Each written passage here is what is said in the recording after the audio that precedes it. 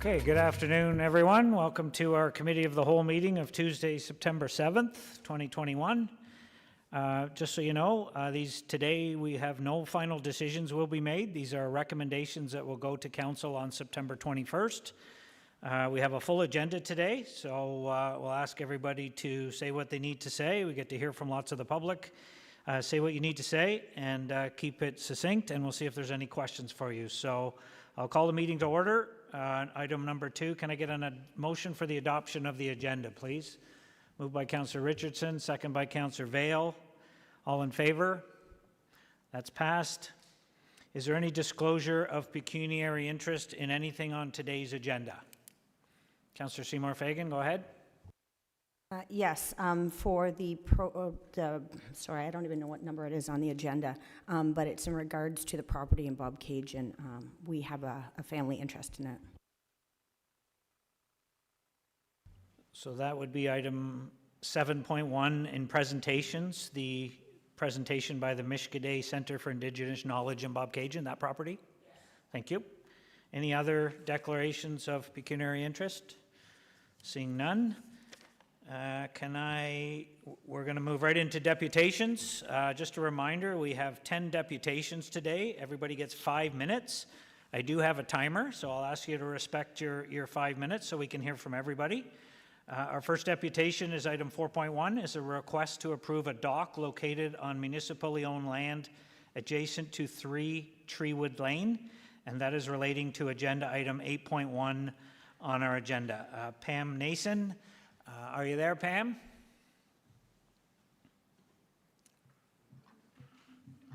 Yes. I can't get my, there. There you go. Can you hear me Yes, okay? Yes, I can. And we can hear you okay. You have 5 minutes. Okay. Please go ahead.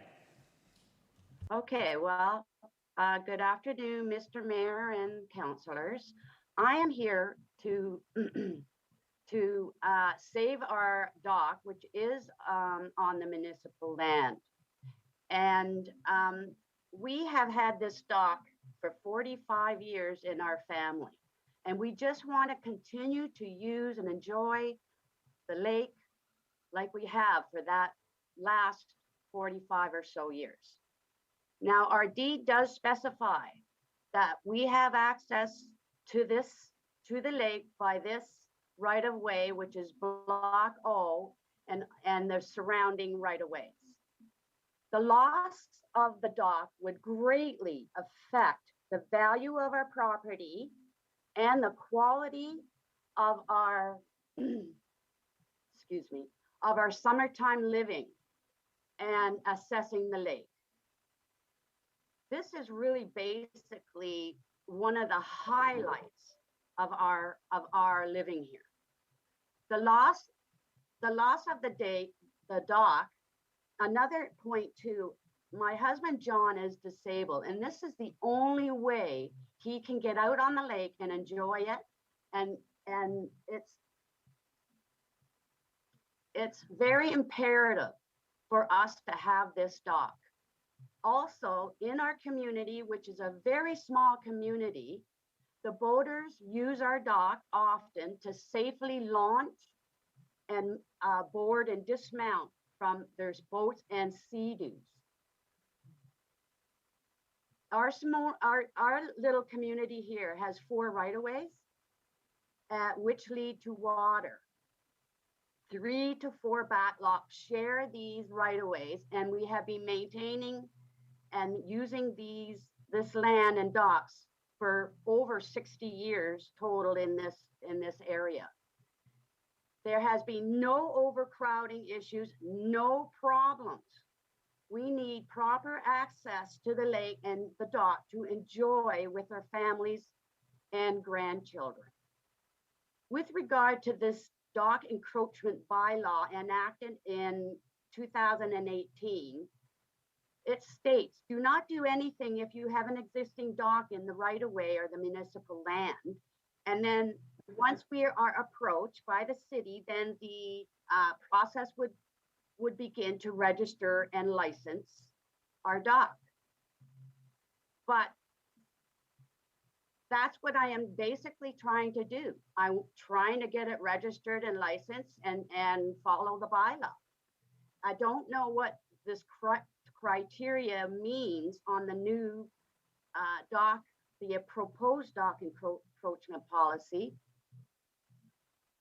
And there isn't absolutely no overcrowding. That is one issue is brought up. There's lots of room. There is only our dock in this right of way. There are in this proposed dock encroachment bylaw that is up for enactment. There's 10 locations that are exempted, and they are allowed to license in this encroachment. And I don't know why our little community here, when there is no overcrowding or safety issues, I don't know why we are not also exempted. Our dock is well maintained, safe, and aesthetically pleasing. I also have, I hope you have, is my support letters from the community and our close neighbors. And the whole community would be affected negatively if this dock is removed. Of all the 4 right-of-ways, this is the only one that they use to launch and use to safely enter the water by our dock. There was a boat lift, but that has been removed, and I did send an updated photo of the dock. As you can see, it's clear, open, and it doesn't encroach on anybody in assessing the lake. And this is extremely important, not only to us, but also to this community.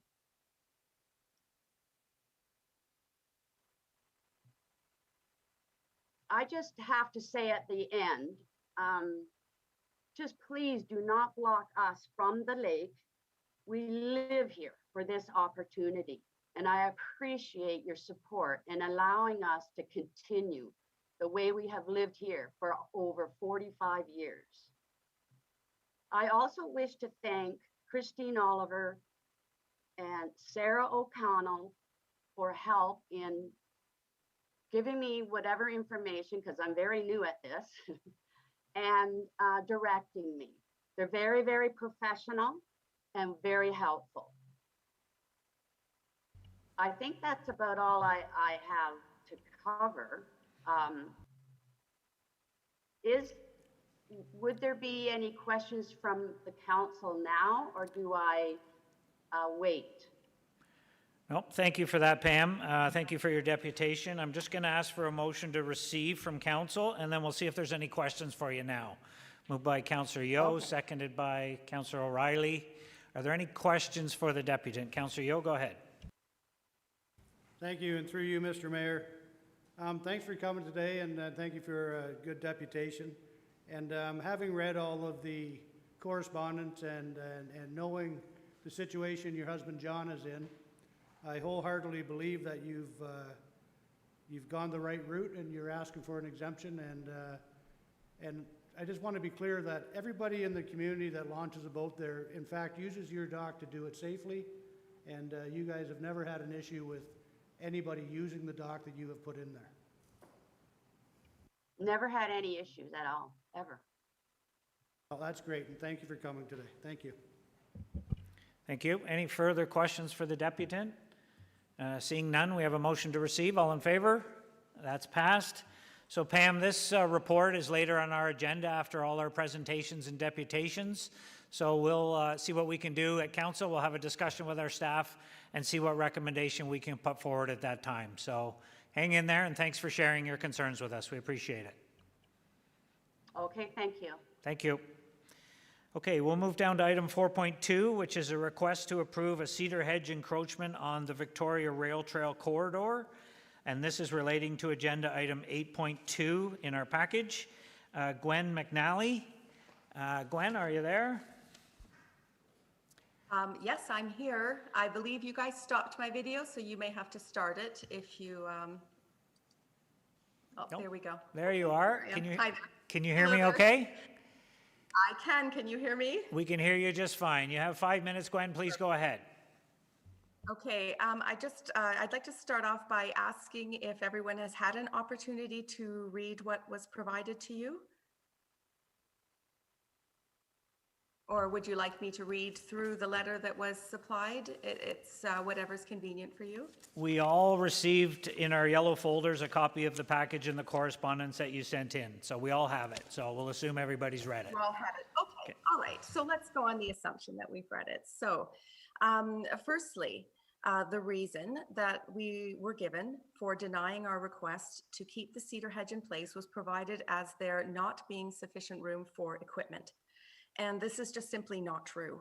The space that exists is consistent with many, many locations where trees, hedges, gardens line the trail. And it is in fact wider than the space between the permanent posts that hold the gates. So not the gates themselves, but the posts. So that alone should see you grant my request. The reason itself seems somewhat invalid. However, let me elaborate on the reasons that the hedge exists. Let's start with that. I believe that at the root of this discussion is the common adage that good fences make good neighbors. You and I are neighbors. And it is very odd to think that anyone other than you and I should have a voice in this issue. The town should not be informed by seemingly bitter, cowardly people hiding behind anonymity and complaining about matters that are quite frankly none of their business. All of our surrounding neighbors have expressed support for us in this matter, including, very importantly, the two previous owners who have property nearby and have experienced the very same challenges. If you would like this in writing, I can campaign to produce it. I wasn't really, like my previous speaker here today, I'm new to this as well. Secondly, but not less important, safety should be our shared concern. My Down syndrome daughter should not be endangered by the proximity, which is very close, of high speed and very loud vehicles. There are sensory as well as health issues here with regards to the noise and the dust. My property is unique. There isn't another one like it that I am aware of. That's your design. It's a little pie shape right at the edge before all of the docks that are just using that piece of waterfront. The issue is that the steep embankment really doesn't allow for a hedge along our boundary. It wouldn't serve any purpose. It wouldn't solve the problem until it had reached at least sort of 12 feet in height, something in that vicinity. So if something was to be erected on my boundary that would remedy the concerns, it couldn't be natural and it wouldn't act to beautify either of our spaces. The timing of this is kind of my fourth point. The timing of this was impacted by the town being in emergency mode due to the pandemic. That was the message that I received when I contacted you, and the security concern was something that couldn't wait. Choosing between a peaceful, natural solution that is directly in keeping with what already exists along the trail in many, many locations versus a campaign of complaints about the grave danger of speeding machines, noise, dust, and trespass, the answer was obvious to me. I want to be a good neighbor. If, however, you and I are not in agreement, then I will reluctantly, but by the town and the council's choice, launch a persistent stream of grievances through the appropriate channels, including insistence that all other nature encroachments be treated equally. I can assure you that there will be a great many trees, gardens, shrubs, hedges, oh my goodness, the list goes on if you walk the trail, that are immediately adjacent the trail, the same as the hedge that we are requesting be kept. And all of those things will need to be considered for removal in the interests of treating the citizens equally and fairly. So in summary, I respectfully request to be treated with equal consideration to my many, many Cameron Lake neighbors who enjoy a division of space between their property and the rail system. And I request that appropriate consideration be made of the hedges placement because of the embankment. Lastly, I am requesting the name of the citizen who raised this concern so that I have the opportunity to face them directly. I believe that's in the best interests of positive neighborly relations. So Council and Mr. Mayor, I thank you very sincerely for your time in allowing me to present this concern. Thank you. Thank you. Thank you for your presentation. Again, I'm just going to ask for a motion to receive, and we'll see if there's any questions for you. Councillor Elmsley, seconded by Councillor Dunn. Are there any questions for the deputant before we deal with the report later? Seeing none, we have a motion to receive. All in favor? That's passed. Thank you for joining us today. The report with the recommendation is in our agenda package later today, so we'll deal with it as council, and we appreciate you sharing your concerns with us. Thank you. Thank you. Okay, we'll move into item 4.3, which is a proposed surplus declaration and sale of part of the west half of Lot 2, Concession 7, Fenland, related to agenda item 8.3 in our package today. Greg Walkrall. Greg, are you there? Hello? Hello. Can you hear me okay? Yeah, can you hear me? We can hear you just fine, sir. You have 5 minutes. Go ahead, please. Okay, hello, Mayor Latham and councillors. I own the property at 73 Snug Harbor Road, which is adjacent to the said property here today. I'd like for you to maybe consider leaving this property as city-owned, as I have trails on my property, and that property gives access to trails to Crown land in behind my land. Excuse me. Many citizens of Lakeside Village use the trail system in the winter for many recreational activities. I believe that if the property is sold to my neighbor, that property will be fenced and therefore blocking the trails. So if the property is deemed surplus, I certainly would like the opportunity to purchase the property, as I could keep the trails open. And that's all I have to say. Thanks, Greg. Appreciate it. Let me get a motion to receive. We'll see if there's any questions for you.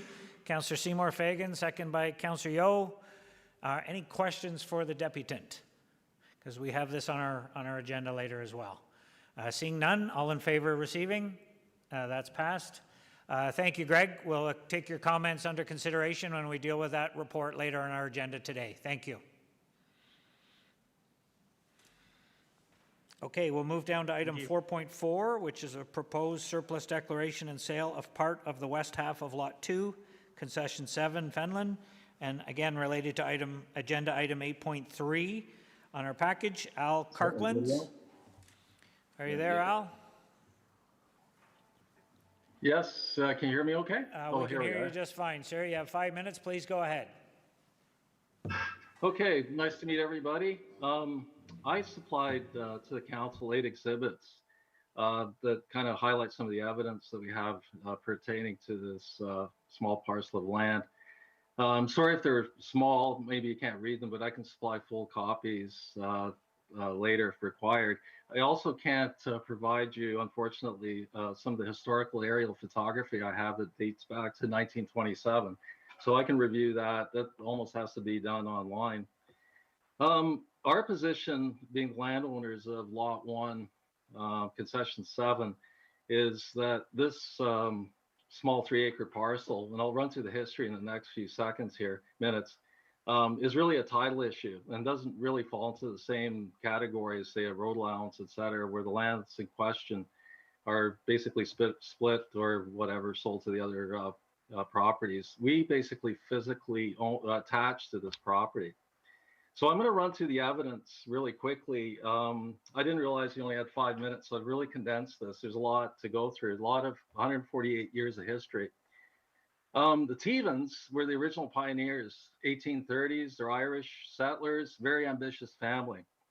In 1873, the Tevens requisitioned the survey which basically is at a great expense. They had the north lot line, lot 1, 2, basically surveyed eastward from the road allowance concession 6, 7 to what is today Snug Harbor. We subsequently have done a survey earlier this year. It's a huge job. I can't imagine what it was like in 1873. Subsequent to that survey, the Tevens built a rail fence north-south between the half lot line of the east and west halves of lot 2. That would be Mr. Warkel's boundary line. So that there was a rail fence. Then they also built a fence eastward from the half lot line to what is Snug Harbor, 1873. Basically, that fence just didn't extend to what they ended up getting title for. It actually, that rail fence running north extends approximately 1,000 feet and still exists there today. So interestingly enough, the 1927 aerial photos, we get a chance to go back almost 100 years. The Tevens cleared 10 acres of property up against the rail fence that I just described. Basically, back then it was rods. The farmers used rods, 16.5 feet. They went 45 rods north and 35 rods west. And that gives you an area of 10 acres. And actually, we can see from the historical aerial photos, we can clearly see a rectangular box that abuts the half lot line. So they, after the survey in 1873, they applied for a crown patent. The patent was only given for 3 acres. Now, in that, I think it's Exhibit 2, you'll see kind of a 1873 weird sketch. That followed the flooded lands. So at that time when Sturgeon Lake was flooded in 1833, patents were only given to the flooded portion or drowned lands. So that's basically it. He probably hoped for 10 acres. He ends up with 3. Okay, but he occupies 10. He occupied 10 for at least 80 years. And that's sort of the interesting point in all this. I've supplied the deed. That was the first transfer from the Tevens to the Rosses. The Rosses might be related to the Ross Memorial Hospital Rosses. Very ambitious person, subdivides what is known as Sanderling Crescent or Champlain Heights, as some people still refer to it, and also Laird Crescent, or Laird Drive, sorry, pardon me, that was his son's name. He also subdivides and develops what is Fish and Rest, which is in Lot 2. Very ambitious. But from that, I supplied the deed. From that 3-acre parcel is dropped. Okay, so the subsequent, his deed and following does not include that small 3-acre parcel. We really don't know why. So the owner of that from 1954 forward until the tax document in the 80s was still in the Tevens family name. So we question that because I checked with the legal department. There's absolutely no evidence of any kind of taxation documentation with that. So does everybody hear me okay? I think we've lost it. Yeah, we can hear you okay. Oh, sorry, I just lost the link. Sorry. Maybe everybody's asleep here. I'm not sure. Sorry. Anyway, so basically, I wouldn't say it's an orphaned parcel, but there's some sort of a discrepancy in title. So basically what happens is the Rosses, who owned it for about 20 years, they developed it. They sold it to the Skelchers. They're all using this, and we can see that in the historical aerial record. They're using this property. The boundaries are changing on the west half as things start to grow in. Then they sold to Joe Luzak. Luzak and I were friends. He basically told me the history of the property, which predates the people we bought from, the Beamishes. And so basically all of this historical data we can see in the historical aerial record. So Mr. Luzak was around when the tax sale documents were issued. Him and I talked about all kinds of farming issues and so on and so forth. He also sold the property, Lot 1, Concession 6, to Mr. Van Hoof. And then there was some title issues and a bit of a mix-up there. He told me all that. Not once did he mention anything about that 3-acre. I don't think anybody knew about it. So it's occupied by us, predecessors in title. Nobody knows about it. Basically, in 2021, I managed 2 survey companies, and at great cost or expense, or and even work to us. We were doing other projects in the area. We basically surveyed the entire area, basically from the Fish and Rest area all the way east to Snug Harbor. Big job, even in 2021. And we verified the location of that 1873 fence to be miraculously. I've never seen anything that's actually that well. It fit within a few inches of the 1873 survey. So hats off to the surveyor in 1873. So I just want to recap that there's absolutely no problems with boundaries. We feel that this is a title issue. We want to rectify it. And in the fairest possible way, we ask for the council's approval. Just one last comment. I don't want to get into whether he said, she said, but I can 100% verify that the trails that Mr. Warkle mentions are actually on our property. We've had issues with fences and so on being broken, and I've tried to approach this in a fair manner. So all of those are clearly on our side. I think he's using a Geo Warehouse phone app.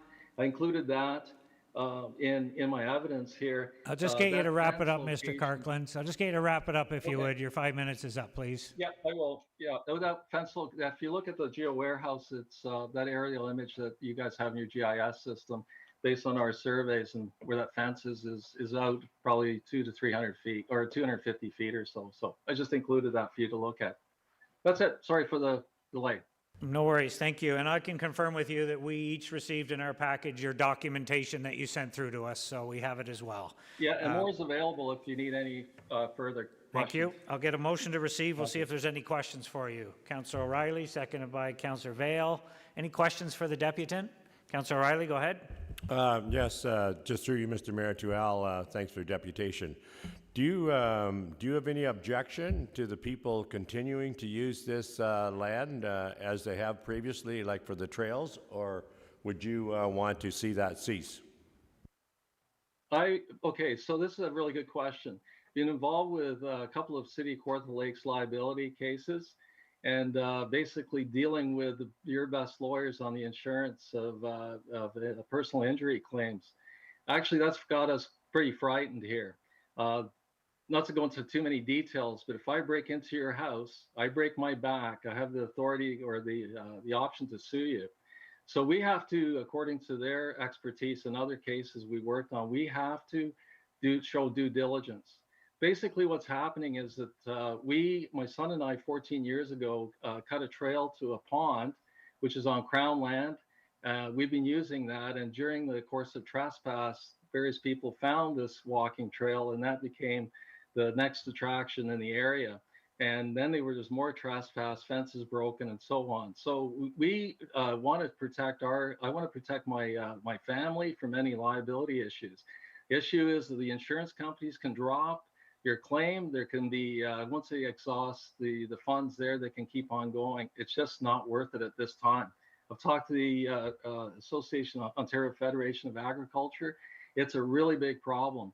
They want basically either fences or posting marked.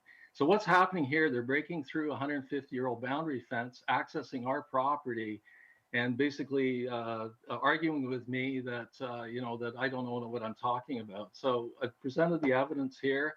Mr. Warkle has like 1,000 feet, along this boundary line if he wants to access this property. At that point, why is he coming through our property and damaging our fencing and so on? There's just no need for that. Okay. Any other questions for the deputant? Councillor Dunn, go ahead. Yeah, thank you, Mr. Mayor. Just one quick one. This piece of property borders on both your property and Mr. Warkle's property? Yes. Okay, that's By good. it's the west half. There's a common boundary, which is the west half, east half, west half, and this fence that I keep referring to. Okay, thank you. Thank you. Did you? Yes, Yeah, go ahead. But just there are no fences that excludes this parcel from the 3-acre parcel. Like that's a boundary fence. So I don't have to build any new fences. I just have to fix the ones that are damaged there. There isn't a fence going east-west that runs on the small part of this because of this historic 10 acres that was cleared. They've run cattle and so on over the years. There's no fence the line between the lot 2 and lot 1. There isn't a fence there. Thank you. Councillor Ashmore, go ahead. Thank you, Mr. Mayor. To Mr. Kirkland's. You mentioned about the lakeside community. So you mean everybody along Blue Water that has been able to access that trail or access that entry point to get to the Crown land? That's my first question is, they've always been able to access that, correct? And secondly, have you ever had a tax bill like in the last 10 or 20 years, 30 years? I'm just wondering why this title wasn't repaired or fixed up by a lawyer within the last 30 years, like why it's continued to go on and now it's in the hands of the city.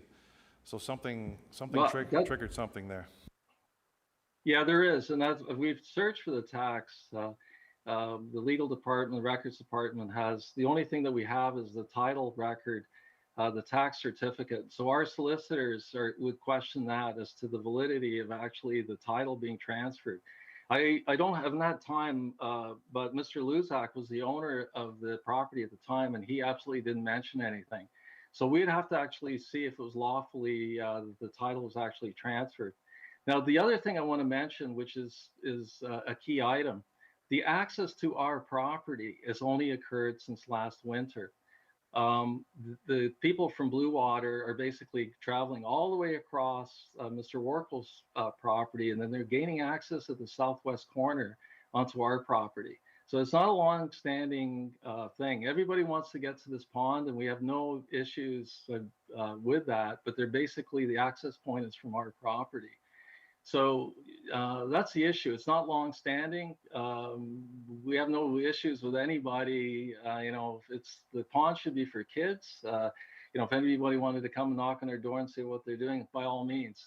It's not our pond. It's the Crown's pond. But the problem is they're walking across, and it's only a year that they're accessing this. And there's never been an access to that pond. We made a walking trail to that. The other thing that's really important to mention is that these are significant, provincially significant wetlands.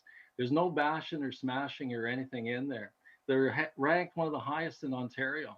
So, wildlife, you can't compact the earth. You have to be very sensitive. And there's been a lot of activity in there. New trails have been cut west.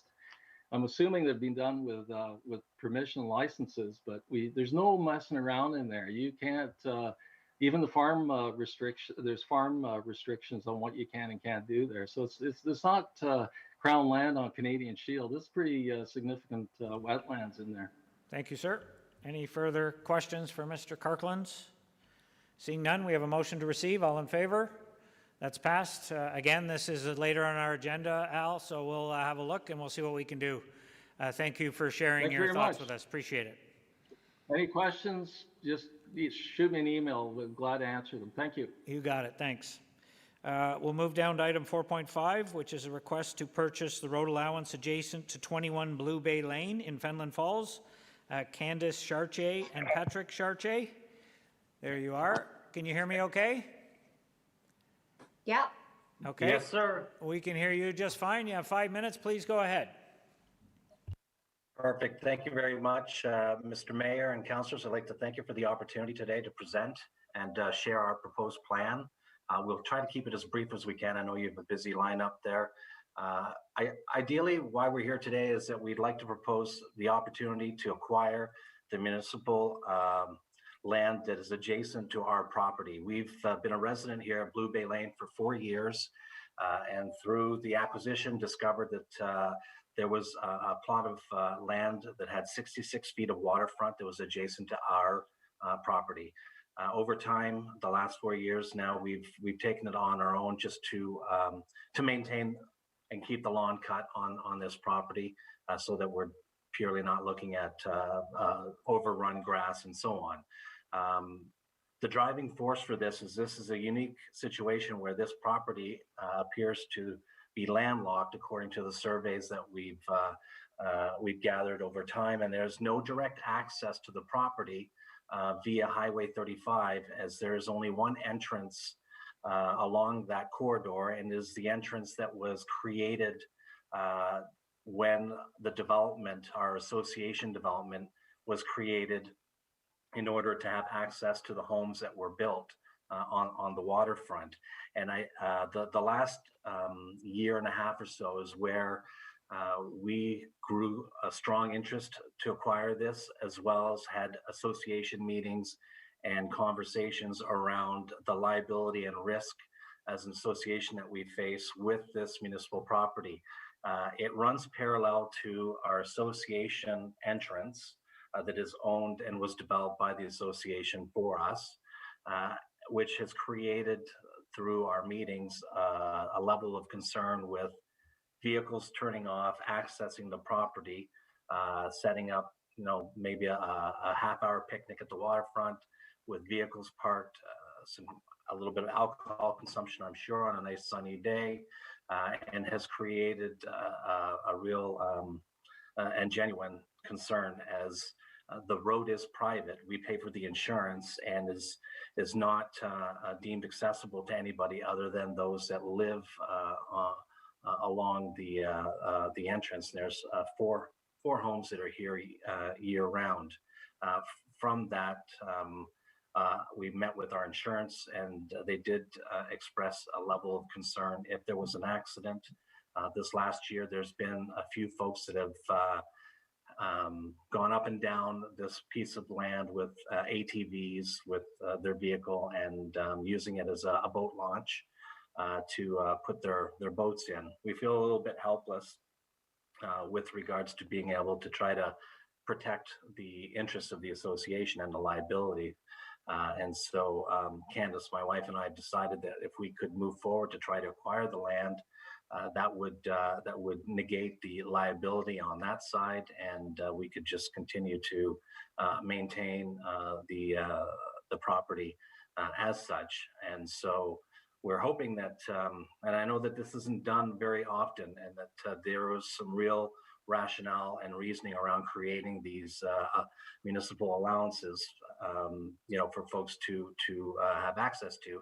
However, there's no access to this piece of property other than coming across our yard or our association land. And again, that is somewhat concerning if there were ever to be any sort of accident along that shore.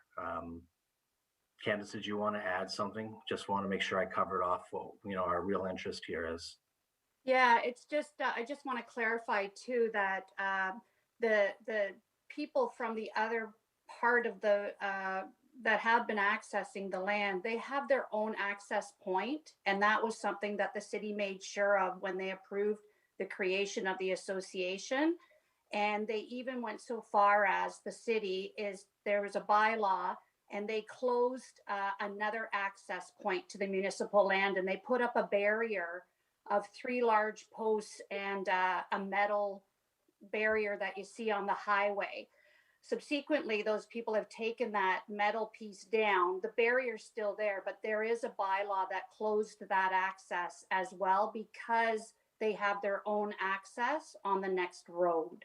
So it's not like anybody is not being able to access the lake. And we've taken some measures to put signs up at the Highway 35 roadside entrance, indicating that it's a private drive, no trespassing. However, folks, are driving through regardless. And I think that we've tried to do all that we can to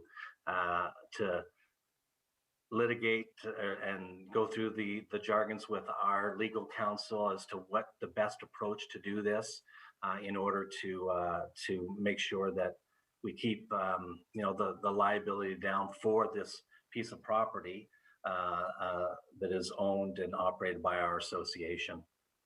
And there's also, if I can just add, there is also another easement on our property that people can access pedestrian only. So they'll still have that pedestrian only access, and they won't be, which is walking only. So there is another easement beside the municipal piece that we have in our agreement, in our land, and we knew that when we bought it.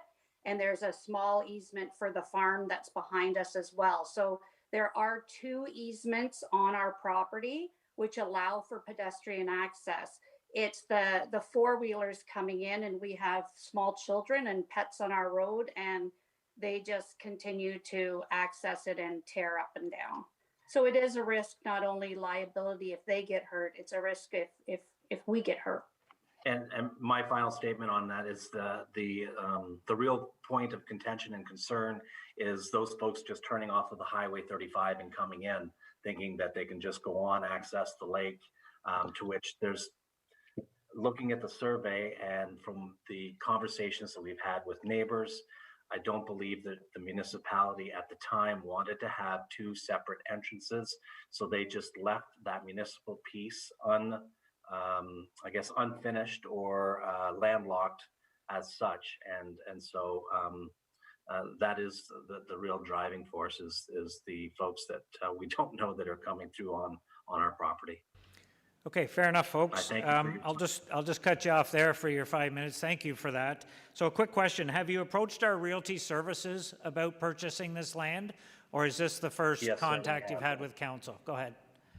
No, we went through the proper channels with the application, and through conversation, they said that rarely does this get approved via the standard provisions that were provided, and so this was the secondary option, was to be able to come in, present our case to the councilors and yourself, Mr. Mayor.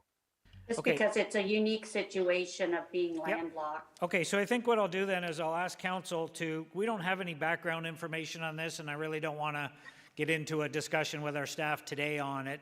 I would like to receive and refer this to staff for a report back in Q1 of 2022, and then we can get all the full information to see if an exception can be made. So that's, I think, is the motion we should go with. Councillor Helmsley, will you move that? Second by Councillor Dunn. Any questions for the deputants? Councillor Helmsley, go ahead. Thanks very much, and thanks for your deputation. In terms of your association and your neighbors, would there be any objection or concerns on their part if you went ahead and were to purchase this land that you know of? Well, as far as the association goes, no, we do have their support to do so. We had approached to possibly buy it as an association, but there was no interest as they all have 100 and some odd feet of their own waterfront. So it made no sense on that side of it. Our neighbors directly to the north of us are from Calgary, and they're here for 6 weeks out of the year. We've had conversations around acquiring it or just being satisfied that it's adjacent to both our properties. However, they're just not here enough to, in my opinion, to really see the outcome of having folks come in off the highway and set up on that property. Thank you. Any other questions for the deputants? Seeing none, we have a motion. I'll call the question. All in favor? That's passed. So what we'll do is we'll get staff to bring us back a report to council later, and then we'll have all the information to see if an exception can be made in this case once we have all the background information and some maps and stuff to go with it. So thank you for sharing your concerns with us today. It's much appreciated. Can I just ask a quick question? We just had everything verified by our lawyer, Robert Nagel. So should we submit all of this to the city? When we refer it to staff, staff will reach out for any information they need to bring a full report forward to council. So we'll just leave it with our staff right now once this goes through council, and then we'll see what we can do from there. So thank you. Thank you for very your much. time. Okay. Good afternoon. You too. 4.6 we'll move on to is the process to address the feral cat population. Christine Lands. Hi, Christine. Can you hear me okay? Hi there. Yes, I can. Thank you. We can hear you. You So have 5 minutes. We can hear you. You have 5 minutes. Please go ahead. Excellent, thank you. I'm acting on behalf of my mother, Barbara Lands. She's been a resident of Pontypool for the last 46 years. She's also the caregiver to my father, who is ill. So I am representing her today. I am also trap, neutered, spayed, returned, certified, so TNR certified via the Community Cats Toronto. I'm also a member of the Toronto Feral Cats Coalition, and I contribute to Cat Stats, which is statistics gathered by the Community Cats Toronto in regards to feral cats and feral cat colonies. My mother is listed as a caregiver to a colony of feral cats in Pontypool. And so this request that I'm requesting to the city and to the mayor is in reference to bylaw number 2017-039, which is the bylaw to regulate animals in the city of Kawartha Lakes, in reference to the feral cat portion of that bylaw. On June the 3rd, 2021, there's an altercation in Pontypool on the Coulter Drive and Payne Street. That altercation included Barn Cat Co-op, which is an organization that traps and neuters and collects feral cats, and they relocate them to barns. They are located in the Uxbridge area, so in the Durham region, and also an altercation with Outrun Rescue, which is another organization that deals with feral cats, and they are from Alliston, so near Orangeville. These two organizations were seconded by a resident in the Pontypool to address the feral cat population. And in that communication, this resident requested that Outrun Rescue and Barn Cat Co-op not include my mother in any decisions around feral cats. At that time, it was witnessed that these two organizations had apprehended two cats.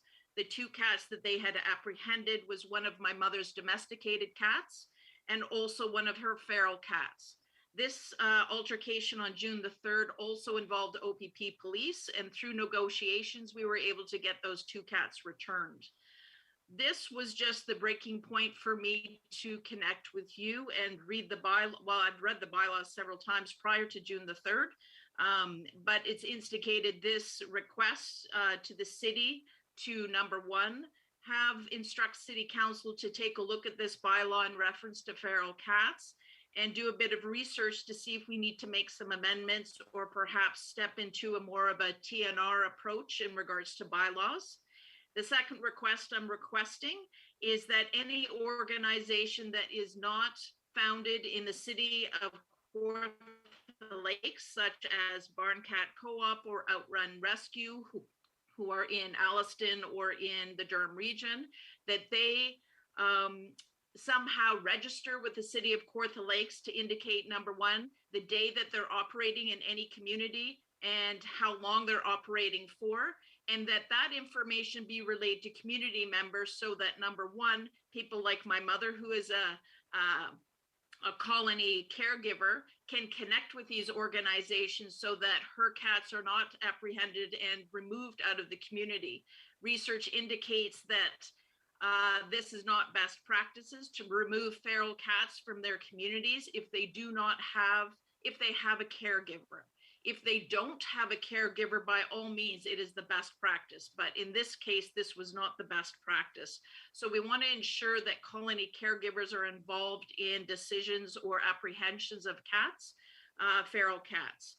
So we would like, number one, that they be registering with the city, also ensuring that they are TNR trained, and that they provide their organization number, whether it's a bin number, charity number, nonprofit number, so that it is a legitimate business. If it is an individual who is trapping and neutering and returning, then that they provide certification that they have the qualifications to do that.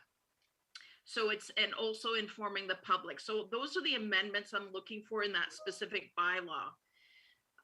This June the 3rd was only one altercation. There had been two other altercations that involved OPP, involved trespassing, residents informing other residents and providing copies of the bylaw that were altered that did not include that people are allowed to provide food and shelter for feral cats, which it clearly states in our current bylaws. But the residents of Pontypool, one resident perhaps, because that's one resident we've been dealing with through the OPP in regards to harassment and trespassing, that this individual was circulating bylaws that eliminated or removed parts of your bylaws. So people were misinformed. I'm wondering if Barn Cat Co-op and Outrun Rescue were misinformed, and that led to the altercation on June the 3rd. We do believe this issue has been escalating. Now my mother's colony of cats that were about 8 are probably next down to 1. So they are missing on a constant regular basis. There has been expression from Outrun Rescue verbally and in writing that residents are upset about the feral cat population and are proceeding to kill them.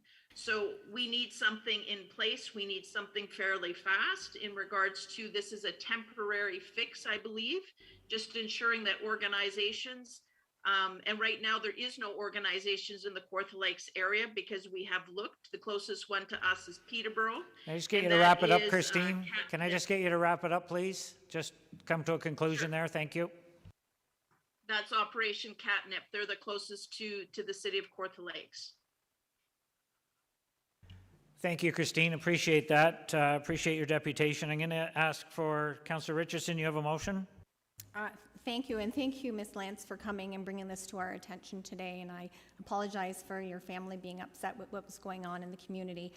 We do recognize, and I know what you're looking at is basically some type of feral cat colony registry program that's cohesive across the city of Kawartha Lakes. So at this time, I'm looking for a recommendation to send it back to the bylaw city staff to come back with a report to council.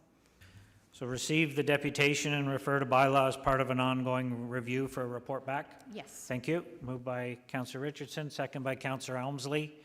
Any questions for the deputant? Seeing none, all in favor? That's passed. We'll forward this to our bylaw. I know you've spoken with our bylaw manager, Christine, so we'll get it to him to get us back some information, and then we can make an informed decision. Thank you for joining us today. Thank you very much. Thank you. We'll move down to item 4.7, which is the request for the installation of traffic lights at Canal Street, Boyd Street, and Highway 36 in Bobcaygeon. Sue Wyville and Sherry Galler. Hope I pronounced that right. Are you ladies there? Hello, I'm Sue Wyville, and I am here. Sherry is not able to attend today. So yes, I'm here in regards to the traffic lights at Canal Street and Boyd and 36. I had a successful petition went through for traffic lights, gave interest to the city, namely Mr. Joseph Kelly, who was able to complete another study this August, which is now recognized that there's an immediate need for traffic lights at this intersection. I'm here to request council to consider installing the lights prior to the Canal Street project. It is my understanding that this project is stalled due to land acquisition requirements. The steady growth and considering the current construction of new residents in this area, the said intersection needs traffic control, and the lights would definitely help. Since requesting to attend this meeting, there has been an accident at this intersection requiring EMS, and another one earlier in the summer. I realize there's budget and planning to be done, but I'm really hoping that with the Canal Street, we can take the lights off of that and get the lights installed prior to. The intersection has become very dangerous, which is constantly I'm hearing from the citizens since I did open up the petition. So in order to avoid any more accidents or serious injury or possible fatality, I'm requesting, Mr. Mayor, you and your council to give serious consideration and have the traffic lights installed as soon as possible. That is it. Thank you very much for allowing me to attend the meeting today.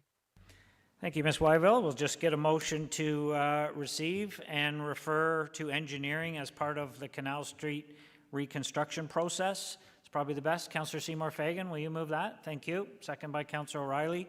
Are there any questions for Ms. Wyville regarding the deputation? So a couple of comments. Number one, a lot of the traffic there, I had a busy summer in Bobcaygeon. We recognize that. The detour from the bridge was a big part of it. Just so you know, that detour has been rerouted up to Main Street for the remainder of the year. So that should help ease some of the immediate traffic concerns there where there's a traffic light at Main Street. We're struggling a little bit. We'll refer this to engineering to have a look, but hopefully you can understand that before we put infrastructure in the ground for streetlights, we need to do that when we tear up a street. It's hard to put infrastructure in the ground and then reconstruct the street after the fact. But we're not engineers, so we hear what you're saying. We know it's a busy, dangerous intersection. We'll refer it to our engineering department to have a look if it can be sped up in any way, okay? Thank you. Thank you. We have a motion on the floor to refer to engineering as part of the reconstruction process. All in favor? That's passed. Thank you for joining us today. We appreciate it. 4.8 is proposed ATV route in Lindsay. Daryl James. Are you there, Daryl? There you are. Can you hear me? Yes, I'm here. We can hear you. You got 5 minutes. Go ahead, sir. Hello, Mayor and Council. Thank you for the opportunity to speak. My name is Daryl James. I grew up in Kawartha Lakes, lived here most of my life. My family and I live very close to the ATV proposed route. My mother lives directly on the route, and that's exactly why I got involved. Early on, I started contacting council members for information, and it just didn't sit right, and it proved to be misleading. For instance, I was told the Fenland ATV access currently has no issues, which I found not to be true. I'd witnessed speeding and passenger infractions while visiting there with my family. And I've had multiple conversations with residents that live in Fenland that have been complaining for at least 15 years that also have alarming video evidence that seems to be ignored. I was told of economic gain, but saw no forecasts, no budgets. So I decided to review the reports. I'm not against ATVs, but I was alarmed at the data. They are dangerous. All major concerns in the reports by professionals were being ignored at that point. I reviewed the initial survey in detail. No consultation for those along the route. We watched the alarming video presentation by the medical officer of health. I thought to myself, how could this be passed with this kind of information at hand? So for me, something was wrong, and this was not the sound policy making that I had read in the strategic plan laid out by this council. So I got more involved. I worked with council. I called them, and I requested that Lindsay residents weigh in. Thankfully, at the council meeting on June 15th, council did seek feedback from residents along the route. The results were published last week.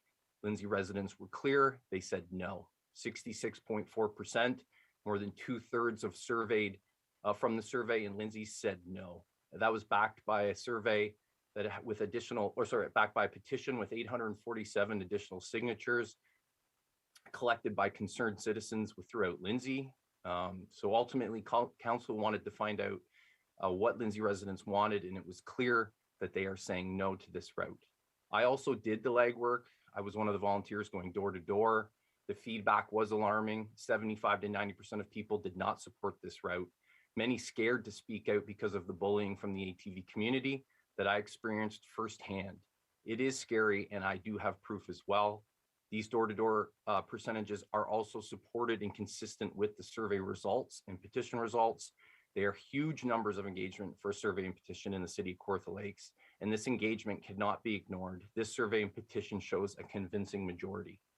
So let me reiterate, safety, manufacturers and medical officer of health recommend off-road use only. Kawartha ATV hospitalization rate is 5 times higher than the rest of Ontario. ATV hospitalizations rose from 2015 to 19 from 33 to 60% relative to the Northumberland and Haliburton municipalities, which are part of our health unit.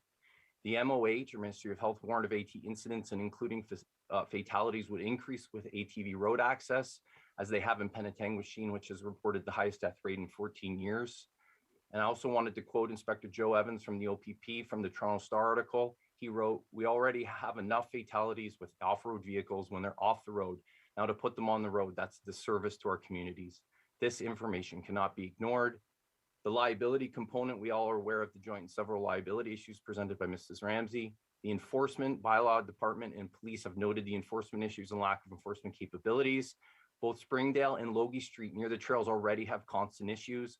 I even saw an ATV August 29th driving down Mary Street in the middle of the day just recently. So I'm trying to understand why we are considering rewarding ATVers that already don't follow the rules.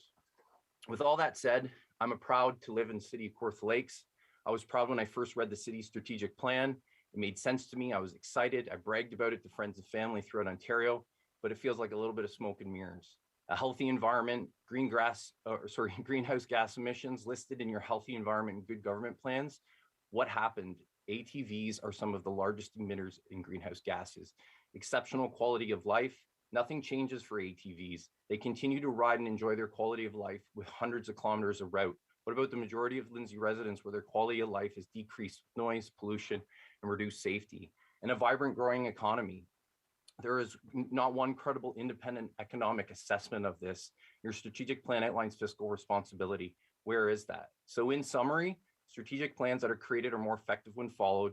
Good policy decisions are based on collecting data and listening to the professionals and your constituents.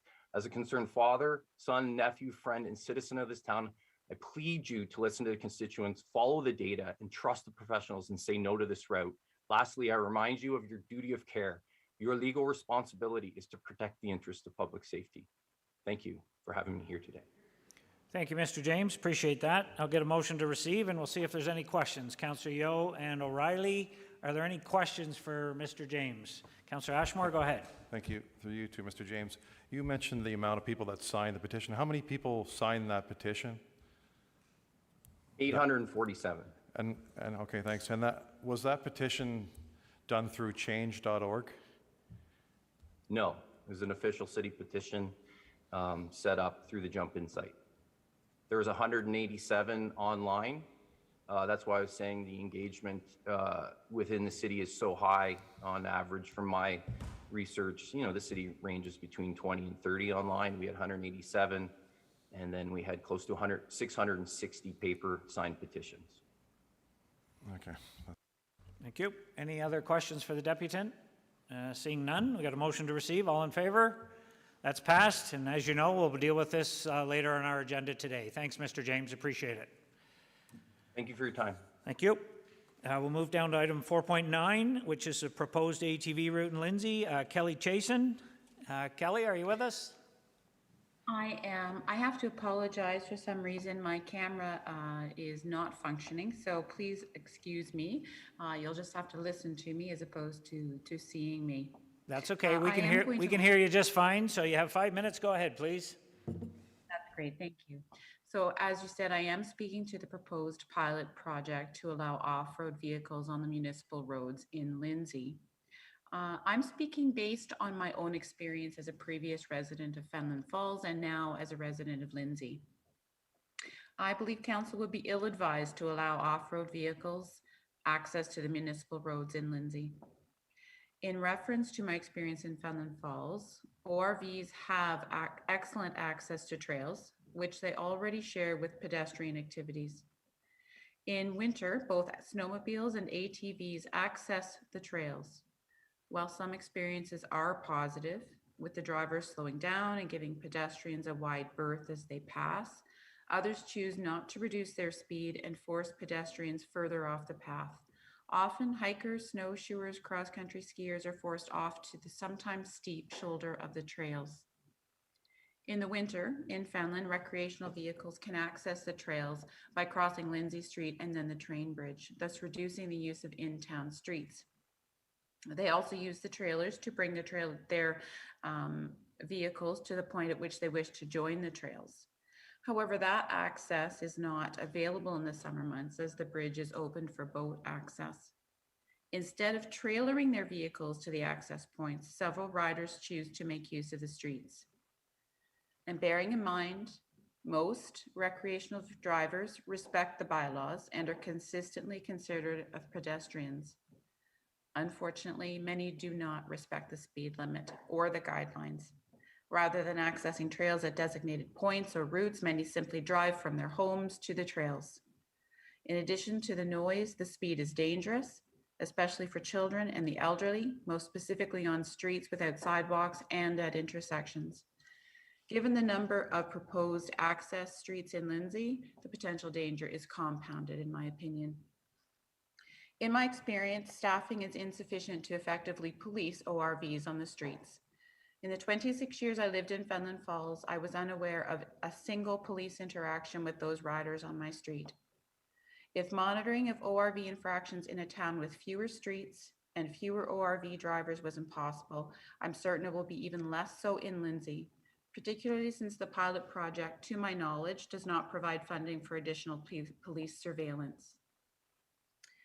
Off-road vehicles are meant for off-road activities, not in-town streets. Users have many options to transport their vehicles to areas they wish to ride. They do not need additional access via streets that can present unnecessary dangers to pedestrians and homeowners. And that is simply my opinion based on my experience as a resident of the city of Kawartha Lakes. Thank you. Thank you for sharing that with us. I'm going to get a motion to receive, and we'll see if there's any questions for you. Moved by Councillor Elmsley, seconded by Councillor Dunn. Any questions for Ms. Chason, the deputant? Seeing none, call the question. All in favor?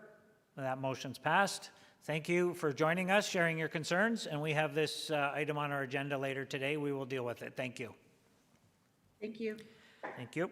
Item 4.10, our last deputation, last but not least, proposed ATV route in Lindsay. Ms. Sharon Robbins, there you are. Can you hear me okay? Yeah, hi. Yep, you can hear me all fine? We can hear you just fine. Go ahead, please. You have 5 minutes. Okay. So, well, after listening, I think Mr. James and I should have consulted, because I am going to be repeating some of what he said, but hopefully there's a tidbit in here that's different. I'm here today both as a resident of Lindsay, but also as someone that has a keen interest in public policy and public administration. I've worked for 3 levels of government, municipal, regional, and provincial, as an economic development officer, a policy planner, and a consultant to Management Board of Cabinet. I have a degree, a master's degree in public administration, and I've spent a long time pursuing, studying, and working in the area. Because of that, I think it's fair for me to say that I have a pretty sound understanding of what good public policy is and how it's made. You all know, because this is what you do for a living, that making good public policy is hard. You have to deal with special interest groups, you're lobbied for this and for that, and you have to balance all of those things with the public good and public interest. It requires intensive, unbiased research, effective public engagement, and input from what you'd consider subject specialists. People that have expertise in particular areas. We do this in public management because we want to make the best decisions that we can for the public, but also because council or all politicians are responsible to the public. And a process like this helps to ensure that accountable decision-making happens. So what I'd like to do is I'd like to just summarize some of the information that other people have already gone through, but what the heck, it's part of what I had ready anyway. Public Works suggested that the issue be deferred until it was appropriate as part of the review of other master plans. They also identified a variety of safety issues and said that they expected that there would be an increase in on-road incidents if ATVs start using city roads. Kawartha Lakes Police Service are concerned about combining ATVs, regular motor vehicles, and pedestrians all together on already busy streets. In addition, you will have vehicles that have 2 different speed limits, 20 and 50 kilometers an hour. In addition, Kawartha Police have been quite frank in saying that the reality is that operators can use any road because they'll be moving from their own residences to the designated routes. And that's going to be a very, very difficult thing for the police to enforce.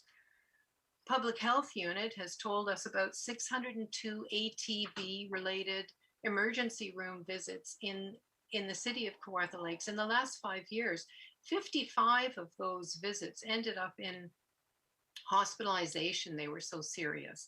And the majority of these incidents involve people from the ages of 10 years old to 39. And they have data to support the fact that we're likely going to see more of that type of thing.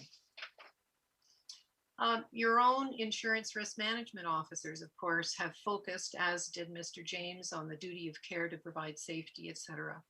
But also the liability issue and any future insurance premiums that could increase as a result of that. But I mean, most of these things, you know. So I started to look outside of just these organizations to see what other agencies that have expertise are saying. And so the first thing I looked at was ATV manufacturers. And of course, all of them that I could find are very clear that ATVs should never be ridden on town roads. They shouldn't be on city streets or roads. The Canada Safety Council is very clear that ATVs are for off-road only. If we look south of the border, the Consumer Federation of America is now claiming that ATVs on roadways is the current safety crisis. We have manufacturers like Polaris, Yamaha, Kawasaki, that are members of the Specialty Vehicle Institute of America, and they've released recently a report where they've been very clear about the fact that there was never an intention, a design, or an intent to manufacture these vehicles so that they could safely ride on city streets and city roads. They were always intended to be off-road, and they've gone so far in this report to urge police to actually step up their enforcement so that they can eliminate this practice altogether. And then you have public input. And we know what the public input, the response to this. So why have I repeated all these same things? Because from a public policy perspective, try as I might, I can't find one good, sound reason to support this policy. The manufacturers don't support it. The safety councils don't support it. The data in terms of accidents and fatality don't support it. The subject matter experts don't support it. And the public doesn't want it. For council to then ignore all the information collected as part of this public policy making process sends to me what I think is a shocking message to the residents of Lindsay. So I'm asking council to take all of this information, to look at it objectively, and to make a decision that aligns with the results of the work that you have done, aligns with the recommendations of the experts, and aligns with what the majority of the residents in the city, well, in Lindsay, want. Thank you. Thank you, Sharon. Appreciate that. Great presentation. I'll get a motion to receive. Councillor Dunn and Elmsley. Any questions for the deputant? Seeing none, I get a motion. We have a motion to receive. All in favor? That's passed. Thank you very much for sharing your concerns with us today. And as I mentioned before, we have this on our agenda later today to have a discussion at council and see what we can do. So thank you.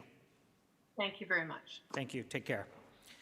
Okay, we'll move down to item 5, which is correspondence. We have correspondence regarding the old jail historic walls at 50 Victoria Avenue North in Lindsay from a Michael Bryant. It's in your package. I'm just looking for a motion to receive. Councillor Yeo and Ashmore. Any questions? Councillor Ashmore? No questions, just a comment. I'm not here to turn around any council decision, but I think it should be recognized that there's quite a few people that did put an effort into commenting on this, and people in the community that want to look at a solution. Maybe there's another solution. Just like council decided to, at the time, decommission Ops Community Center. Well, we turned that around and we came with a really good solution to come to repurpose it. So perhaps there's another way we could maybe repurpose this wall next to us here, an historic wall. I think what the people are saying is that when you look around the world, historic structures like the Parthenon in Athens, Greece, or the Colosseum in Rome. Like those structures are much older than this structure, but the point I'm making is that they decided that they wouldn't tear it down. They would keep it going, they would keep it, they would preserve it, and it all boils down to preserving our history. So we'll see what happens in the future here. So I just wanted to thank the people who put comments here. I certainly had nothing to do with this. These people put this forward, and I commend them for putting their comments, and hopefully you'll be able to read them here. Thanks. Thank you. We have a motion to receive. I'll call the question. All in favor? And that's passed. Thank you. Item 6 is petitions. We have a petition regarding Safety First, say no to the proposed road access by ATVs in Lindsay. A complete copy of the petition with 107 responses and the hard copy paper petition with 660 signatures is available through the city clerk's office. From Daryl James and Robin James. Can I get a motion to receive the petition, please? Just before that, I had another piece of correspondence in my yellow folder. Were we going to receive it? No? No, if it came in after the agenda, second agenda was published on Friday at noon, then it's just part of your folder and we don't need to receive it. We have the copies though. Thank you. Okay. Where was I? Petition. Motion to receive the petition. Councillor Yeo and Seymour Fagan. Any questions on the petition? All in favor? That's passed. Thank you. Okay, what I'm going to do, folks, I don't want to cut you off here, but we're going to take a quick 5-minute stretch because we've got a lot of presentations ahead of us. So I know you're there raring to go, so sit tight. Just give us 5 quick minutes, if you would, to stretch and use the facilities, and we will be right back to hear what you have to say. Thank you.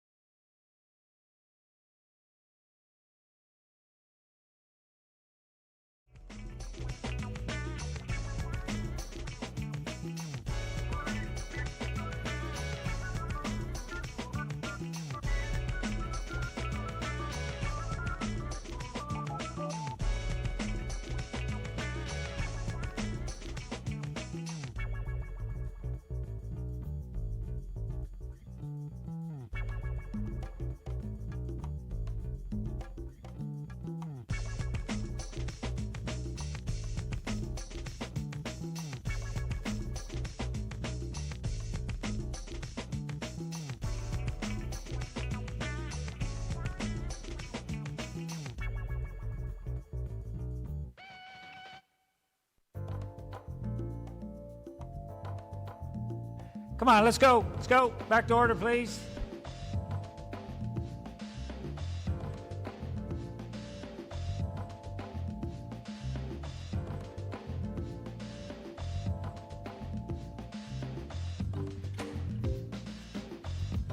Okay, we'll call the meeting back to order.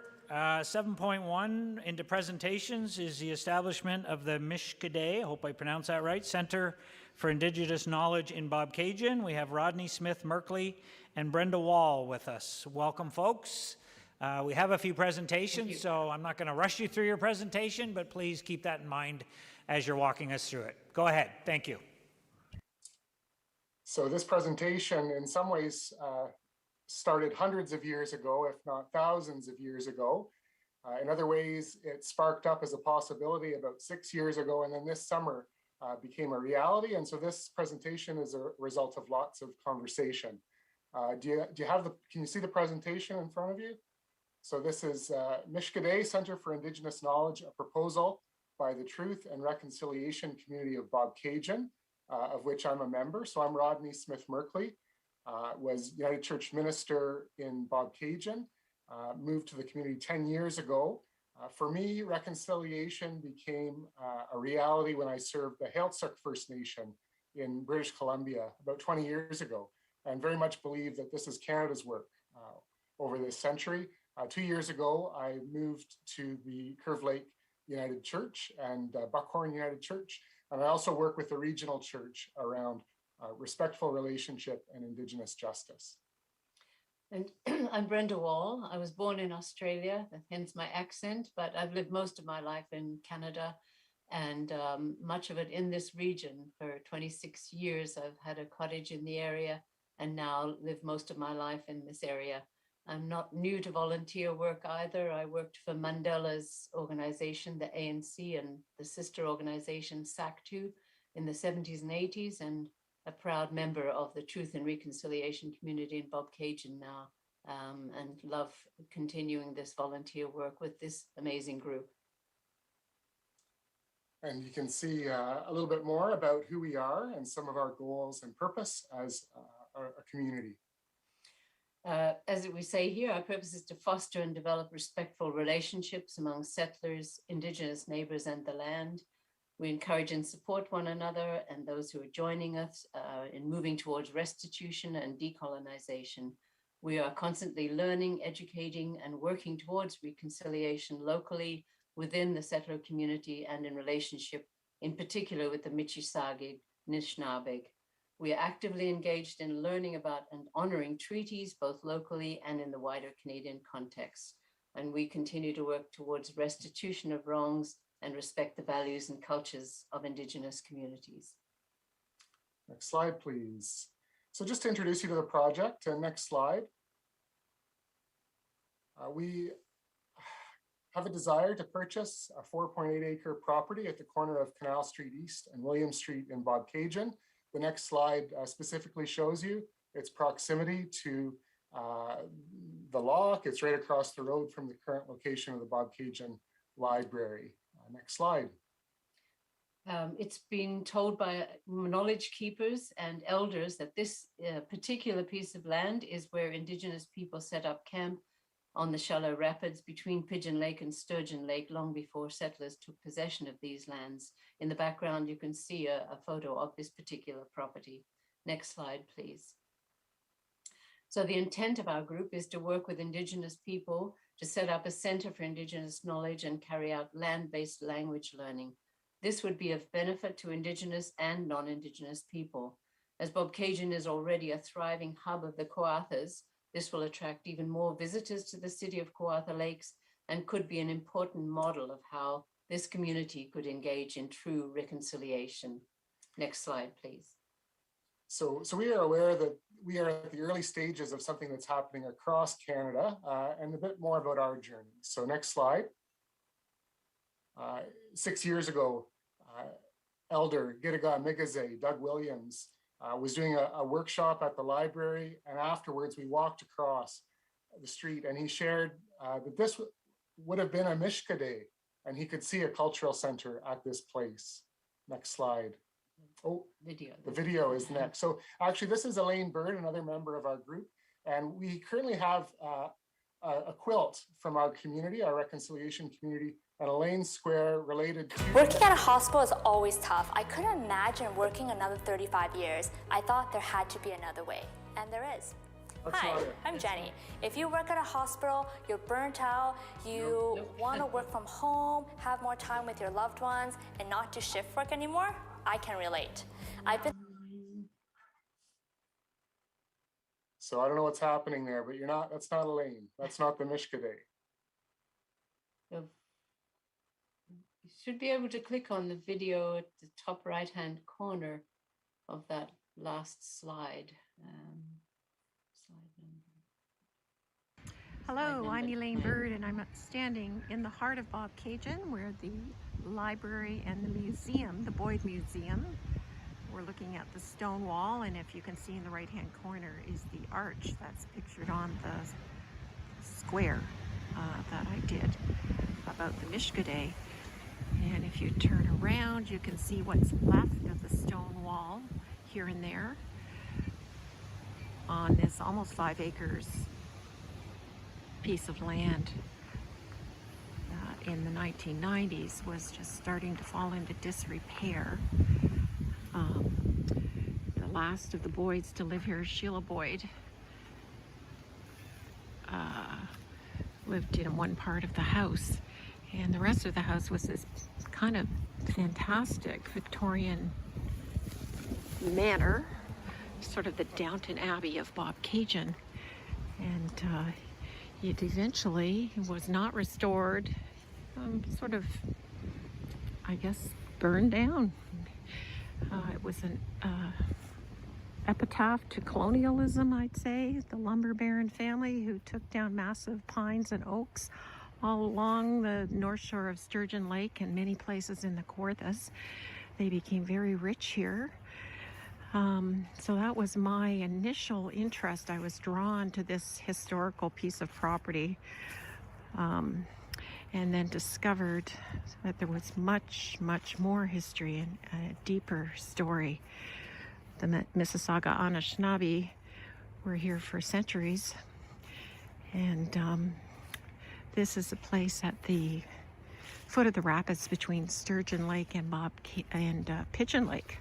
Bob Cajun means running water, rapids. And in Anishinaabe, you can hear the word. It sounds like running water. And if you listen to the word for meadow, it's Mishkade. And I don't know if you can hear the breeze today, but it's breezy in here, and it's a beautiful space. People would camp here, meet, trade, and there was healing herbs on this very special place. It's kind of gone back to being a meadow, so it's come around in a circle, and it's waiting, I think, for something hopeful, something healing, something reconciling to happen between First Nations and settlers. I don't know what that would be. You can see here some of the huge trees that have... Okay, so we could stop it there. Thank you. Thank you. And So back to the next slide.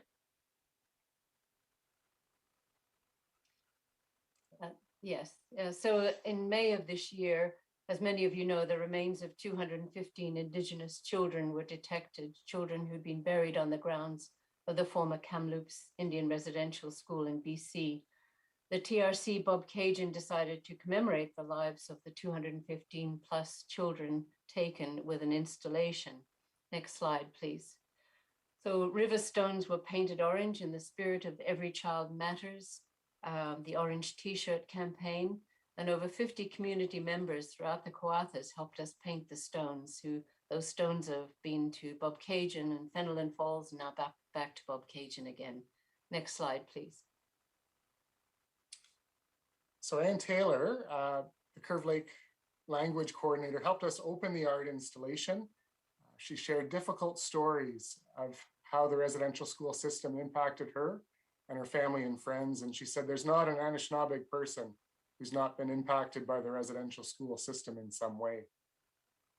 Next slide, please.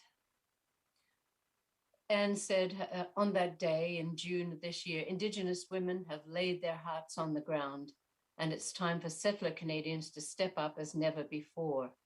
All Canadians need to know Canada's real history and be aware of what systemic and discriminatory obstacles continue today. And this is a video of Anne Taylor speaking about the Mishkode.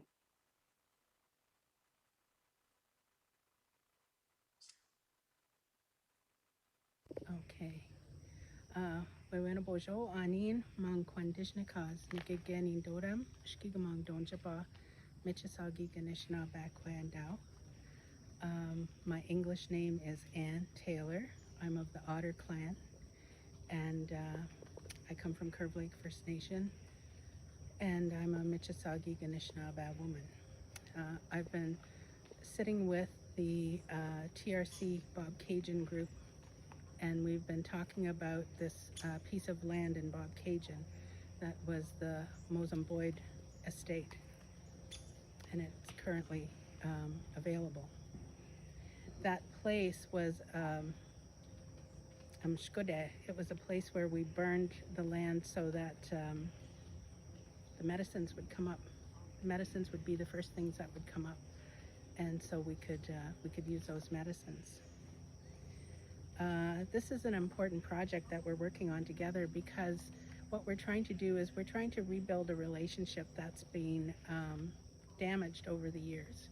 And particularly this year with everything that's come out in the news, we have to really be careful about our relationships and rebuild those friendships. And that's what we're trying to do here when we're trying to establish something on that site of that Mshkode, that Mozamboid estate. Because much like Mshkode, when we burn it and those medicines come up, that's what we're trying to do with this relationship. We're trying to build that medicine up between our relationships so we can heal each other, so we can walk beside each other, and so we can grow together. And by using that Mshkode for purposes to educate settler allies and First Nations people together, it develops that relationship and it strengthens that friendship. And in these current times, that's what we need. You know, the language that the Michasagi people speak comes from the land, and a lot of that is surrounding that Mshkode.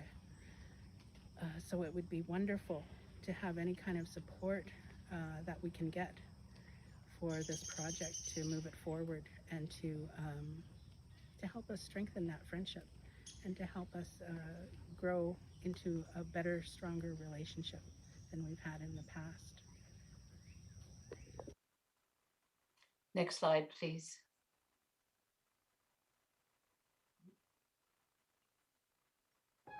So when we were looking for a place for those orange stones,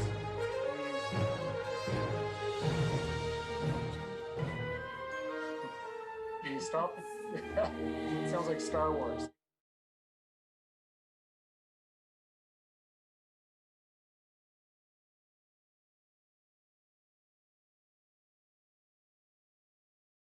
He said, no, really, the library wall is a much better place, but he wondered what was so important. And so we shared the story of the Mishkode, and Shiraz wanted to know more. Can you bring us back to the slide presentation, please? Should be slide number 15. Slide 15. So Shiraz was there to hear Anne speak at the opening of the art installation. He was very moved, and he began a conversation with other landowners to see if they might be willing to sell the property for the purpose of the Mishkode Center for Indigenous Knowledge. Next slide, we're at 16 now. I think that's, we're back, one back from there, I think. Forward once, I think, yeah. Thanks, yeah. So we're looking at a collaborative venture here for the Mishkode Center for Indigenous Knowledge, the TRC Bob Cajun, Curve Lake First Nation, and possibly other First Nations the Community Foundation of Kawartha Lakes, and the Kawartha Works Community Cooperative, and hopefully the City of Kawartha Lakes. Next slide, please.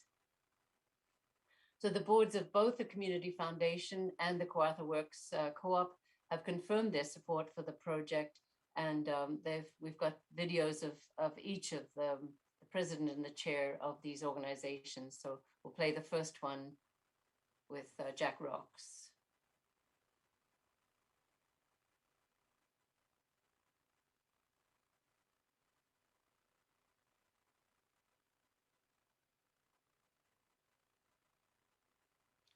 We don't have sound. Standing in front of the library in Bobcaygeon, that the Community Foundation Board is very excited to participate in the project involving the development of Mishkade across the road here, and in particular working with the City of Kawartha Lakes and Curve Lake First Nations to use the resources that we have in the community, such as this library, which could be repurposed to support the broader initiative using private donations to help facilitate a very important public good. And so we're here to let you know that the board of the Community Foundation is very excited to participate in the project with the city, with Curve Lake, and with all the other community organizations that you're going to hear from. And the next video, please. I'm just wondering, guys, we're going to run out of time here, so I'm wondering if you just want to focus on these slides. I think we get the community's interest in doing this, but you've got a lot of slides here left to present, so we're going to run out of time. It's up to you. We can either go video or slides. I would suggest you want to finish the presentation. We should do the slides if that's okay. Yeah, sure. Thank you. Sure. Well, let's do that. So know that we were looking at how to make this work. And so we looked at the Grove Theatre as an example of the Community Foundation and Kawartha Works Co-op working together. We are going to skip some of the slides because we understand you're going to see this on the city webpage after the fact. Next slide, please. So we've met with many people from Curve Lake First Nation, the chief, Emily Wheatongue, her operating officer, Katie Haddlesey, and Taylor, Doug Williams, Jack Hogarth, Deputy Chief Jeff Jacobs, DJ Fife, a language coordinator, and we're presenting to the Chief and Council next week on September 13th. Next slide. We've also incorporated, because Curve Lake said you need to do that, and so Brenda, myself, and Elaine are currently part of the board. Mike Perry, who's a lawyer now with the Métis Nations of Ontario, has been very helpful in that. Next, and then we're just waiting on the paperwork, should happen any day. And our vision, next slide, please. So the Mishkade is a place to gather, an open door for the building of new relationships, and it's right in the heart of Bobcaygeon. You can read much more about it. We took the mayor through the Mishkade a few weeks ago, and we really hope we can work together. Next slide, please. I think you can read those goals for the in time. Yeah, and really the idea of land-based language learning was what we were hearing from Curve Lake First Nation. And all this will add to that big work of Canada around reconciliation and restoration of relationship. Next slide, please. So we'll skip through this one. Yeah, so that's a bit more information on land-based learning and the 4 R's of respect, relationship, reconciliation, and reciprocity. Next slide.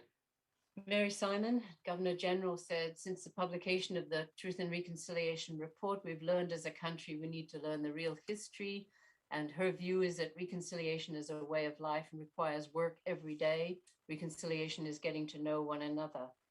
There are many recommendations from the TRC report, as well as the Missing and Murdered Indigenous Women report. And we believe that many of them focus on what we could do together in this region. Next slide, please. It is Bobcaygeon, so a Gord Downie quote is appropriate. And Gord Downie challenged Canadians to do something. And this is something that we see as a great opportunity that we can do. We can celebrate Indigenous history more, in addition to donuts and hockey. So next slide, please. There are many benefits to the city of Kawartha Lakes, and you can read those in your own leisure. We believe it would be an important project to work on together. Next slide, please. Our timeline is tight. Next week, we present to Cove Lake First Nation, and then we are hoping to purchase the land by probably the end of the year. These timelines may move. The library is anticipated to move next year, and we believe that could be transformed to a special place, a language nest. The way in which the land would be used is still up for discussion with the Indigenous people in this area. So but the Center for Indigenous Knowledge is what is envisaged there, and land-based learning. Next slide, please. And just to say that, that board of directors would be equal participation from Indigenous and non-Indigenous members. Next slide. Well, this slide on fundraising, we'll be having a massive fundraising campaign. So yes, the way that the city of Kawartha Lakes could help, we're asking for the following initiatives: the use of the current library space, and we're working with people around that. We've also discussed with the Sheila Boyd Foundation. They've been part of many meetings on this project. Collaboration on the Canal Street redevelopment, a deepening relationship with local First Nations, which already you've been taking steps, and I believe tomorrow morning there's a flag raising and many other initiatives that you're already taking. So this is a deepening relationship. Possible bridge financing for the fundraising goal. That is a loan, not any money given to us, but if we didn't make the target, then a loan from the city would be amazing. And fifthly, appropriate zoning to reflect education and park uses of the property, which would impact property taxes. Next slide, please. Thank you very much, Miigwech, for listening to our presentation, this possibility, and we hope you can find ways. We've already had some conversation with city staff, and we look forward to working together with you in future. A lot of things need to line up, but hey, it's Bob Cajun. Stars will align. There you go. Thanks very much for that. And I apologize for cutting you off of that important presentation, but I'm just trying to respect our timelines here today, but very much appreciate you bringing that forward. Councillor Dunn, you had a question? Go ahead. Yeah, thank you, Mr. Mayor. Just two quick questions, I guess. Number one is the piece of land you're looking at, have you already got some commitment to permit you to acquire that piece of land? We are working with the Shiraz Jetta, who is one of the landowners. It's part of a business corporation, so he has to take it to his lawyer and the other members of the corporation, but we are certainly working with him on acquiring that land. And now, once we are fully incorporated, it will be easier to be the purchasers of that land. Okay. Most of your asks are pretty easy, Council.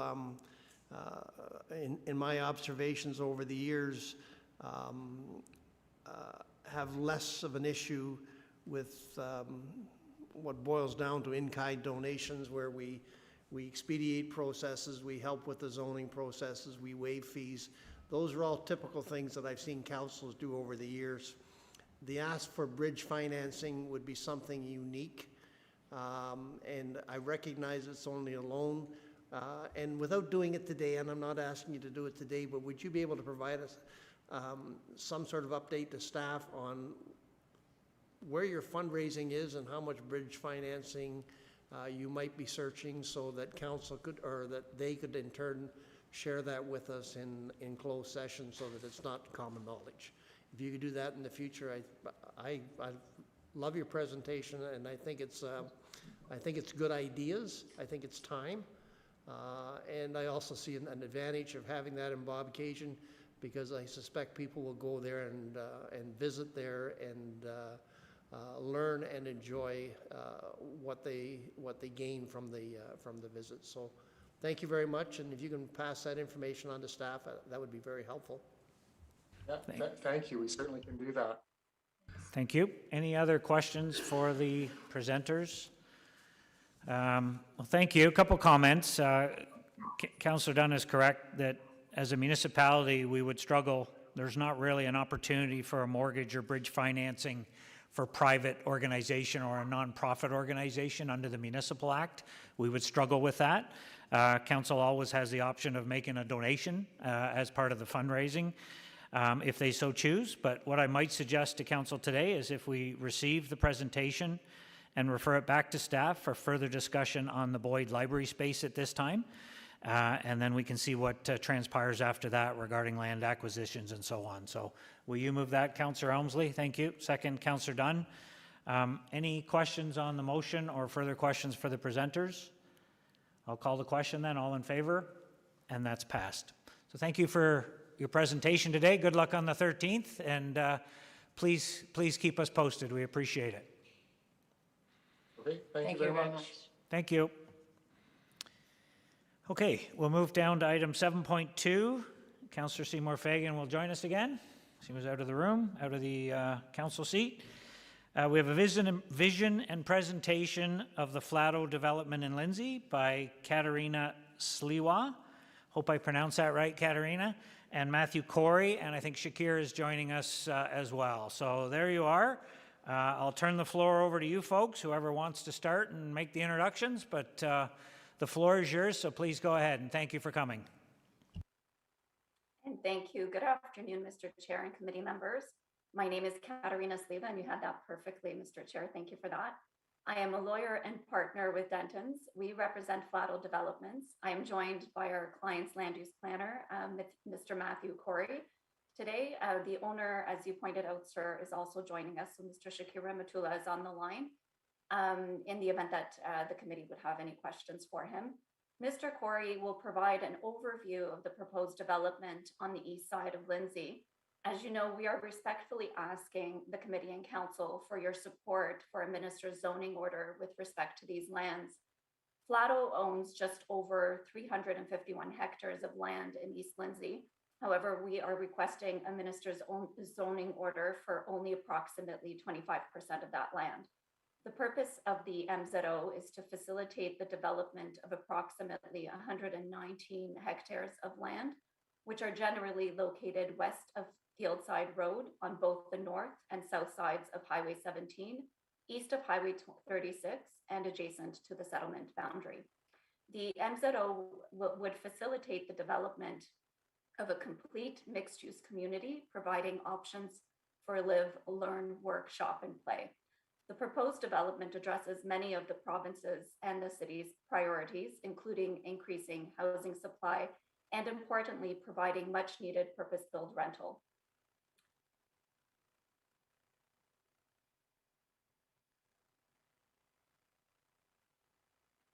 My apologies, my computer just froze. So just bear with me for one moment here. But as I was saying, providing much needed purpose-built rental and seniors housing options. Our client is also discussing with staff and is committed to providing an opportunity to assist the city in reaching its attainable housing target with a goal to help the city achieve their goal of 10%. Next slide, please. The proposed development would provide the addition of approximately 150 seniors-oriented residential units and 100 rental apartment units. The development will also include approximately 1,200 new homes and a mix of housing types, such as single and semi-detached housing and various forms of townhouses. The proposed development will provide an appropriate range and mix of uses that will result in the creation of a complete neighborhood, through minimizing land consumption and servicing costs by proposing development in an area where roads and municipal servicing infrastructure can be logically extended and where community uses can be built upon. The proposed development will provide opportunity for community uses next to the existing secondary school. Next slide, please. The uses of these lands will be determined through further consultation with the municipality and the public. The neighborhood would be located near a green corridor that would connect residents through a trail system that spans the north and south parts of the new neighborhood through the restoration and protection of significant environmental features. There will also be 2 new parks to accommodate the recreational needs for residents connected along the natural heritage system. The goal is to create a walkable community which provides enhanced pedestrian and cycling infrastructure With improved access to transit, the development would be constructed to make effective use of existing transportation networks, such as the Queen and Colborne Streets network. Mr. Corey will review this more for you, but all of this is contributing to the creation of a complete community with age-friendly outdoor spaces and buildings. It is expected that the lands east of Highway 36 are contemplated for development through the town's future growth management studies and municipal comprehensive review process. These lands can be serviced. Flatto's engineering consultants at Counterpoint Engineering have determined that the lands could be serviced through phases. The proposed development would be developed over time and not right away, allowing for these details including the appropriate servicing options to be determined. With respect to community engagement, a virtual public information session for the Lindsay development was held on June 1st, 2021, and I'm pleased to say that an in-person meeting was recently held on August 26th, 2021. There will also be further public consultation opportunities, of course, through the draft plan process. Again, we respectfully request that the committee and council support this MZO. Thank you for your time and allowing us to make this presentation. And now I'll turn it over to Mr. Corey. Good afternoon, Mr. Mayor, members of committee, and to any of the public watching. Thank you. I will try not to repeat a lot of what Katarina just discussed. She kind of gave a great synopsis of the overall planning and the intent here. If we go back to the slide deck, please. Yeah, the subject lands, as you can see, are just east of Highway 36. And, you know, the discussion we had and the thinking we had as planners and as developers looking at this was, first and foremost, there is already the existing residential cluster, the existing residents that are between Weldon and Pigeon Lake Road, east of Highway 36. There's also, of course, the IE Weldon Secondary School. And the primary intent of what we were looking at in this land was to try to create and result in a complete neighborhood east of Highway 36. If we can go to the next slide, please. On this slide, you can see nicely shown here that and the yellow, that is the residential designation, that those are the existing residences I was discussing. And then the red hatched in your official plan and the adopted Lindsay secondary plan has highway commercial along Highway 36. And of course, IE Weldon School is located immediately west of this site. Next slide, please. Of course, the primary transportation connection between this site and the downtown is Queen Street. That would be the primary way we would expect residents to come in and out of existing Lindsay. However, very much intending and looking that through the development of these lands, complete mix and range of housing could be provided, as well as other uses to allow residents to walk, take advantage of uses on these lands, and also as they would like to and as necessary in other parts of Lindsay as well. Next slide, please. So in developing a concept for the site, we were very focused on having an urban design approach first. And in discussing things amongst our team, we alighted on these principles as a guiding force in terms of any thoughts we had on the development of a new neighborhood in this area. The principles are a strong sense of community, especially for these lands, a low impact development community, so one that mitigates impacts to the natural environment, an age-friendly and economical community. This is something, especially when you get, we discuss attainable housing and having affordable housing options. This is foremost in that thinking. A walkable community, which is one that is not just dependent on the car, but has options for all modes of transportation. And then a community that's connected to nature, understanding that on the east side of Lindsay here, what we have is a site that is surrounded on the east and to the south and north by agricultural and rural lands and natural lands, as well as on the west, and it would be an extension of the existing community of Lindsay. And I'll say that when we had our public meeting a couple weeks ago with the public to discuss and present some of these ideas and thoughts, we heard a lot of that resonated from the input that we received from the public. And certainly I heard a lot of those messages loud and clear as priorities for what the public would like to see on these lands if development was to occur here. Next slide, please. So very much so, we're in trying to plan this area and alighting on what would be the area we'd be looking at initially for the creation of a new neighborhood. We're focused on having a complete neighborhood that had all the types of uses it had to have in it, as well as one that was walkable. And very prominently in our thinking and what we're looking to do here is to have sustainable and active transportation forms of people moving around, of transportation be paramount and foremost in a lot of our thinking, and that is enabled in many ways by having a pedestrian-oriented street network, as well as a inclusive and friendly environment, and also connections with the natural environment. Next slide, please. Very much aware and wonderfully aware of the wonderful natural environment in our surroundings, as well as the trail connections that abound in and around these lands.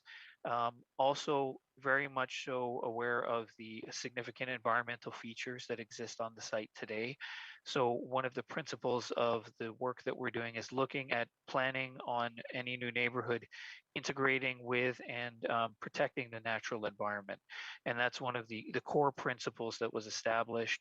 And certainly there are significant environmental features on the site, and they are proposed, will be proposed to be protected through anything that goes forward in conformity with the requirements of the city as well as the Conservation Authority. Next slide, please. And of course, very much aware that an age-friendly and economical community is important. This manifested primarily in a high priority of having two major components of any development that was to go in this location. One being purpose-built rental housing for affordable housing, as well as mix and range of housing that would have other forms of, let's call attainable housing that would significantly contribute to the town and the city, well, the town in this case of Lindsay and the city of Kawartha Lakes achieving its affordable targets, as well as some seniors-oriented housing purpose-built as well.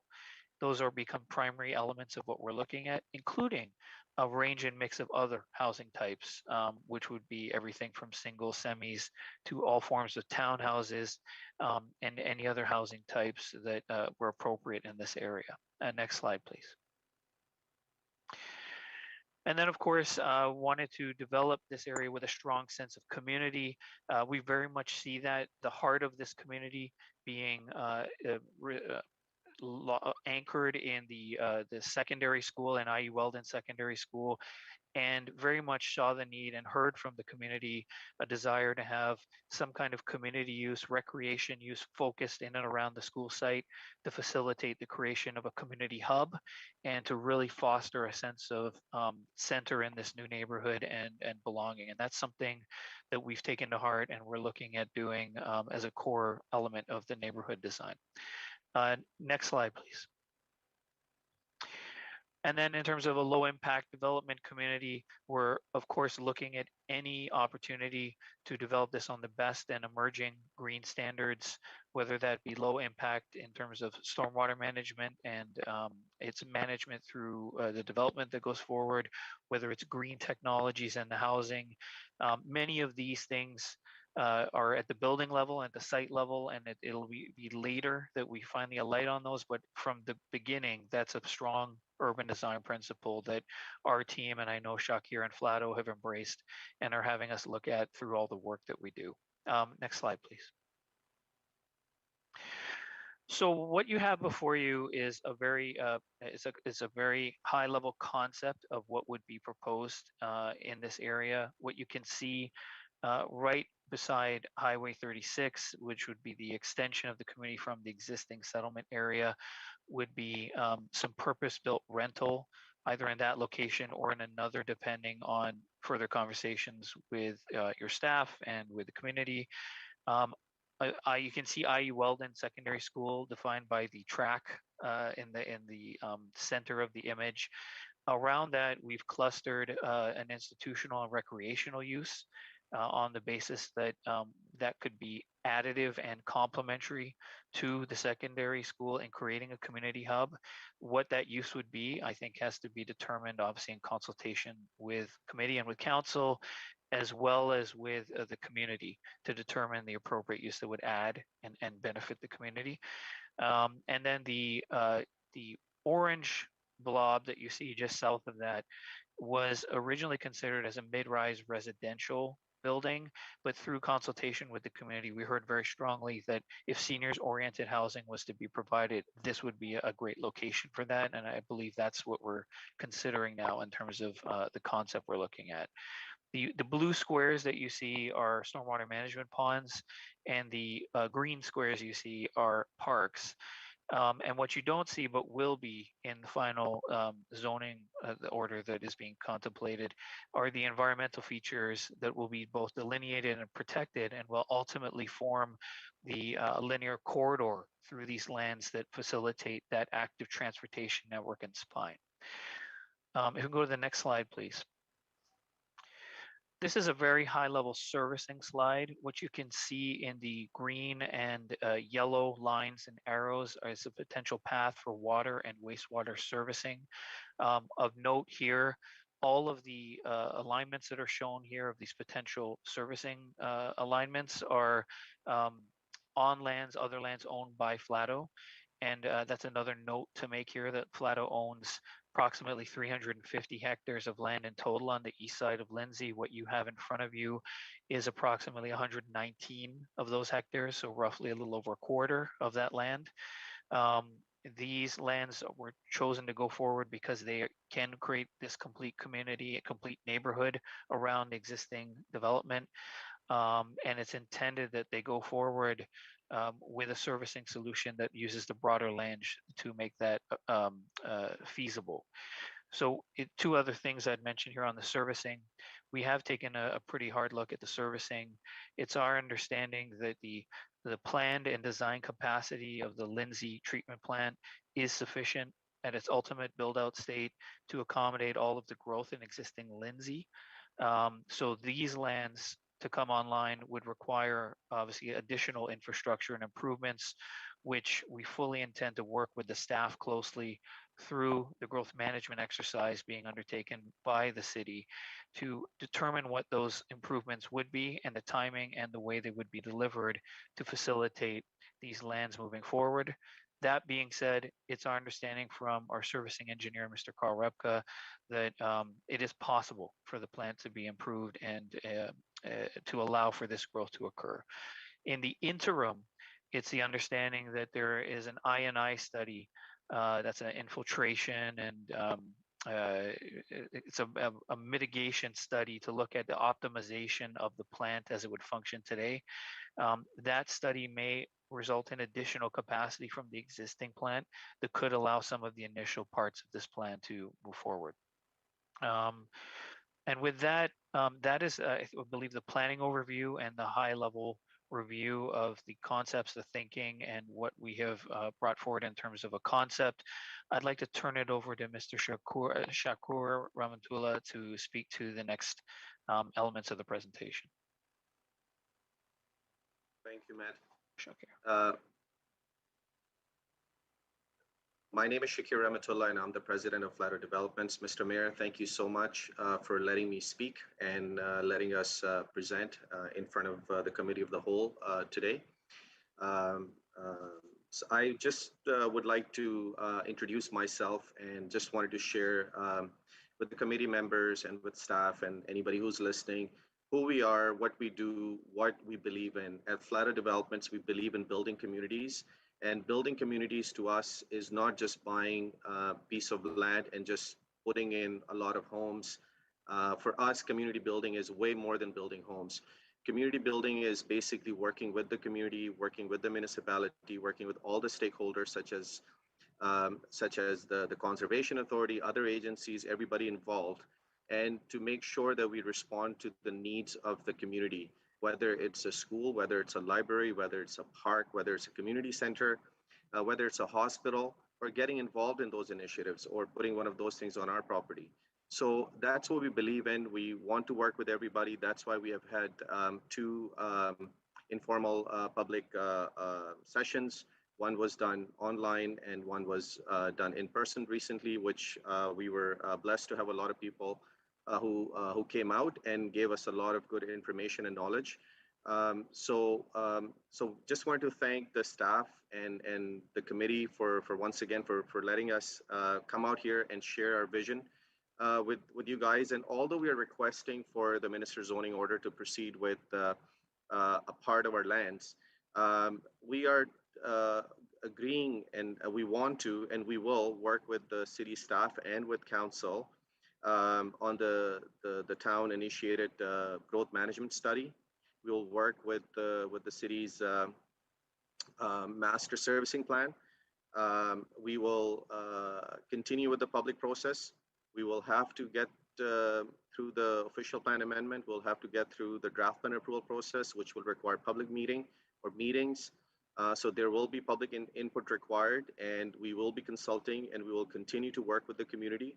I think there's a lot of opportunity here, and there's a lot of things that we can work with the city to achieve, such as working with the city of Kawartha Lake staff to provide attainable housing. There are many ways we can work together with the city, and we are looking forward to working with the city on this. Earlier today, I spoke with Elise from the city, and looking forward to setting up a meeting with her and her team members to continue our discussions with her on how we can provide attainable housing and how we are proposing our purpose-built rental suites for the seniors and the rental units that we are also providing, which I understand in speaking with the community is a big requirement. There are other needs that we have heard from the community as well, which we will be working with.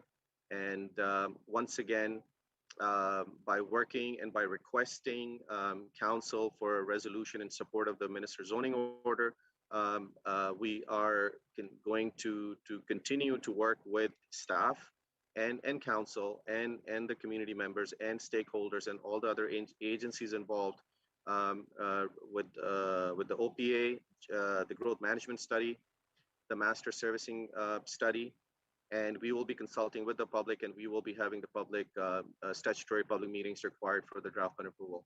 So I thank all of you guys, and we're looking to working with you all. And if there are any questions for me or for our team, we are here to answer them. Thank you once again. Thank you for your presentation. Much appreciated. And we'll see if there's any questions. Councillor Dunn, go ahead. Thank you, Mr. Mayor. Yeah, thank you, Mr. Mayor. I've got to admit, Matthew and Katarina did a good job in their presentation because they answered most of the questions before I could ask them. So I've got a quick comment or a quick question, I guess, is once the city does their due diligence and things move forward in the manner that you're hoping for, what would be your anticipated time of actually breaking ground?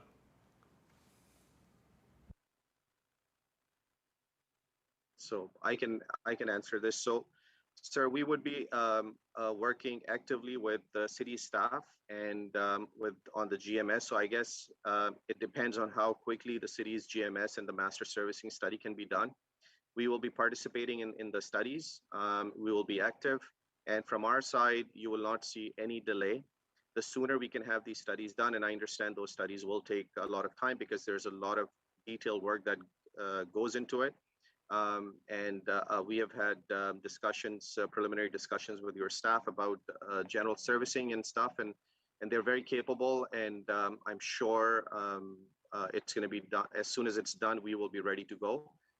It could be 2 years, could be 3 years, could be 4 years, depending on when these studies are done and when we get the zoning approval. Could be 5 years. Once again, it depends on the city and depends on the council and the staff.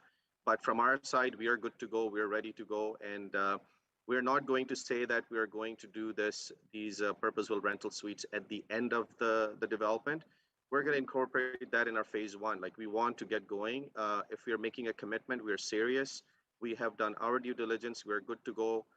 We're ready to make it happen as soon as we get the green light from the city.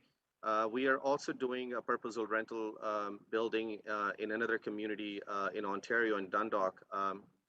It has 80 apartments of 1 and 2 bedroom, and it's been very successful. The construction is ongoing. In the next few months, it's going to be completed, and seniors will start to move in. So we have the expertise, we have the knowledge, we have the team, and this M0 will definitely help us in fast tracking the delivery of these units. And like I said, we will incorporate these purpose-built rental suites in our phase one of the development, and we will not be leaving them far behind. They will be part of the phase one. Thank you. Mr. Mayor, I have a motion if you want to take it now, or do you want to wait for more questions? Let's see if there's some questions first, and then we'll go there. Any other questions? Go ahead, Councillor Riley.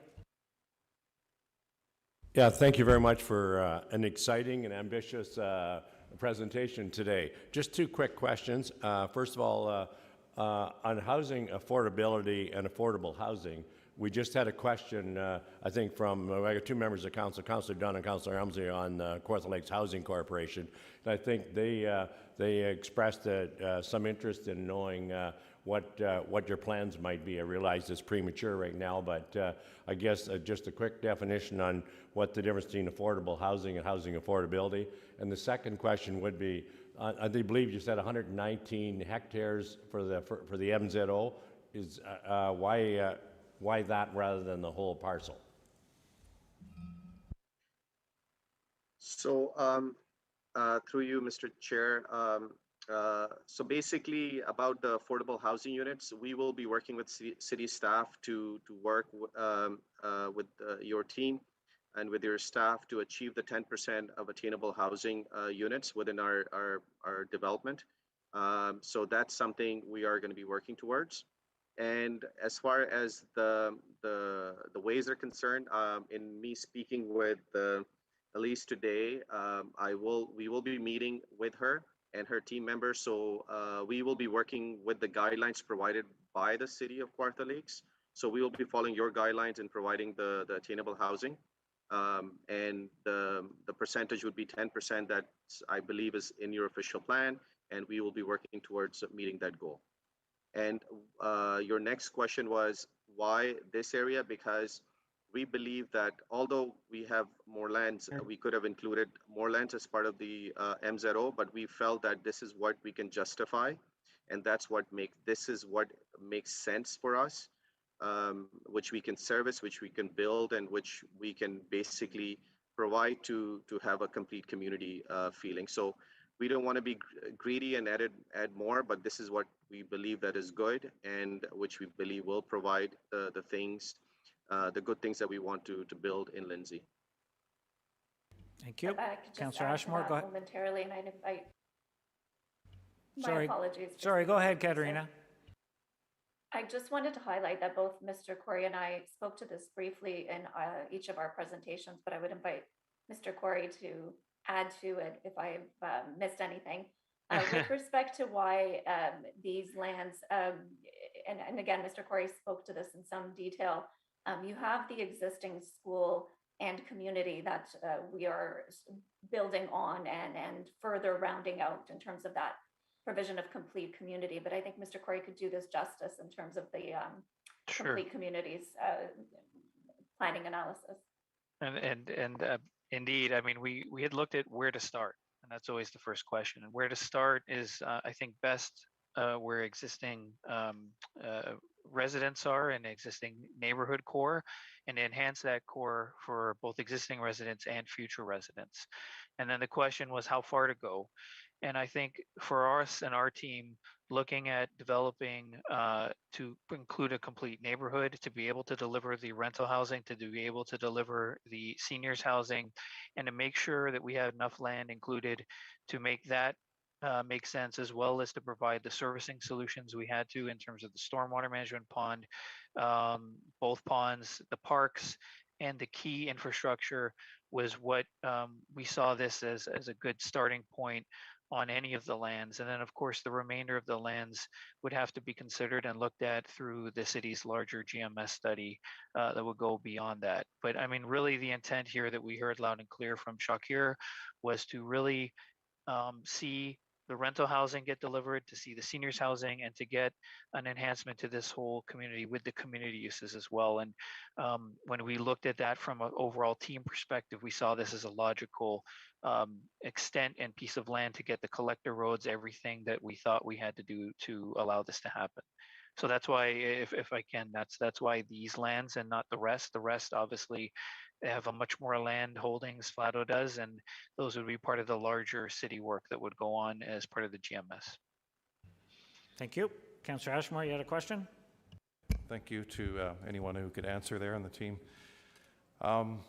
Would you be contemplating any commercial builds in that area, like malls or because restaurants, etc., in that east side where your area is? Because the east side of Lindsay has always really, lacked that type of commercial development. That's the first question. The second question is, would you be looking at expanding in other areas in Kawartha Lakes? I know you're looking at a project in Cameron, but are you looking at other locations as well in the future? Thank you. So before Matthew jump in, I'll just quickly say this. Yes, commercial would be part of our development proposal on the east side of Lindsay. And we have heard loud and clear from the community in our public open house, especially. There were a lot of residents whom we met, and they informed us that they would like to see restaurants, different kinds of restaurant. They would like a coffee shop. They would like a good grocery store. They have to travel far away for that. So these are the things we're looking at: a dentist, a doctor, a dry cleaner. So these are the things, especially the restaurant. I heard from different people, and they said not just one, like maybe 2-3 different kinds of restaurants, including a coffee shop, a nice coffee shop. So these are the things, yes, we are 100% looking into, and we will be incorporating commercial into our development. And yes, sir, we would be happy to work in other parts of Kawartha Lakes. I sincerely believe that Kawartha Lakes is a beautiful place to live, work, and play, and enjoy, and raise a family. In fact, I was there on the weekend with my son on Sturgeon Lake. And if I could, I would definitely want to move to Kawartha Lakes myself. It's a beautiful, calm area with lots of great lakes, lots to do. And with that kind of mind, we are coming into city of Kawartha Lakes, and especially Lindsay, which I believe has a lot of opportunity, especially the growth that we are proposing is contiguous to the existing community. The school is right there. The homes are right there. The community is right there. Infrastructure can be easily connected or upgraded.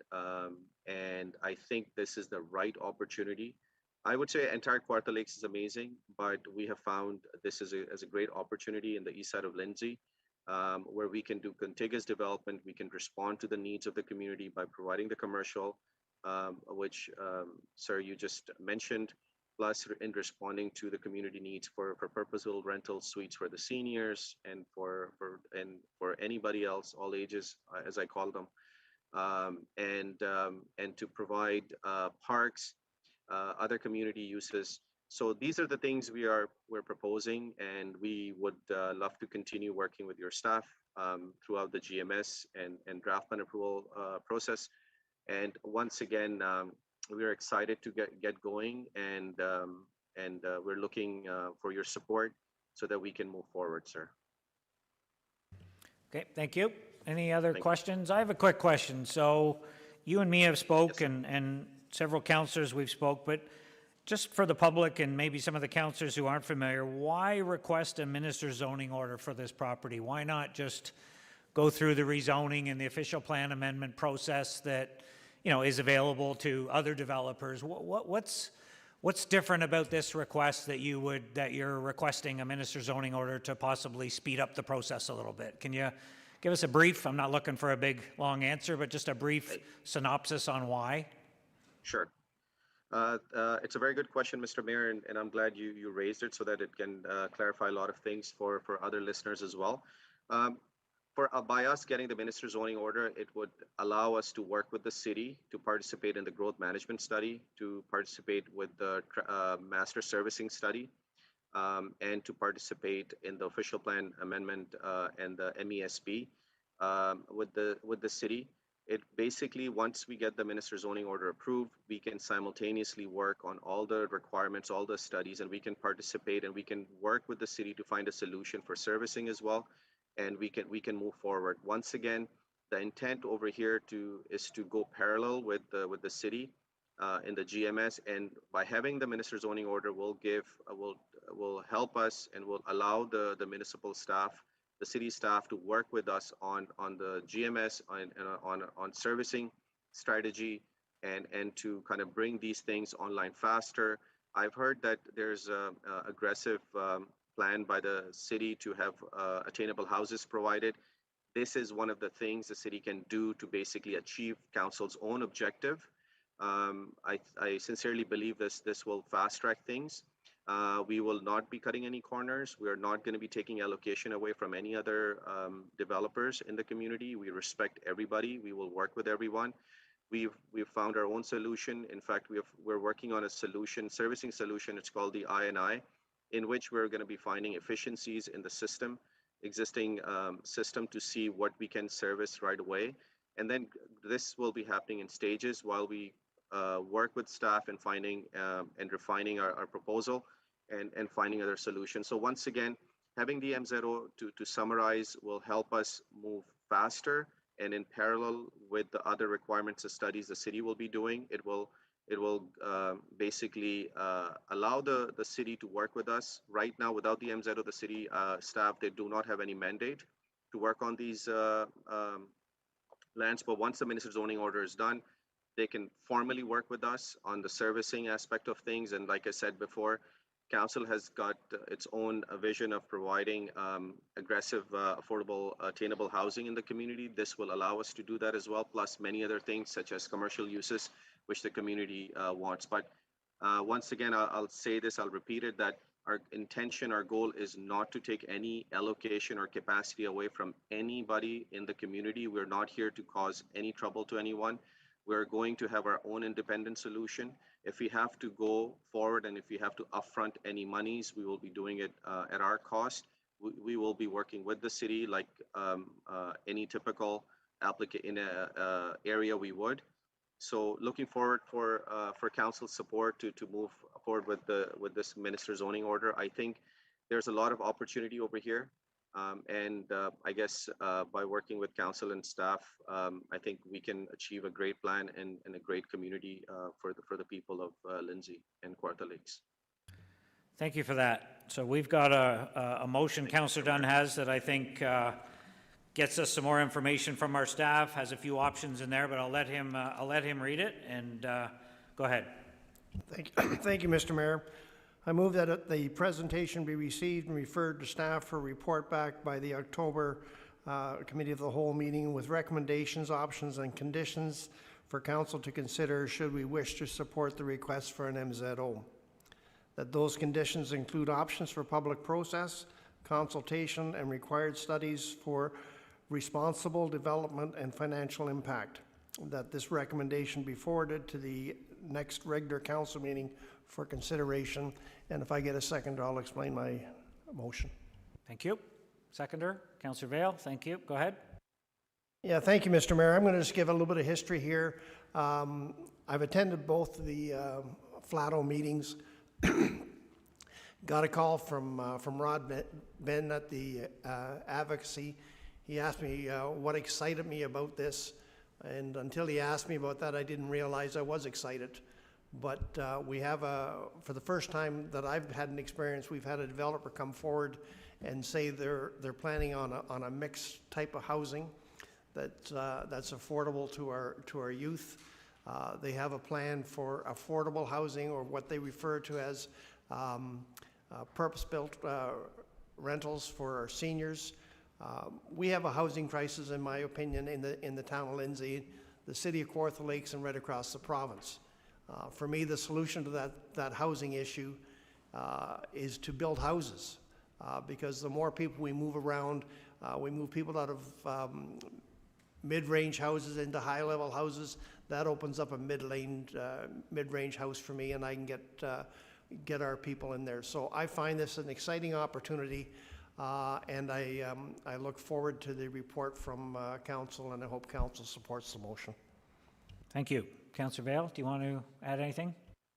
No, you're good. I certainly support the motion. I think it's a good direction to go. It gets us some more information, lets our staff have a look at what the request is, and when it comes back to council at committee of whole, they have committed to bringing it back in October at the committee of the whole, because I know the timelines are tight, and then I think at that time council will have all the information in front of them and in a better position to make an informed decision. So I certainly think it's a good motion moving forward. Any questions on the motion? Any questions for the developer at this point? Okay, I'll call the question then. All in favor? And that motion has passed. Okay, we'll get some information back at our October committee of the whole, and we'll go from there. Thank you both. Thank you all very much for your presentation today, and we'll see where it goes from there. Thank you and take care. Okay, let's keep going on the presentations. 7.3 is a request for a letter of support regarding a declaration to fix long-term care homes. Gillian Stephen and Kane Patterson from the City of Kawartha Lakes Long-Term Care Coalition. Are you folks still with us? There you are. Hi, Gillian, and there's Kane. Okay, you're both up. Go ahead with your presentation. Thank you. Hi there. So we did have our presentation, if that could come onto the screen. Thank you so much. Alrighty there. Hi, my name's Jillian. And I'm Kane, and we're here on behalf of the Haliburton City of Kawartha Lakes Long-Term Care Coalition. Next slide, please. So who are we? We are a volunteer-based group out of Haliburton in the City of Kawartha Lakes, and we're dedicated to increasing awareness and advocating for change within the long-term care sector. And we want to be doing this at both the local, provincial, and federal level. Next slide, please. So why are we here today? So we're here today to help bring about awareness with council here, and with this awareness, help bring about support. Through support, we would like to bring about new, different ways at bringing change, not just to the sector, but culturally as well to long-term care. Next slide, please. Our impact so far. So far we have 11 core coalition members. We have 220 Facebook group members to date. We have created one Save Our Seniors radio campaign.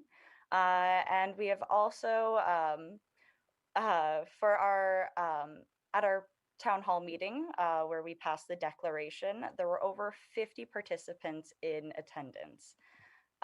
We have done over 10 community letters of support, community letters of support from including from the Haliburton County Council and ABC. We have also received 4,327 signatures on our online petition to fix long-term care. Next slide, please. So why is it that change is vital now? Well, the Ontario Long-Term Care COVID-19 Commission found that there were several issues plaguing the long-term care sector, which have been in existence for a few decades. These issues are chronic underfunding, severe staffing shortages, outdated infrastructure, and poor oversight.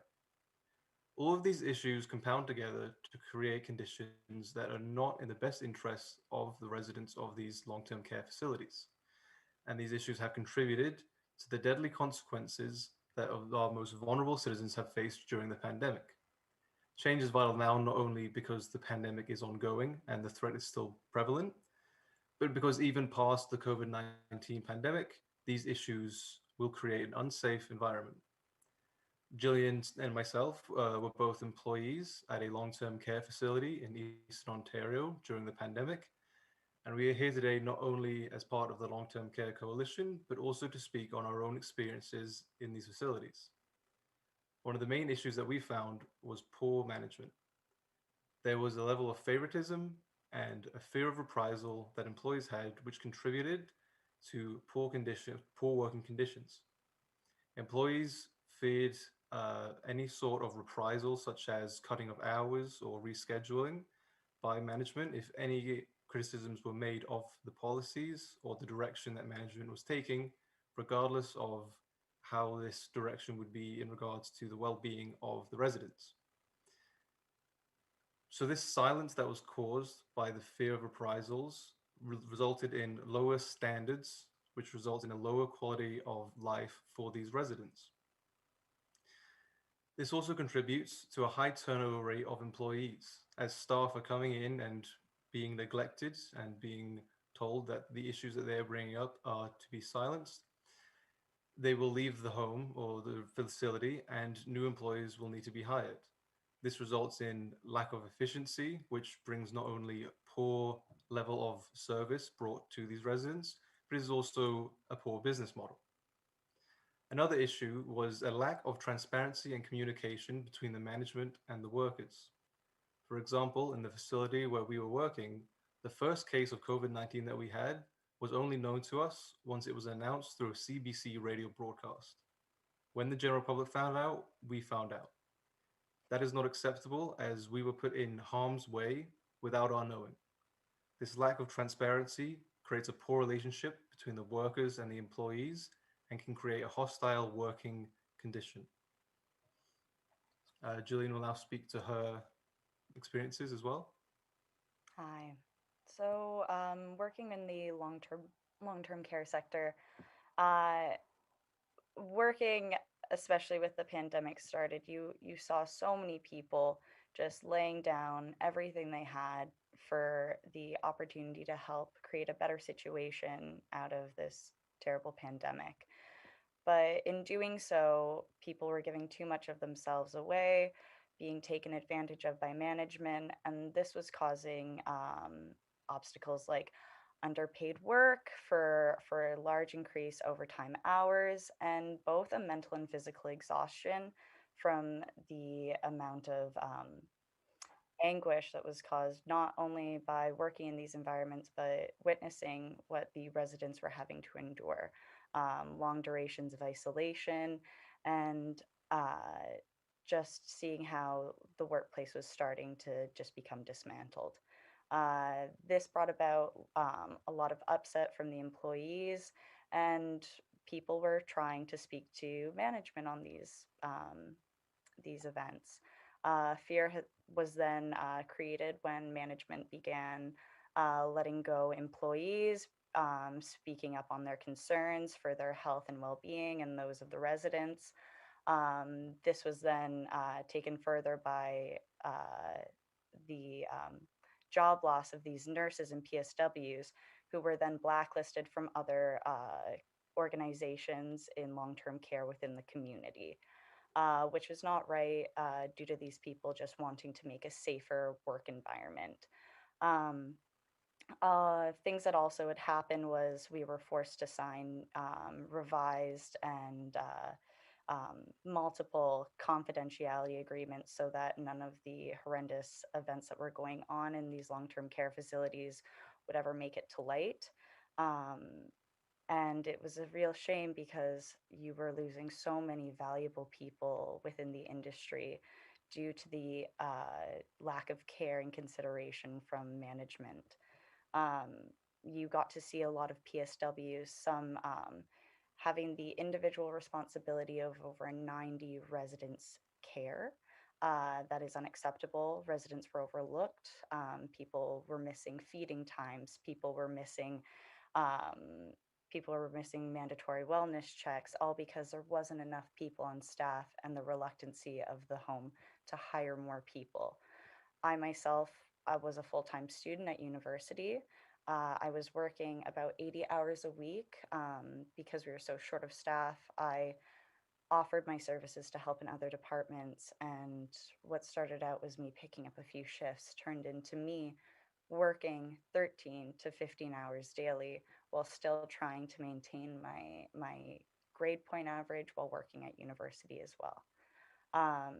This scheduling conflict and then lack of respect for other people's time and well-being is something that I think is going to be further addressed with Kane. So myself at the facility where we worked, I was working in the housekeeping and maintenance department. On weekends, there were only 2 of us scheduled for the entire building. The other housekeeper, they were strictly working in laundry, since that was a very tight schedule, and if they were to mess up, the whole system would go into overload and nothing would get washed. So this left me with needing to service over 80 rooms in only a 5-hour shift. On top of this, I had to perform regular maintenance checks on the buildings from the roof all the way to the basement, our HVAC, the fire suppression systems, everything like that. So what this left me with was less than 5 minutes to clean and service each room. And that is simply not acceptable. There is no way that in any capacity anyone could deliver a good service of cleaning and maintaining a room in less than 5 minutes. All of these issues have compounded together to create an environment that is unsafe for our most vulnerable population. That is why it is now is the time that we need to make changes. Next slide, please. This is why we are here today to ask Council to give us a letter of support for our declaration to fix long-term care.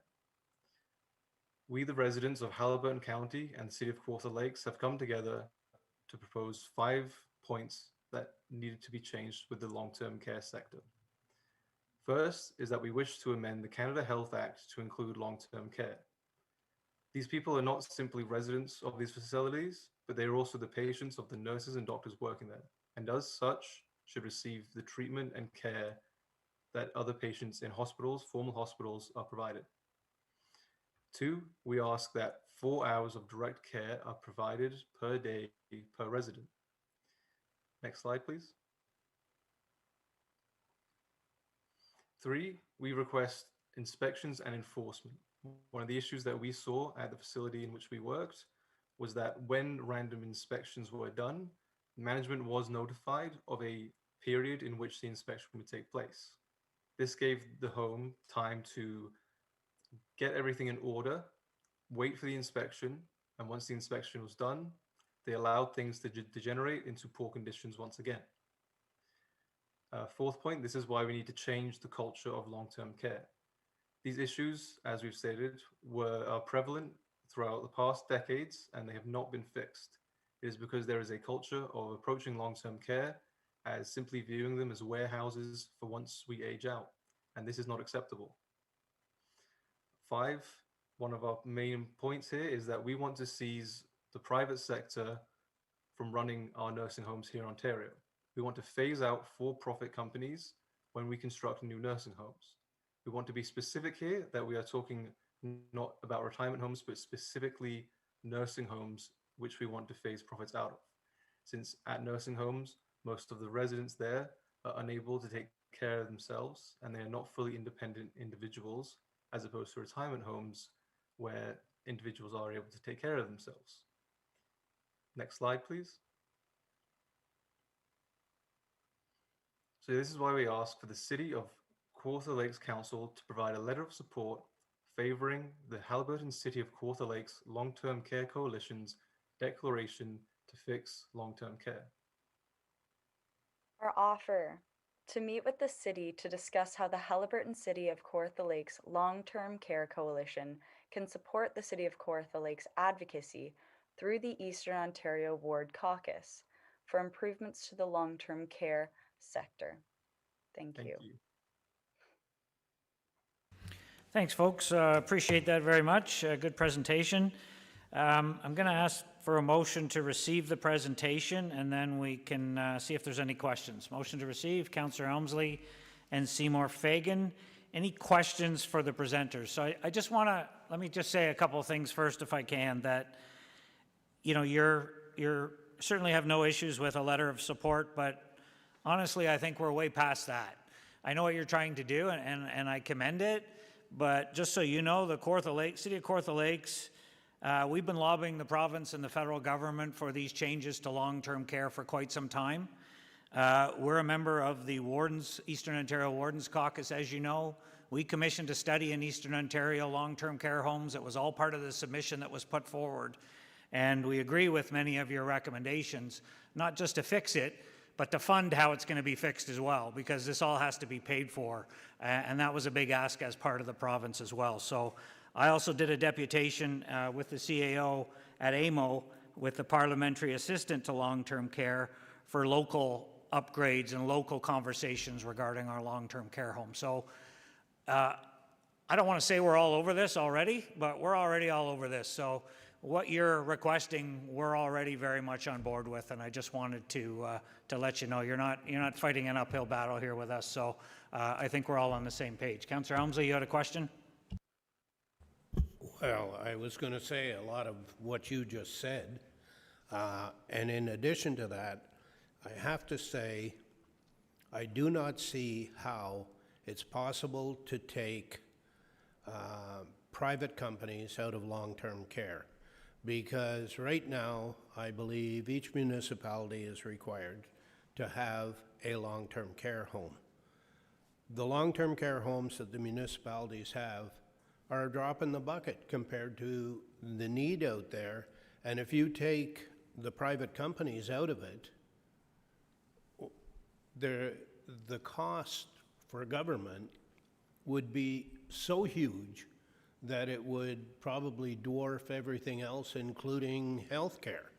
So I don't see taking that out. I have no problem with a letter of support saying that we support changes to long-term care, particularly in the funding model and particularly in getting more PSWs and frontline workers.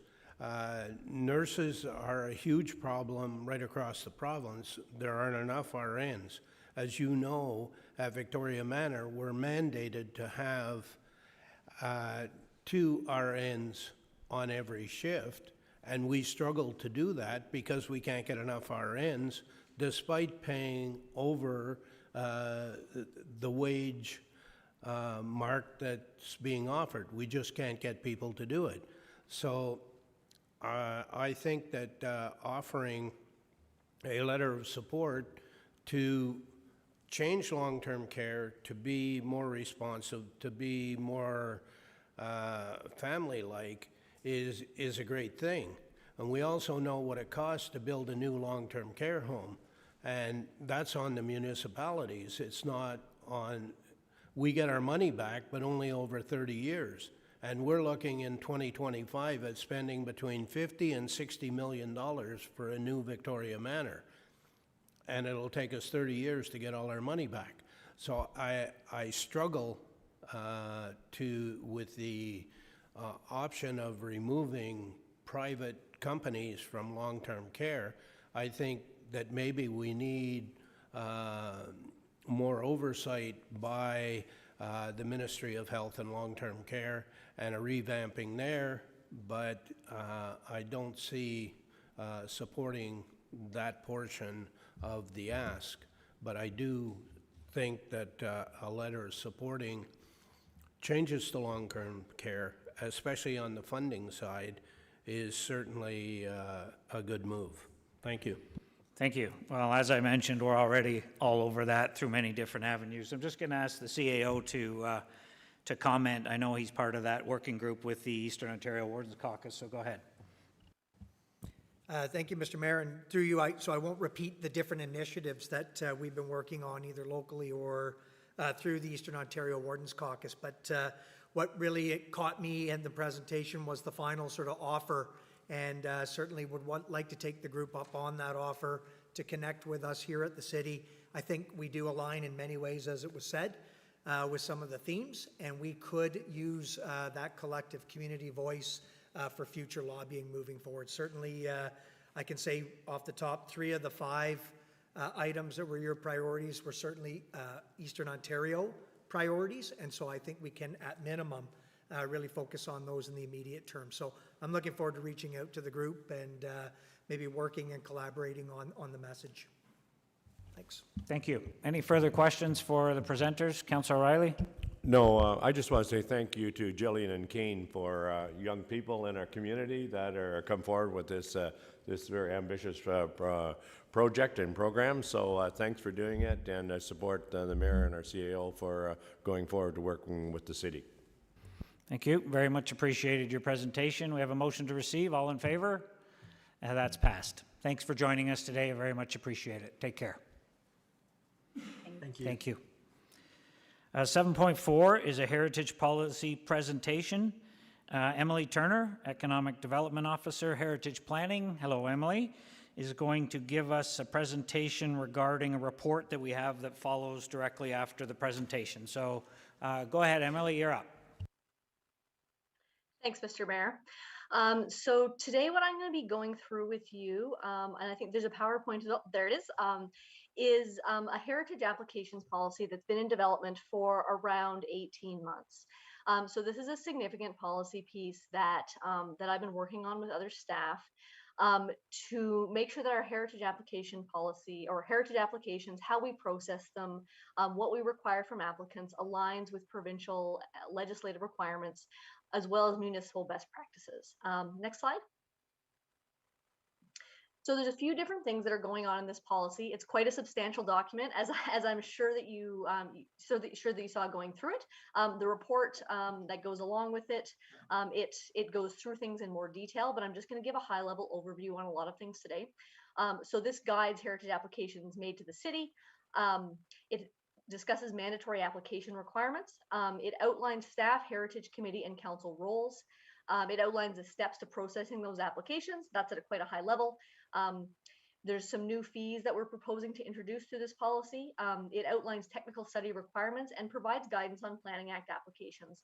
So this policy really does a lot of things, but it's all related to this general idea of heritage applications and how we deal with them as the city. Next slide. So the background on this particular policy is that the Heritage Act requires that municipalities set application requirements for certain types of applications. So there's 4 types of applications that are dealt with through this policy. The repeal of a bylaw and the removal of a property from the Heritage Register. So those are the ones where the Heritage Act requires that municipalities set application requirements, as well as the alteration and demolition of property. And their submission requirements for that, those are set by the province through Ontario Regulation 385/21, which just came into effect in July of this year. Now, it has general submission requirements that all municipalities are required to use, but it also allows municipalities to set their own policy.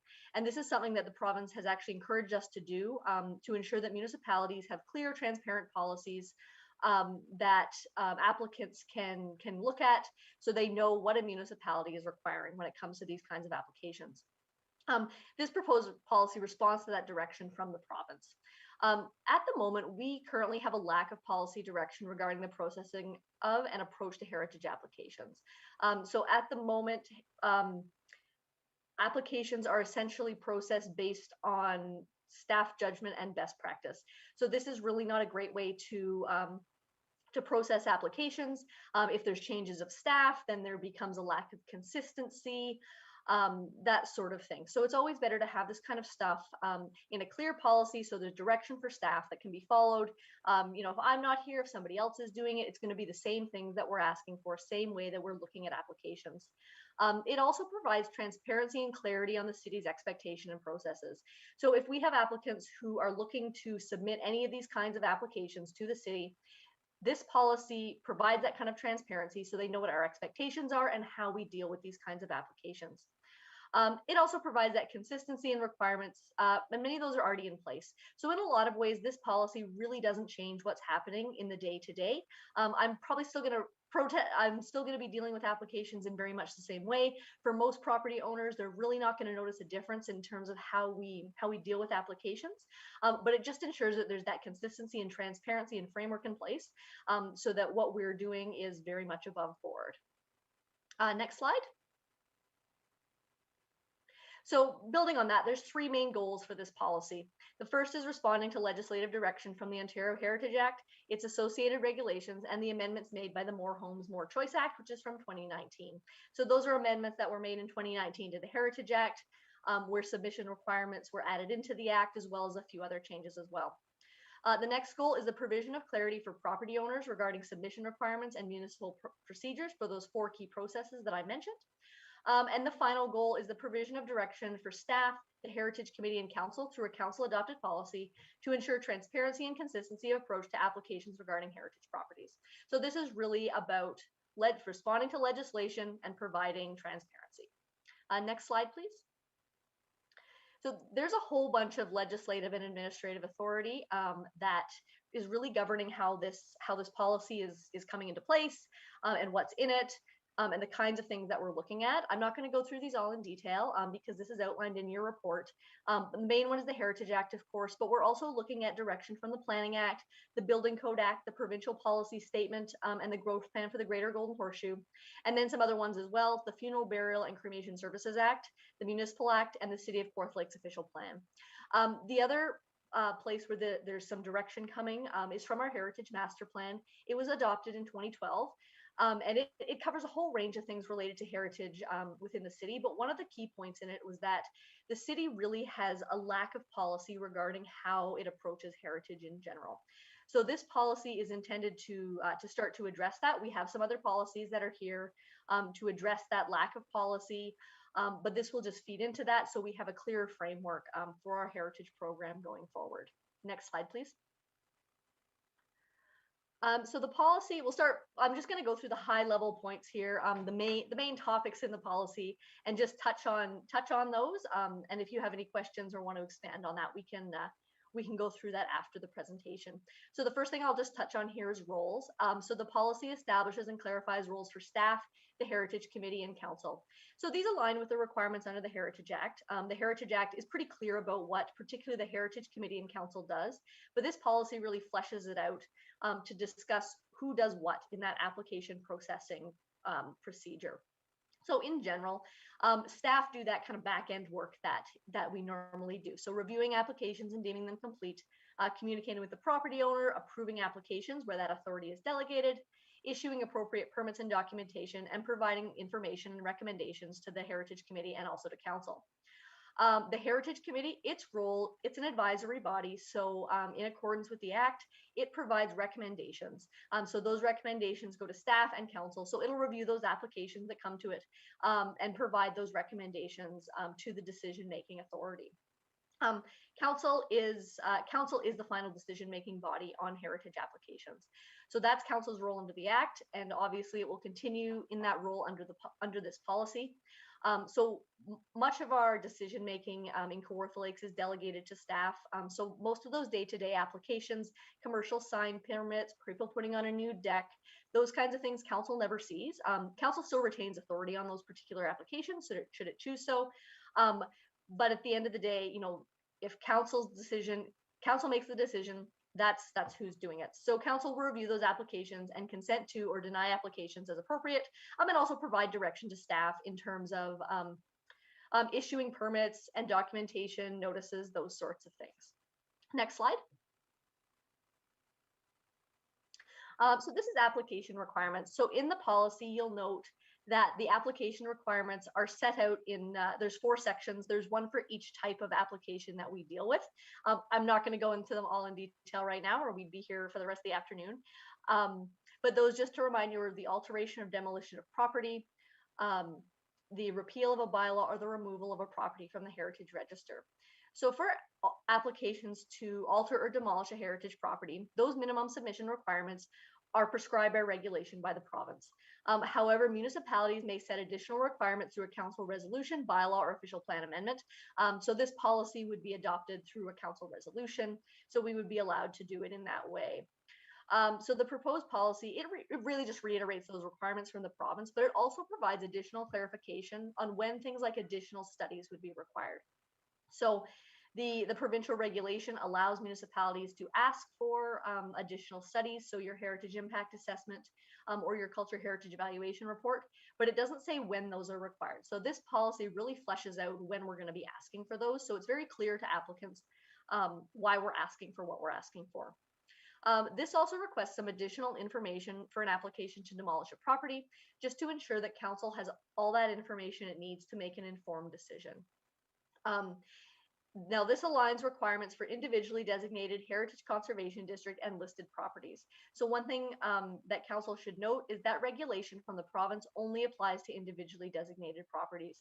So heritage conservation district properties in particular have really been left out in the cold in terms of those submission requirements. So this policy aligns those for our individually designated and conservation district properties. We're asking for the same things. They go through the same process. The same rules apply to them. It makes it very easy for applicants when they're navigating that process. And it's the same for listed properties as well. So they don't have to submit applications to alter a property, but if they're submitting an application to demolish a property, they would follow the same requirements as for a designated or conservation district property. This policy also establishes requirements for applications to repeal a bylaw and to remove a property from the Heritage Register, and these mirror the requirements for the other types of applications. In the Ontario Heritage Act, it does not stipulate minimum requirements for these. However, it does state that council has to set its own. So council is really required to set some kind of application requirements for these particular applications, which we don't have at the moment.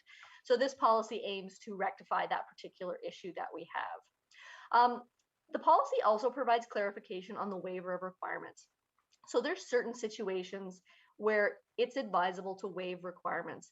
The one that usually comes to mind is when there's the unexpected loss of a building through a fire or through another weather event, those sorts of things where we would be able to waive requirements that we would ask for if it was, say, a voluntary demolition or alteration. So it gives staff a little bit of flexibility to address things on a more case-by-case basis when there are exceptional circumstances involved. It also allows for the waiver of requirement for instances where the demolition involves a structure on the property which is not included in the heritage designation bylaw. So at the moment, under the Heritage Act, any structure on a property, if an applicant seeks to demolish it, it must come to council and they must submit certain items. So for example, if it's a 1970s garage on a 19th century property, it still has to come to council. It still has to go through that process, the same for any other demolition. So this policy provides some scope for waiving those requirements to make it a little bit easier for people who are, just want to replace a garage, which really isn't part of that heritage attribute of the property. The policy also provides clarification on the definition of an alteration versus a demolition.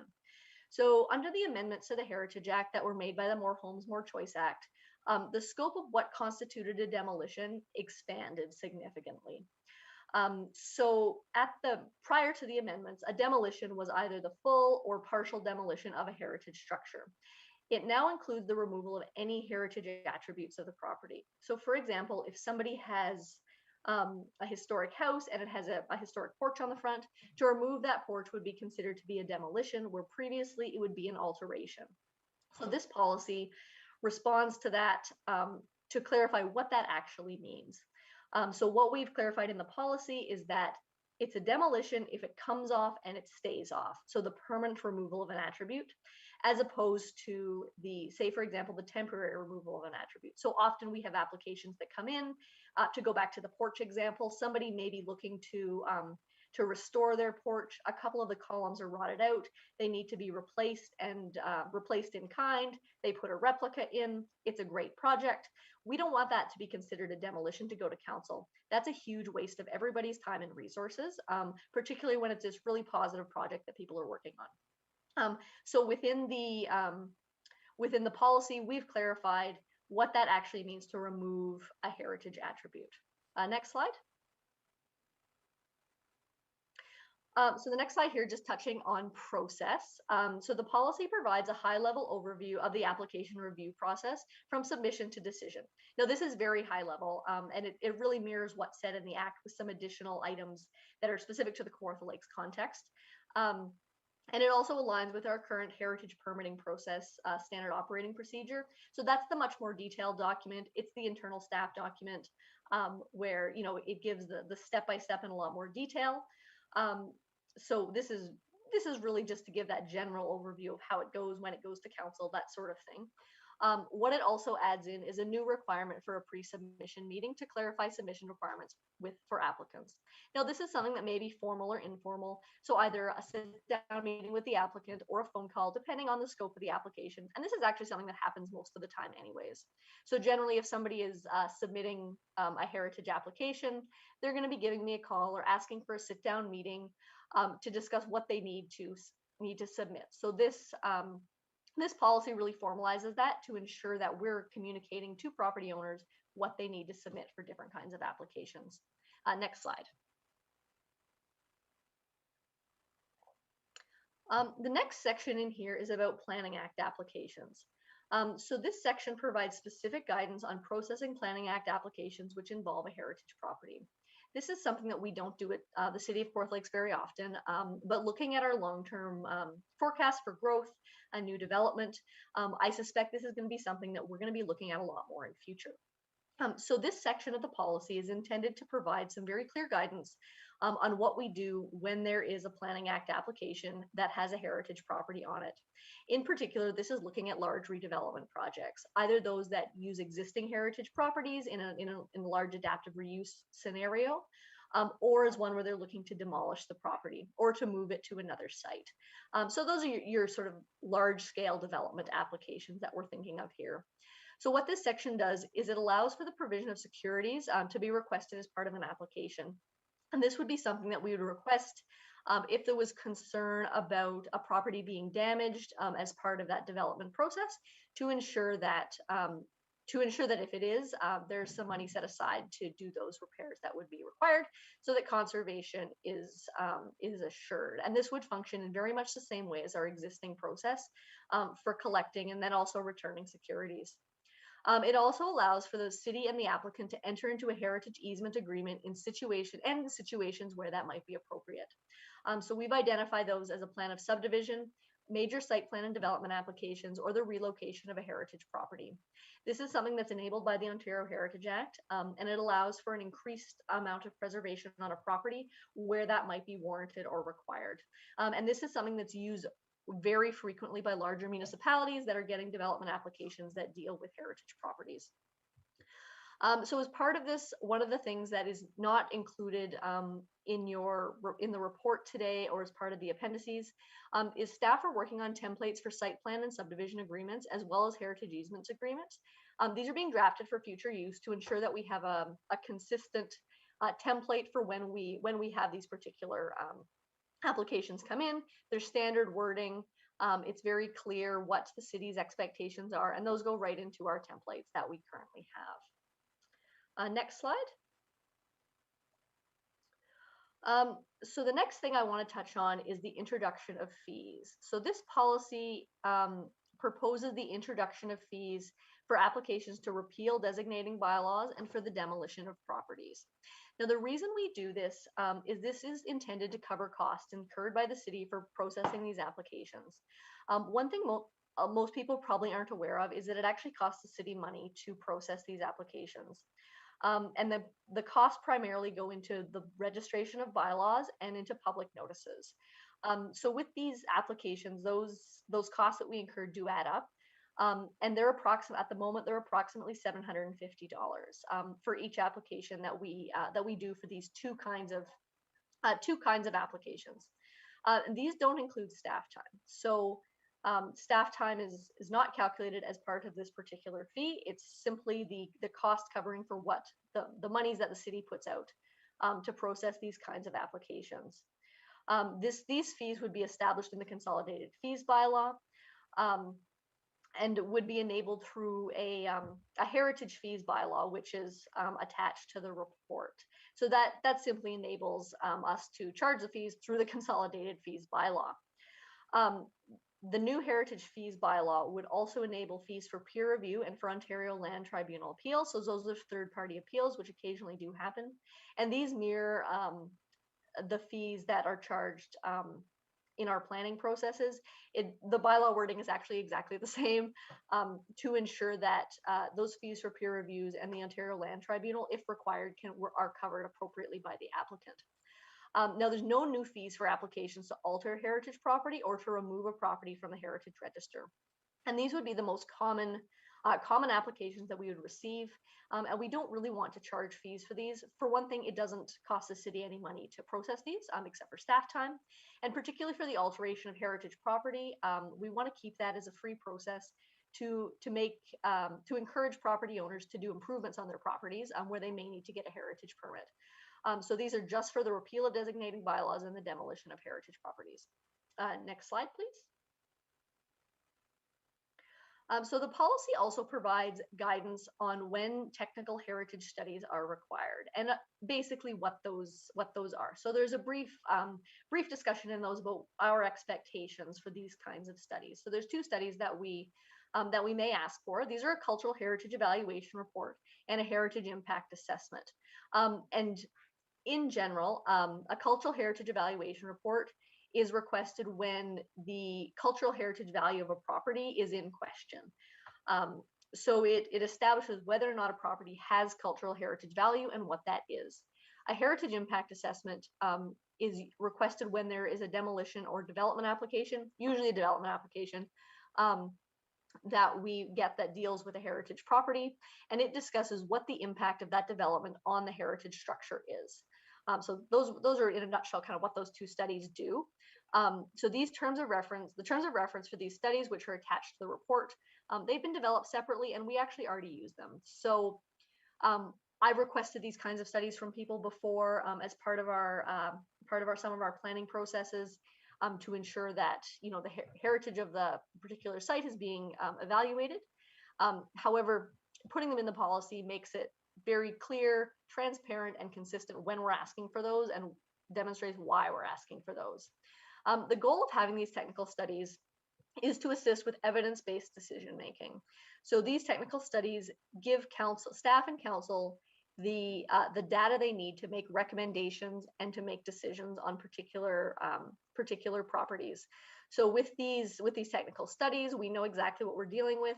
We know what the impact is, and we can make decision making based on data as opposed to based on whether we like the building or whether or not we think the development is good without that kind of technical data to back us up. So that's what these are for.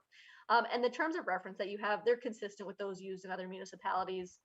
Pretty much everybody who has a terms of reference for these, they're almost exactly the same. So that's where these terms of reference are coming from and where they fit in the kind of the wider heritage planning context in Ontario.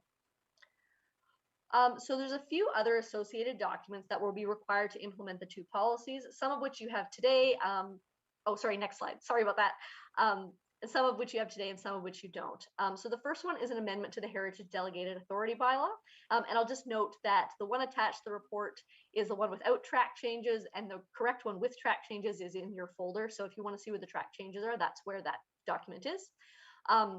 So it's attached today. A new heritage fees bylaw, so you have that today as well. An amendment to the consolidated fees bylaw, so that would come forward after the policy is adopted later this year or early next.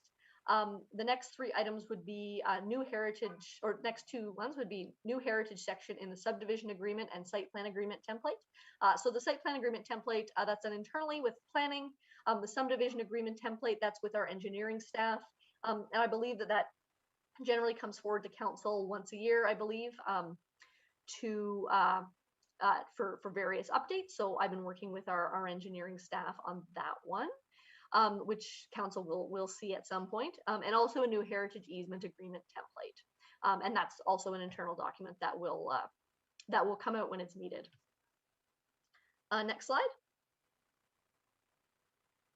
So just thinking about implementation for this policy, most of the items in it would come into effect as soon as the policy was adopted. So these would include the application requirements, most of which are already in use anyways, the technical studies, as well as the roles and processes. So those would come into effect right away in Q4 2021. And then we would also have a few things that wouldn't really come into effect until 2022. The main one would be the new fees, to give a chance to amend the consolidated fees bylaw. And then the second would be the templates for Planning Act applications and heritage easements, because they're not done yet. So those would come into effect in probably Q1 2022. And in the meantime, if we got a Planning Act application that dealt with a heritage property, we would deal with it on a case-by-case basis. So that's kind of the implementation timeframe for this particular policy. All right, and that's the overview of the policy. It's a lot of meat, but there's more in the report. So You go, Emily. Thank you. I'm just going to get a motion to receive, and we got a couple of questions. So moved by Councillor Dunn, seconded by Councillor Richardson. Councillor Dunn, you had a question? Go ahead. Yeah, I want to go back to the porch. In the porch, you said I tear my porch down, I need a demolition permit, but if I tear the porch down and put it back up, I don't. All right, so what happens if I tear it down and put up a different porch? yeah, so what we would deal with those on a case-by-case basis. So if somebody is tearing off a historic porch and they're doing something that is essentially the same thing, or doing it slightly differently, that looks like the heritage property, we would do that as an alteration. It just makes it a lot easier for people who want to make their heritage property look nice, but say if their porch is rotting out and they need to deal with it. If you're doing like ripping it off and putting up something modern, we would do that through the demolition process, because that is what is required of us through the Act. It would be considered a demolition because it's a permanent removal of a heritage feature. Okay, so you've made a decision you don't like my new porch. What's my course of appeal? So the course of appeal would be to go to council. So our appeal process with things that are delegated to staff, which is most of what we do. So say, for example, your porch, I say, no, that's not happening. I don't like it. You can appeal that decision to council. Council always retains decision-making authority. So you can come to council and say, look, staff said no, I don't agree with them. Council, give me a decision. Council can say yay or nay. It can always override staff's decision. If council says, nope, we agree with staff, we still, we're going to say no to the porch. You also have another level of appeals, and that would go to the Ontario Land Tribunal. So there's a couple of different levels of appeal for property owners in that particular situation on the decision-making process. So I'm the lowest level of decision-making on the heritage ladder. Thank you. Just leave the porch alone, okay? Councillor Richardson, go ahead. Thank you, and through you, thank you, Emily. I always love all your enthusiasm when you do these reports. So basically what we're doing is cleaning up this big policy for the Heritage Committee. Now, my one question is, you said the terms of reference are very same with a lot of other municipalities, but we've set that fee at $750. Is that kind of in line as well? It's actually on the lower end of a lot of fees. So a lot of other municipalities that do charge for fees, that do charge for the repealing of bylaws or the demolition of property, also include staff time in their calculations. So for ones that don't include staff time, we're very much in line with other municipalities. For those that do include staff time, we're quite a bit lower. So we're very consistent with what other municipalities are doing. Okay, thank you. Councillor Helmsley, and then Ashmore. Thank you. Through you. Thank you for the presentation. Back to the $750 fee. From my understanding, if you have a fire or some other catastrophe and you have to tear down your building, then you have to pay $750 for a demolition permit as well? No. So we've put in the policy that in exceptional circumstances, stuff like that, the fee can be waived. So if the house burns down, we'd waive the fee. Okay. But it's $750 for an application, is that correct? That's right, yes. So if somebody... sorry, I was just going to say, Are we not yes. concerned that will discourage applications? And the part B of that question is, where we declare a heritage district, would you charge everybody in the district $750? So the fees are only for the demolition of property or for the repeal of a designating bylaw. So for the repeal of a designating bylaw, sort of to answer question number 2 first, that would only apply to individually designated properties because you can't repeal a heritage conservation district bylaw without a public process. So it's a very different can of worms. So this is just for repealing individually designated bylaws for those, select properties throughout the municipality. And in terms of will it discourage people? I mean, the answer is yes. We don't really want people to demolish heritage properties or to request the repeal of their designating bylaws. Our official plan policies direct the city to preserve its heritage properties, as does provincial policy. So we really don't want to be encouraging people to demolish heritage properties. So in a way, yes, it is cost recovery, but on the other hand, it may act as a deterrent for some people to demolish a heritage property. We get very, very few of these applications. In the time I've been with the city, we've received absolutely 0 of them. I suspect we'll receive a few of them as the years go by, but we really don't receive these very often. For those common ones that we receive, so alteration applications, actually that's the main one we get, there's no fee for those. So people will still be encouraged to, put up new commercial signage, do improvements to their properties, that kind of thing, without having to pay that additional fee. And my last question is, when you have to do a technical study, is there a fee charged for doing those studies? So the fee charged for doing a technical study, that would be, you would have to get a consultant to do that. So that would be the same as with any other technical study that the city would request as part of, say, a planning application or other type of application that somebody might make. So the fees that would be charged for that would be at the discretion of the consultant hired by the applicant.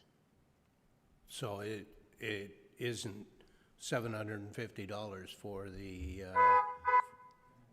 special study? I'm sorry about that. Pardon? Sorry, there was a car horn barking and I couldn't hear you. So it's not $750 for the technical study? It would be no, that's for the app.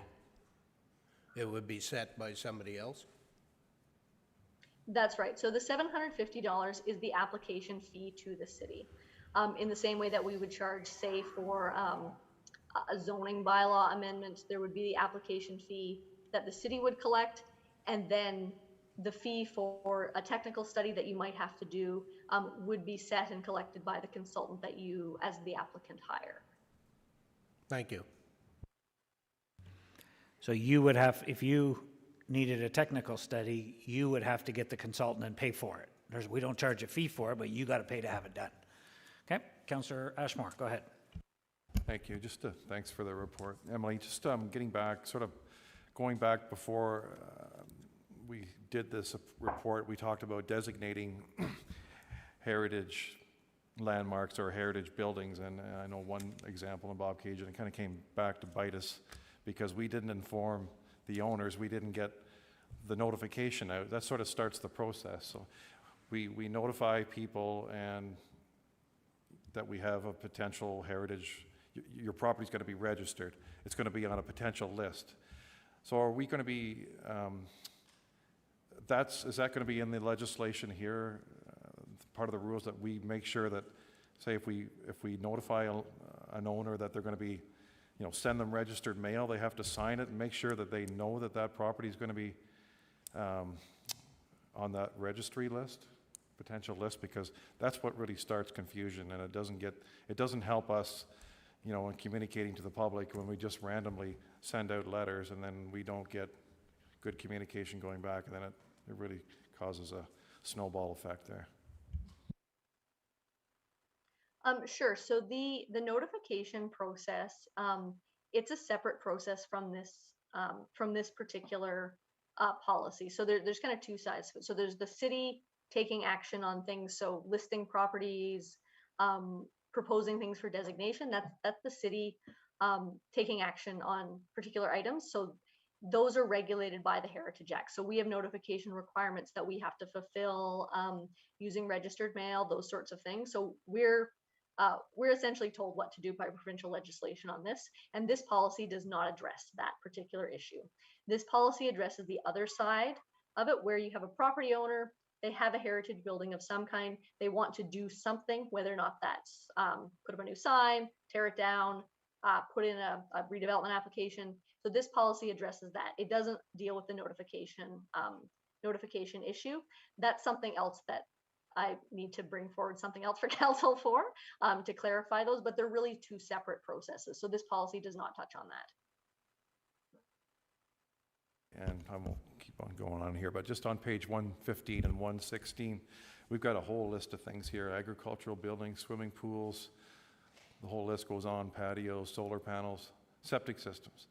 So who put this list together? Is this a provincially driven thing, or is this something that we put together? Can I get you to ask that when we get to the report, Councillor? We're just dealing with the presentation. So just hold that question if you don't mind, and let's get through the presentation and then we'll get to the report. Councillor Seymour Fagan, go ahead. Thank you. Through you. I just have a question on the technical, so the technical studies that are required. Is the province requiring them, or are we as a municipality requiring them? So the technical studies, they are enabled through the provincial policy statement.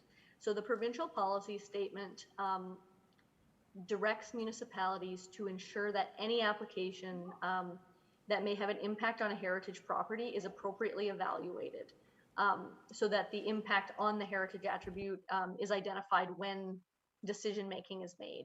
So the requirement for technical studies responds to that direction through the provincial policy statement. Okay, thank you. So the province doesn't say we have to do it, but in a way it does, right? And that's why we're doing this. That's right. Yeah. So the province doesn't say you must do a heritage impact assessment, but it says there must be evaluation, which essentially says you must do a heritage impact assessment, but in different words. They just want to be able to blame us for asking for the study. Yeah, exactly. Any further questions for Emily on the presentation? We have a motion to receive. All in favor? That's passed. I'll bring your attention to 741 while Emily's here, is the report. Heritage Applications Policy Report. There's a motion in front of you. Did you want to ask your question, Councillor Ashmore, first regarding the report? Go ahead. Yeah, I was just wondering, there's from A to U, we've got quite a list of things here. Would there be any public consultation on this list of on this list here? It's quite a list, and it's could affect a lot of things here. A lot of people. So just to clarify, are you looking at the list of items on the delegated authority bylaw? It says Appendix B, page 115. Yeah. Let me just make sure we're looking at the right thing. Yes, that's the delegated authority bylaw, Emily. Yeah, okay. Yes, so that list of items is a list of things that can be delegated to staff for approval. So with our heritage permitting, most things that we do are delegated to staff, often in consultation with the Heritage Committee, so that people can have a quicker approval process. And the Heritage Act stipulates that when council delegates authority to staff, they identify which things are delegated. So what kind of alterations are delegated to staff. So that is basically a huge list of absolutely everything where staff can approve it without going to council. So if somebody wants to put in a new swimming pool, I can say, yes, go ahead. That's not a problem. And they can do it. So without that particular list of items, it would mean that if somebody wanted to put a swimming pool in, they would have to come and ask council's permission. So that list was pulled together. It's essentially consistent with what other municipalities do. It has some specific items on it that are a little bit unique to rural municipalities, particularly things like septic systems, agricultural buildings that they're not going to be dealing with in some of our larger urban counterparts. But that's pretty much everything that staff can approve without forcing an applicant to go through a process where the staff report has to go to the Heritage Committee and then council. So that's what that list is. I compiled it when we originally brought the delegated authority bylaw forward in 2019. So it's been in place for quite a while, and it just expedites that approval process for the vast majority of things that people might want to do on their property. Okay, it just seems like a lot here. I don't know. I'm all for heritage, and I'm on the Heritage Committee, but when I see this list here, I mean, temporary structures, septic systems, the whole list here, like it's a big, big list that could impact everybody. Well, no, I think just for clarification, Emily, you're talking about this items on the list are just for just for designated properties, correct? Like if somebody has a heritage home and wants to put in a pool, you have the delegated authority to say, go ahead and put in a pool. This is not for anybody that does anything on any house across the city, correct? That's right. So with the pool example, if somebody wanted to put in a pool, they would have to get a heritage permit for it. That's just the way that the Heritage Act is structured. And by having that on our delegated authority bylaw, it means I can say, yep, absolutely, no problem. Go get your pool permit from our building division. So that it's easy for them because we don't have a problem with people putting in pools. Thank you. Just one more question. So, for example, the Old Mill District in Lindsay, it's a big area and it's a designated historical area. And if your house isn't designated and you want to make improvements, then you have to get permission, special permission then? Even if your house isn't designated historical, but it's in that district? So with our conservation districts, we have properties that are identified as contributing and non-contributing properties. So generally the historic properties, they're contributing properties, you know, your newer house, something built in the past, 20, 30 years, that's a non-contributing property. And they have different expectations of when they're required to get a heritage permit. And those are laid out in the Heritage Conservation District Plan. So generally speaking, if you want to put a pool into a property that's not a heritage property, but it's within a conservation district, you don't have to get a heritage permit. But that's stipulated more specifically in our district plans, just because they're very area specific. I mean, like, say, for example, somebody wants to put up a temporary shelter for the winter. I mean, lots of people do, and they need them. But are they going to have to go to get a special permit for that? So they can have a temporary shelter, like, the types that you can get. That's just one example. I'm just kind of hesitant to go down this road here. It really depends on what they're doing. And the reason we have temporary structure in the delegated authority bylaw is so that staff can basically rubber stamp it. So if somebody is putting up some kind of temporary structure that may require some various permitting, then we can say, yeah, that's totally fine. The reason we put that in there is in case what they're doing is triggers a building permit. The building permit cannot be given out unless the heritage permit is fulfilled. So that just sort of covers all bases. So they go to the building division, they need a building permit. It's for something that doesn't impact the heritage of the property. I can just say, yep, no problem. Here's your permit. Go ahead. Go get your building permit, your pool permit, your fence, that sort of thing. It's intended to make it easier for people so they're not coming to council for things that they might otherwise have to. So if you have a heritage property and you want to make an alteration to it, this list gives staff the authority to just basically say, if it meets the conditions, then sure, go ahead. It doesn't have to come to council. This is making it easier for people to alter a property, but only if it's a heritage designated property. It doesn't affect all properties. This is just heritage. Okay? Any other questions? So we have a motion in front of us for the report. Anybody want to move the motion as printed? Councillor Yeo, second by Councillor Vale. Questions? Call the question. All in favor? That's passed. Thanks, Emily. Appreciate it. Have a good day.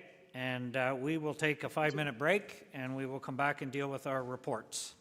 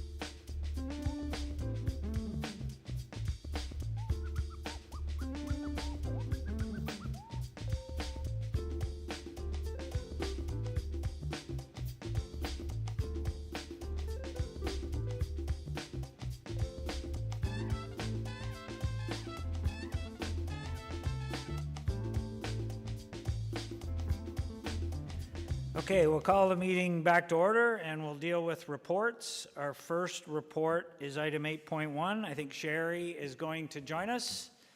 Sherry Dyer is going to join us and lead us through some of these reports. Hello, Sherry, how are you? Good, thank you. How are you? I'm good. So we've had a long day, so I'm going to ask you to give us a briefing on these reports, but obviously, you know, a quick overview on each one. Some of them are pretty straightforward. This is the one that the deputant was at, so I know I had a question for you. There's a little bit of confusion around that dock or another dock. So can you just give us a quick overview on where you are with this one, and we'll see what council wants to do. Sure. Go ahead. Municipal law enforcement received a complaint about a dock in the road allowance leading to water adjacent to Treewood Lane. So Realty Services sent out letters to the area to determine who the owner of the dock was and received a response in the form of an application from Treewood Lane with a request to allow the encroaching dock to remain in the road allowance. The city has allowed privately owned public dock in the immediate area for everyone to enjoy. So the issue there is that there's insufficient space within the road allowance leading to water for everyone to have a dock. And the public dock was a compromise. And I looked into it after speaking with you, and I believe there is also a city-owned dock in the area and possibly a second privately owned public dock. So that's 3 different docks in the area that the public can use. So LMT would have preferred to redirect the applicant to use the public dock. We brought this forward to council to get direction, given that it is a road allowance leading to water. So you could allow it to remain as a private dock and Realty Services could license it, or we could proceed with the similar agreement as the one with the other dock where it's a private dock for the public. So it's the only dock on that road allowance leading to water, correct? Because that's where I was confused. It gave me the impression there was 2 docks. There was one that the public uses, and then somebody's gone and put another dock for their own private use with the boat launch on it. So that's kind of what got me a little bit confused. That's the only dock on that road allowance leading to water that the whole community seems to use. Right. Is that correct? There's a city dock between lot 30 and 34, and then the privately owned public docks are between 22 and 24, and then between 12 and 16. So yes, the only one at 2. But this is the dock. This is a dock that's been there for 40 or 50 years. As the residents have said, it's still a private dock, but it has been there and everybody's been using it all this time till somebody complained. Is that a summary of what happened? So I'm not aware of how long it has been there, but yes, we didn't do anything until a complaint was received. So if council wishes to, they could proceed with it. How long it was there. So if council wishes to, we could proceed with a private dock license agreement, that it be a private dock be allowed, but for public use. Is that something that could be put into the agreement? So everybody claims they're sharing it, let them share it. Would that be workable? Yeah, but then there would be a requirement to have insurance on it. So it would be a question of who pays for the insurance. With the other ones, it's the people that made the application. They're the ones paying for it. So. Well, I would assume they would be responsible for the insurance, and they could get from some of the other residents, if everybody's utilizing that dock, that would be up to them. So, Councillor Dunn, what do you, go ahead. Yeah, just a quick question. Is it the dock that's the problem or the boat lift? I'm sorry? So the complaint was for the dock. It's the dock that was the issue, but the resident, I believe, in their deputation said the boat lift has been removed. Okay? No further questions. That's what I thought too. I'll give you a motion that the dock remain and be used as a public dock with appropriate insurance and, I guess, the whole enchilada with the application for license and all that kind of stuff. Do you know how to spell enchilada? So that report, request for direction for a dock within road allowance leading to water adjacent to 2 Treewood Lane, Kirkfield be received. Council or Realty Services proceed with a private dock license agreement for public use. And obviously part of that agreement is they need all the enchiladas and the insurance and everything. And that this recommendation be brought forward to council for consideration at the next council meeting. Is that your motion? Moved by Councillor Helmsley. You'll second it? Councillor Yule will second it. Any questions on the motion? I'll call the question. All in favor? And that's passed. Thanks, Shari. Okay, let's go down to 8.2. I think Sherry's going to be with us for a bit here. She's going to look after all the property ones. So this is for direction for encroachment adjacent to 25 Oakland Lane in Fenland. And this is for the shrubs regarding the deputation. Go ahead, Sherry. So again, MLEO received a complaint of new shrubs planted within the city-owned rail trail adjacent to that address and completed a site visit and determined that the shrubs and hedge are encroaching.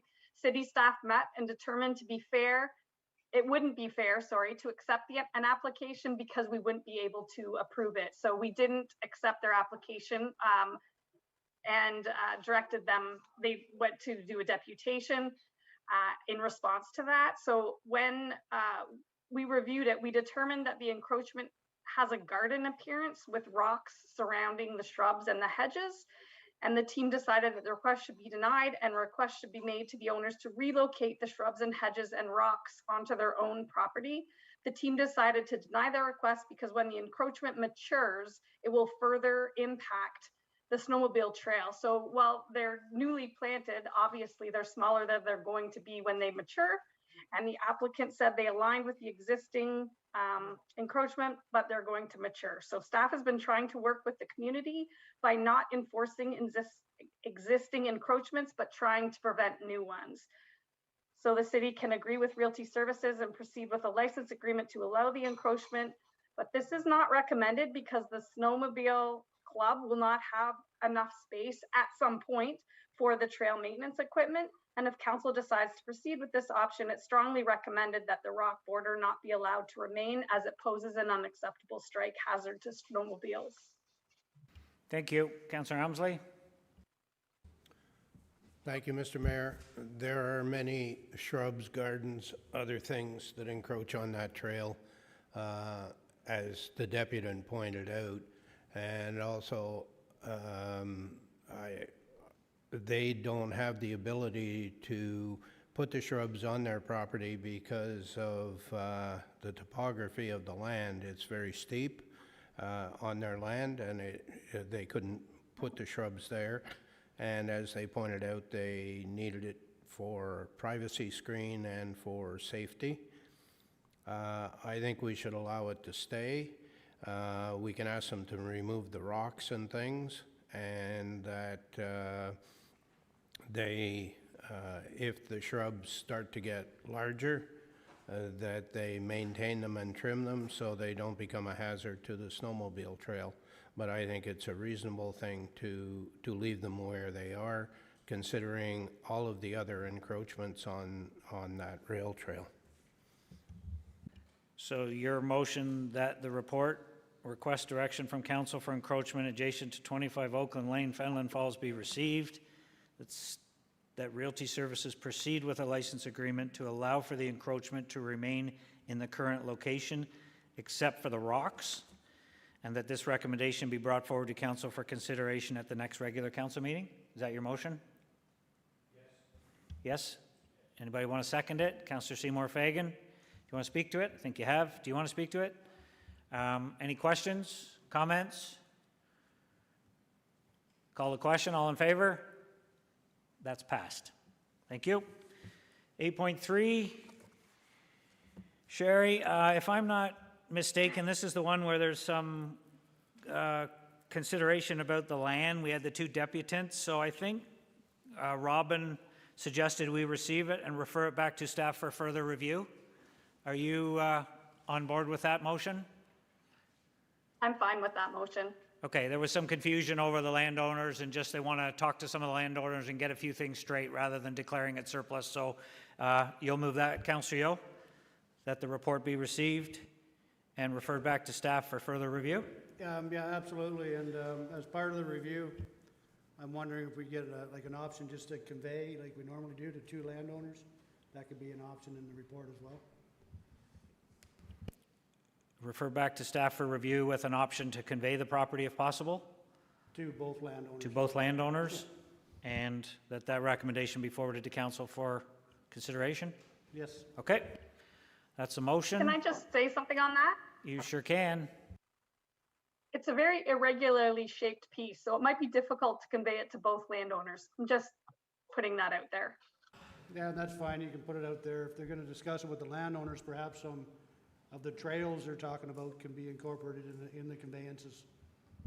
He's just suggesting as an option when it's discussed with the landowners for review. So anybody want to second that motion? Councillor Ashmore, you'll second it. Any further comments? Sorry. Go ahead. Yep. Maybe just as another clarification, I guess the first order of business in referring it back will be looking at the title issue, because I think that has dominance over us even doing a deal sort of with one or multiple landowners. So if it's found that there was some transfer in the past or it made sense to transfer it back, I think that's what staff would recommend as a first order of business. If that's not the case and it is surplus, then it would be looking at options for the multiple owners. Okay. Makes sense. You had a question, Councillor Ashmore? This is a contentious issue like this area here, but there's a lot of things that got to be dealt with. Who gets access, who's been using it, the trail, the title issue. Like I'm waiting almost a year now to get clarification on title Cedar Glen. How are we going to do that within 20 days? I mean, it's not staff's fault, it's the court system. It takes almost a year to find out with these courts here about title searches and things like that. It's not going to happen overnight, unfortunately, but I don't know how that's going to work. Well, this keeps it from being declared surplus before we find out what the issues are, yeah, you right? need to get the issues dealt we'll with. just put that on hold for now and that's good. see if we can sort it out with title and conveyance and what some of the options are and go from there. So I think we're covered. Any further questions? Call the question. All in favor? That's passed. 8.4. Sale of a portion of shoreline road allowance adjacent to 2612 Victoria Road in Kirkfield. Go ahead, Jerry. So land management team received a request from an owner of a property located at 2612 Victoria Road, Kirkfield, to purchase the shoreline road allowance adjacent to their property. Our land management team had no objections and recommends that the subject property be declared surplus to the municipal needs and approval be given in principle for closure and sale of the requested portion of the shoreline road allowance to the adjacent owner. In this area, no portions are originally stopped up, closed, and conveyed. However, land management team thought it was appropriate in this case because the owner already utilizes the shoreline area and has installed several docks. So council can decide not to sell or not to sell and appraise at minimum price, or as land management team recommends, sell at the appraised value to ensure that the city obtains the best price for the land. So sell at the higher of the appraised value or the set price.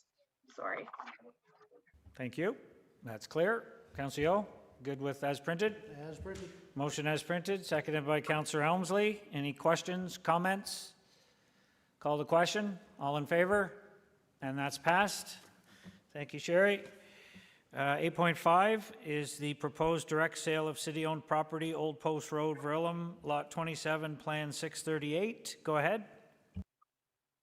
The Corporation of the Town of Verulam recommended the Lot 27 on Plan 638 for parkland purposes from received, not recommended, from 8,338,227 Ontario Limited on June 9th of 1993 as a condition of a subdivision agreement. The property was subject to an easement in favor of Hydro One Networks Incorporated. The plan of subdivision never was built out, and the land was transferred to, transferred to the subsequent owner developer. Land management team reviewed a request from the owner developer to purchase the property back at the September 14th, 2020 meeting, and decided the property would be most profitable on an open market when development in the area is concluded. Planning requested that the team reconsider their decision, as they would like to see the land included in a plan of condominium being registered on title at the same time as the transfer, with the condominium corporation being responsible for maintenance of open space block as a common area in the condo for public use.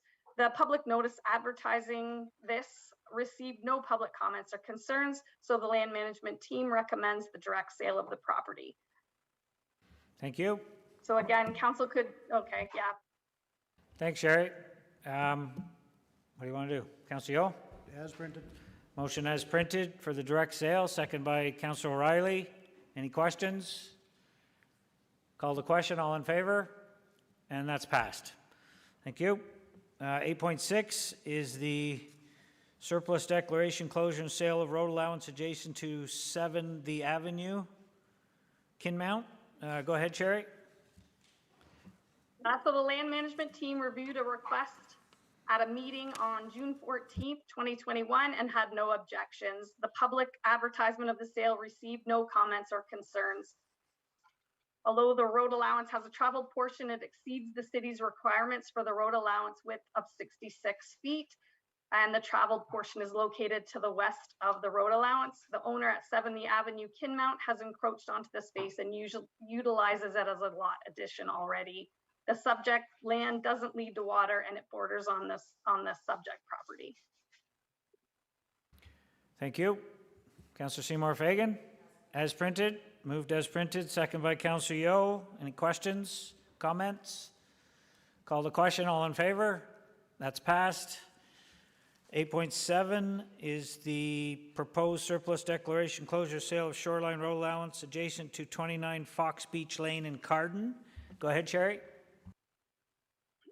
So land management team received a request from the owner at 29 Fox Beach Lane to purchase a portion of the shoreline road allowance adjacent to their property. The land management team had no objections. Realty Services advertised the sale, and we received no comments or concerns. In this area, there have been sections of the shoreline road allowance that have been stopped up, closed, and conveyed to adjacent landowners, and the land management team felt it appropriate to do the same here. And again, in order to get a better return for the taxpayer, we're recommending you set the value of the subject property at higher of the appraised value or minimum set price. Thank you. Councillor Yeo, as printed. As printed. Thank you. Second by Councillor Elmsley. Questions, comments? All in favor? That's passed. Thank you. 8.8, road allowance leading to water, Marsh Creek Road in Mariposa. Go ahead, Sherry. Land management team received an application from the owner of 79 March Creek Road, Mariposa, who owns the property adjacent to the road allowance leading to water. The applicant requested the road allowance be given to her. She stated in her application that the city previously agreed to transfer to her father, who was the previous owner. The previous owner's position is based on the fact that he had previously donated the land to facilitate the city's acquisition of title to a road forced over his property. And the previous owner said that entitled him to the land for free. The owner to the north will continue to have access at a different location on Marsh Creek Road. Land management team reviewed and supported the transfer on the same terms as required for the previous owner. Thank you. Councillor Riley? Moved as printed. Second. Councillor Vale? Questions, comments? Call the question. All in favor? That's passed. Thank you, Sherry. You're off the hook. Till next time. Thank you. Thank you. Till next time. Yeah. 8.9 is Mr. Aaron Sloan. I'm hoping it's still hanging in there with us. We've got a report on the discharge of firearms bylaw review and update. There you are, Mr. Sloan. How are you today? I'm great, and you guys? Good. Did you get some work done waiting for us today? I did. I was like a busy little beaver. Good. Just be glad you didn't have to sit in council meeting. That's the beauty of a Zoom meeting. So go ahead with a quick overview, if you would, please. Well, we had an outstanding council resolution that from 2018 that I'm following up on now. It's a little delayed. Apologize for that. The resolution asked for an area of the city to be considered for a prohibition. It's basically a land restriction around Craigo Lake. This expanded out into, we should be having a full review of the entire bylaw. It hasn't received a great review or an in-depth review since it was created, as far as I'm aware. Now, we've had a few amendments over the years. And so we did have some enforcement issues with the current version of the bylaw, which prompted an in-depth review and a consultation with the police services. So hopefully what we're bringing forward now fixes some of those enforcement service issues, and we can still allow for the prohibitions to exist. Councillor Dunn, go ahead. Yeah, thank you, Mr. Mayor. I've read the report over as best I can, Aaron, trying to sort of work my way around it. So basically, there's two issues here. The first issue being the Craigo Lake. Now, my understanding with Craigo Lake, going back to 2018, was it's a completely landlocked lake where there is no public access because the owners of the association own all the pieces of property around the lake. So there's no issue with duck hunters going into the lake and going duck hunting. That's my understanding or my recollection of that. And this is just the normal application where a small community decides that they don't want firearms, pretty much what we've done all along. Where a small community will say, in our little piece of heaven, we don't want anybody shooting, and councils tended to go along with that. So that's the Craigo Lake one. Is my interpretation of that correct? Yeah, that's correct. In that area, other areas of the city, we've looked at limiting discharge within proximity to residential places. So this version of the bylaw that I'm proposing serves to clean that up a little bit more, as well as address the Craigo Lake issue. Okay, so for the rest of the bylaw, because nothing jumped out and bit me. For the rest of the bylaw, it's pretty much, language is cleaned up, but it's pretty much status quo to the way we always have done our business. Thank you, no further questions. Any other questions for Aaron? Councillor Ashmore? Thank you. Through you to Aaron. It's on page of the report, page 3 of 6, and it says, firearm discharge, noise and concern that projectile is leaving the property, target shooting on a property, discharge in close proximity to a residential area and cottages. So will this be all over the city, Kawartha Lakes, or we're just specifying certain areas here? I know we're talking about Kinmount area here, but you've got a bunch of other areas, or is this going to be something that's going to be across the city? Through the mayor to the councillor, that's a good question. So the bylaw does apply to all properties in the city of Kawartha Lakes. So what you're referencing there is the 11 firearms related complaints. So those are basically various areas in the municipality. There's no, they're not all in Kinmount, they're not all in Coviconk, they're not all down on the lakeshore of Lake Scugog. So those are just general complaints that come into our office that we've been tracking since 2018. Okay, and the people that we consulted, so there's two entities here that we didn't consult, the RCMP and the Chief Firearms Officer. Were those two entities not consulted? No, we never consulted the RCMP or the Chief Firearms Officer. Okay, because those are the two most important entities that we should be consulting, because when you take your Canadian firearms safety course, it's explicitly in there that the chief firearms officer is the one who is responsible for the entire area, and the RCMP, they administer your licenses. Everybody who has I have a non-restricted and I have a restricted. Now, I'm looking at this thing here, and there's a lot of language here that's not correct, and I think we need to correct this before we pass this. I could go through the details of everything, the classifications of all the firearms, but I really think that we need to kind of tidy up some of the language in that, because there's a lot of inaccuracies in this particular bylaw, sorry to say, but talking about firing ranges, you know, as far as there's three types of guns. There's your non-restricted, your rifles, your restricted, your handguns, and your prohibited. Nobody can get a prohibited since 1977. Nobody can have one. Elvis was alive back then. So I mean, that's how long that we've had that order. But we just need to get some of these technical issues dealt with here. It's not, from what I see in here, you're talking about ranges. You can't bring a handgun out on the back 40. That's totally illegal here. So I'm not sure, are you referring to handguns, or are you referring to non-restricted? There's a big difference between non-restricted and restricted. Through the mayor to the councillor. So the intention of the bylaw is to regulate discharge. The other acts and regulations outside of the bylaw, the assumption is that if people are not in compliance or they're not shooting in the proper area as they're regulated to shoot, so if they're using a prohibited weapon in the wrong area, then that's going to be a police issue to address. The intention of this bylaw is not to address stuff like that. Okay, we got to be careful when we say prohibited, because there's no prohibited. Nobody owns a prohibited weapon. No licensed gun owner owns a prohibited weapon. They own either a non-restricted or a restricted. And as far as taking if someone has a handgun, it's trigger locked, it's in a case, and it's in an 800-pound gun storage unit.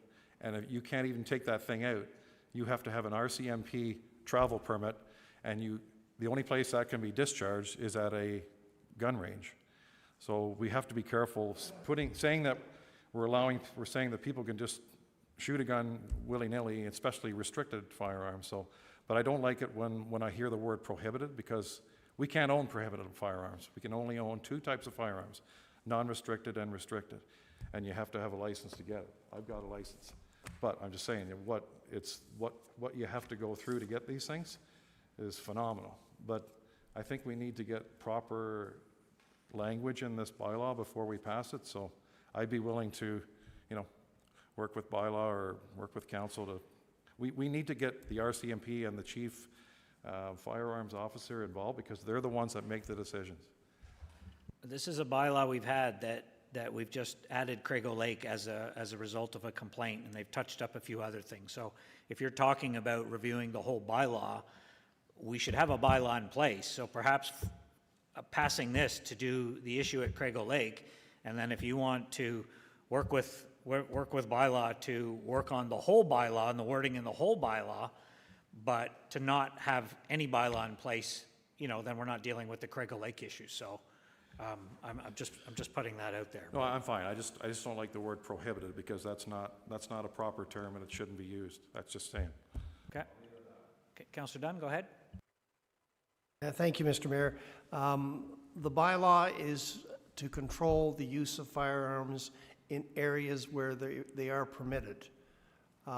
So if there wasn't a bylaw on the shoreline stopping somebody from, like all the cottages next door to each other, the guy going out on his back deck and plinking at tin cans, that's what this bylaw is designed to do. And small communities have said, we don't want that to happen in our 10 cottage, 15 cottage area. That's the focus. The issue with firearms in general, your non-restricted if there isn't a bylaw in place to say you can't shoot here, then they're cool. With your restricted and prohibited weapons, and yes, you can have prohibited weapons, and yes, you can carry them back and forth to the range. Now, because the people that own prohibited weapons prior to them being prohibited are grandfathered in, and they're allowed to take it, they get a permit to carry them back and forth to the range. We see them up at the range all the time. So your Mini 14s now, for example, prohibited weapon, you can still take it to the range. It's the only place you can go with it, but you can take it there and shoot it. So this bylaw is strictly for the things that are normally legal, and for whatever reason we're choosing not to make it legal because of noise and concerns. That's my understanding of your intention and of the bylaw. Am I correct, Mr. Manager? Through the mayor, the councillor, yes, that's correct. Are you willing to move the motion as printed? Councillor Dunn, second by Councillor Yeo. Any further questions or comments?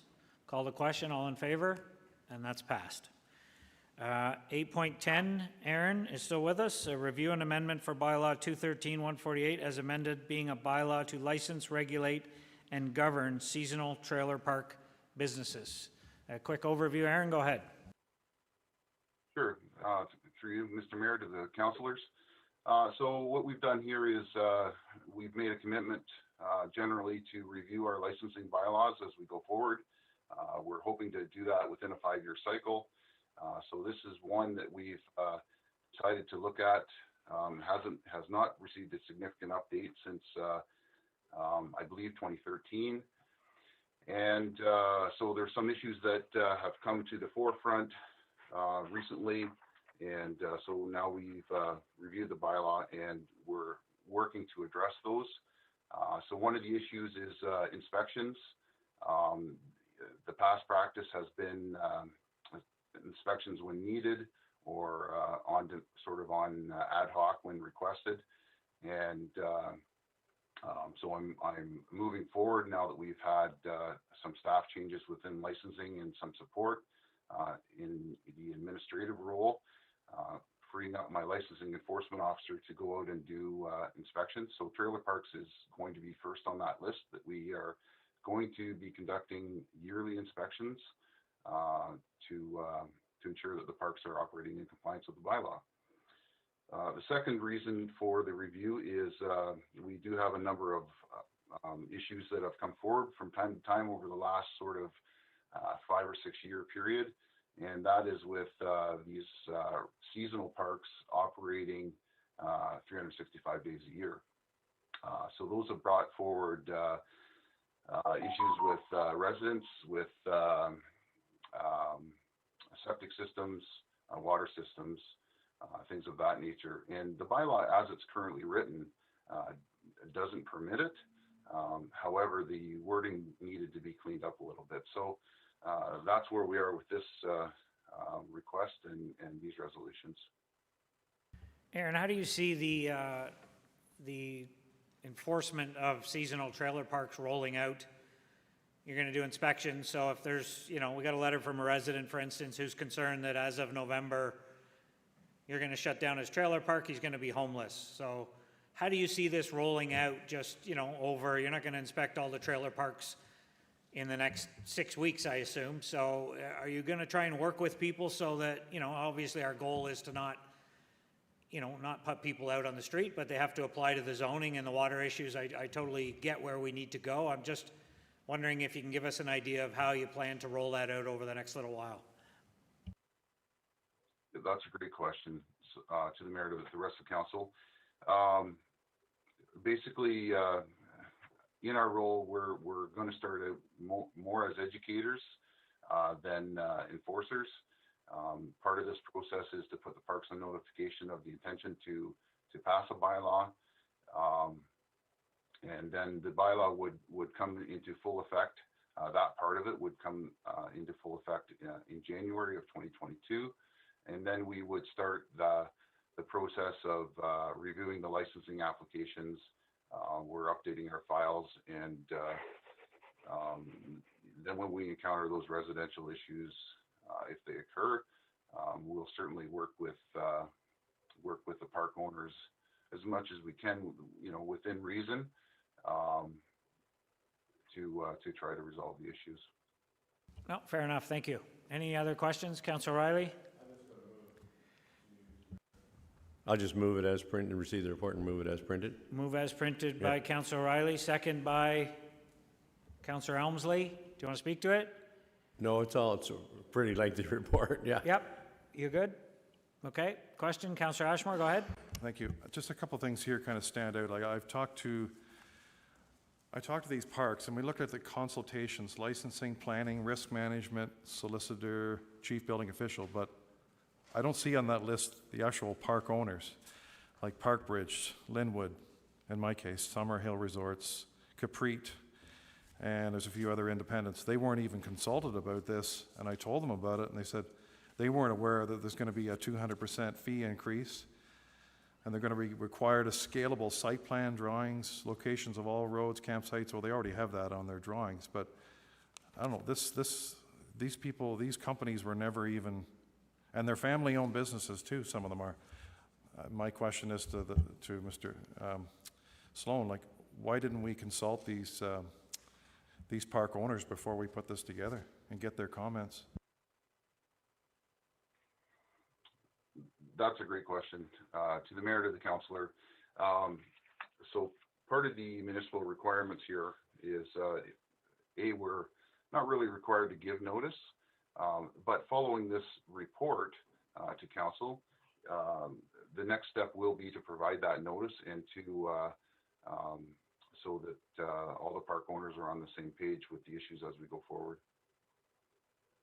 I just think that in the future we should give these companies the heads up of what's going on. I mean, they do contribute a lot of money to our tax base, and not to mention the people that are in these parks, they contribute to the economy, and they just I think we need to treat them, I would say, a little more respect, and not just saying, here, these are what we're going to do. We're going to hammer you with 200% fee increases and more paperwork. I mean, it's expensive enough running these places, let alone trying to deal with all the new regulations that they get hit with. So I just think we should kind of do this gently, not all of a sudden like this. I think it's quite a hit. So you're committing, Aaron, to, after this report, if it passes, to reach out to the trailer park owners and sort of get their, not their feedback, but their input, but include them in the conversation. Is that correct? Yes, we'll be sending out a notice of intention to indicating the intention of amending the bylaw. And that'll trigger a conversation. Well, just back to the councillor's point, the licensing enforcement officer has had some preliminary discussion with the parks, and we've been providing the parks copies of the bylaw along with their licensing applications up until this point. So we've been very active this year. So we're trying our best to get the information out there. Thank you. And Councillor, I'm just confused. When you say a 200% fee increase, I'm not seeing that. Where are you coming up with that? Not even close. Well, you rounded it up about 150%. From 243 to $400. To 400. So that's about a 80% fee increase. No, I'm just when looking for clarification. Okay, no, so. but when also you put in the other fees as well. I mean, it all revenue on the other fees, when you calculate it, it's close to that. And with all the expenses that they have to put, they have to hire consultants, they have to hire engineers, they have to hire planners to put all these site plans together. So I would say it's close to that. It's going to be an enormous increase for them. I mean, we take them for granted. That's what I'm saying, and we shouldn't be, because they do contribute. They pay a heck of a big tax base to this corporation, and we need to do this slowly and not just hammer them. Well, I don't think we're hammering them, and I don't think we take them for granted, but you're certainly entitled to your opinion. Ron, go ahead. Through you, Mr. Mayor, just for clarification, and this was sort of deliberate, we did ask staff to come forward here first in a committee of the whole, sort of introducing sort of the concepts. The recommendations aren't asking you to approve them immediately. They're asking you to allow staff to give that notice of intention for these various changes with the owners, and then actually come back later in October with the implementing bylaw. So we'd send notice, gives those proprietors a month to be able to look at what those impacts are, and if they wanted to have a delegation with council, they would be welcome to do so. So that was deliberate for that purpose. Thank you. So we have a motion as printed. Any other questions or comments? I'll call the question. All in favor? That's passed. Thank you.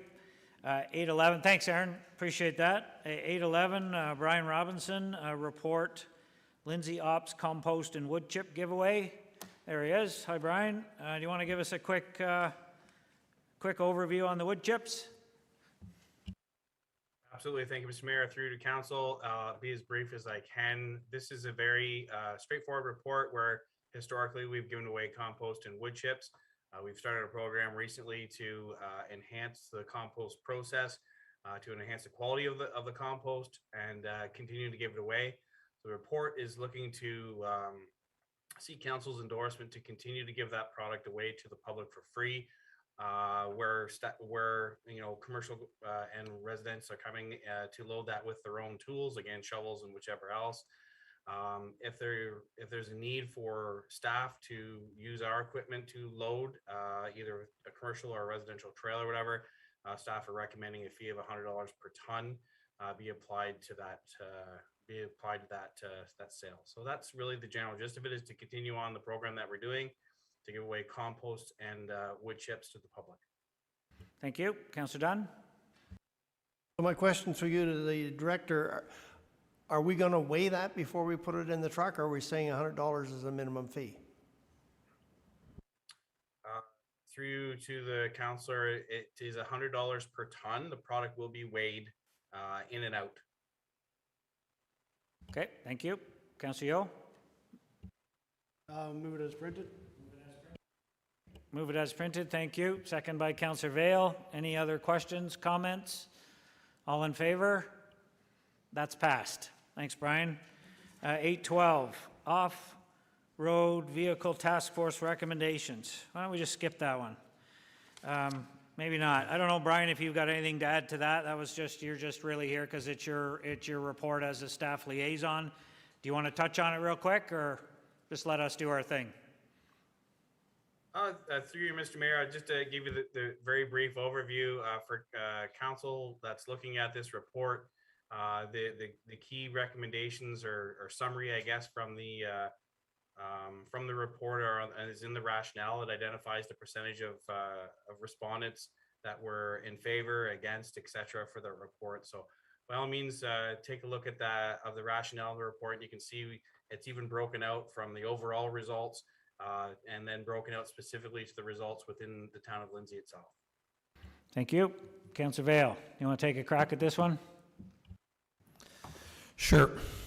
I'll give you a motion to receive and request that staff bring forward a cost estimate for a bypass option of running from Golden Mile Road down 36 and the construction of a bridge in the area of the old railway crossing to connect to Thunderbridge Road.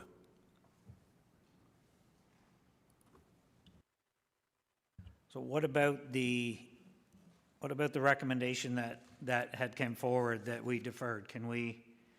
Will you add to that obviously by that I'm assuming that the route proposed through the streets of Lindsay by the AT task force not be approved?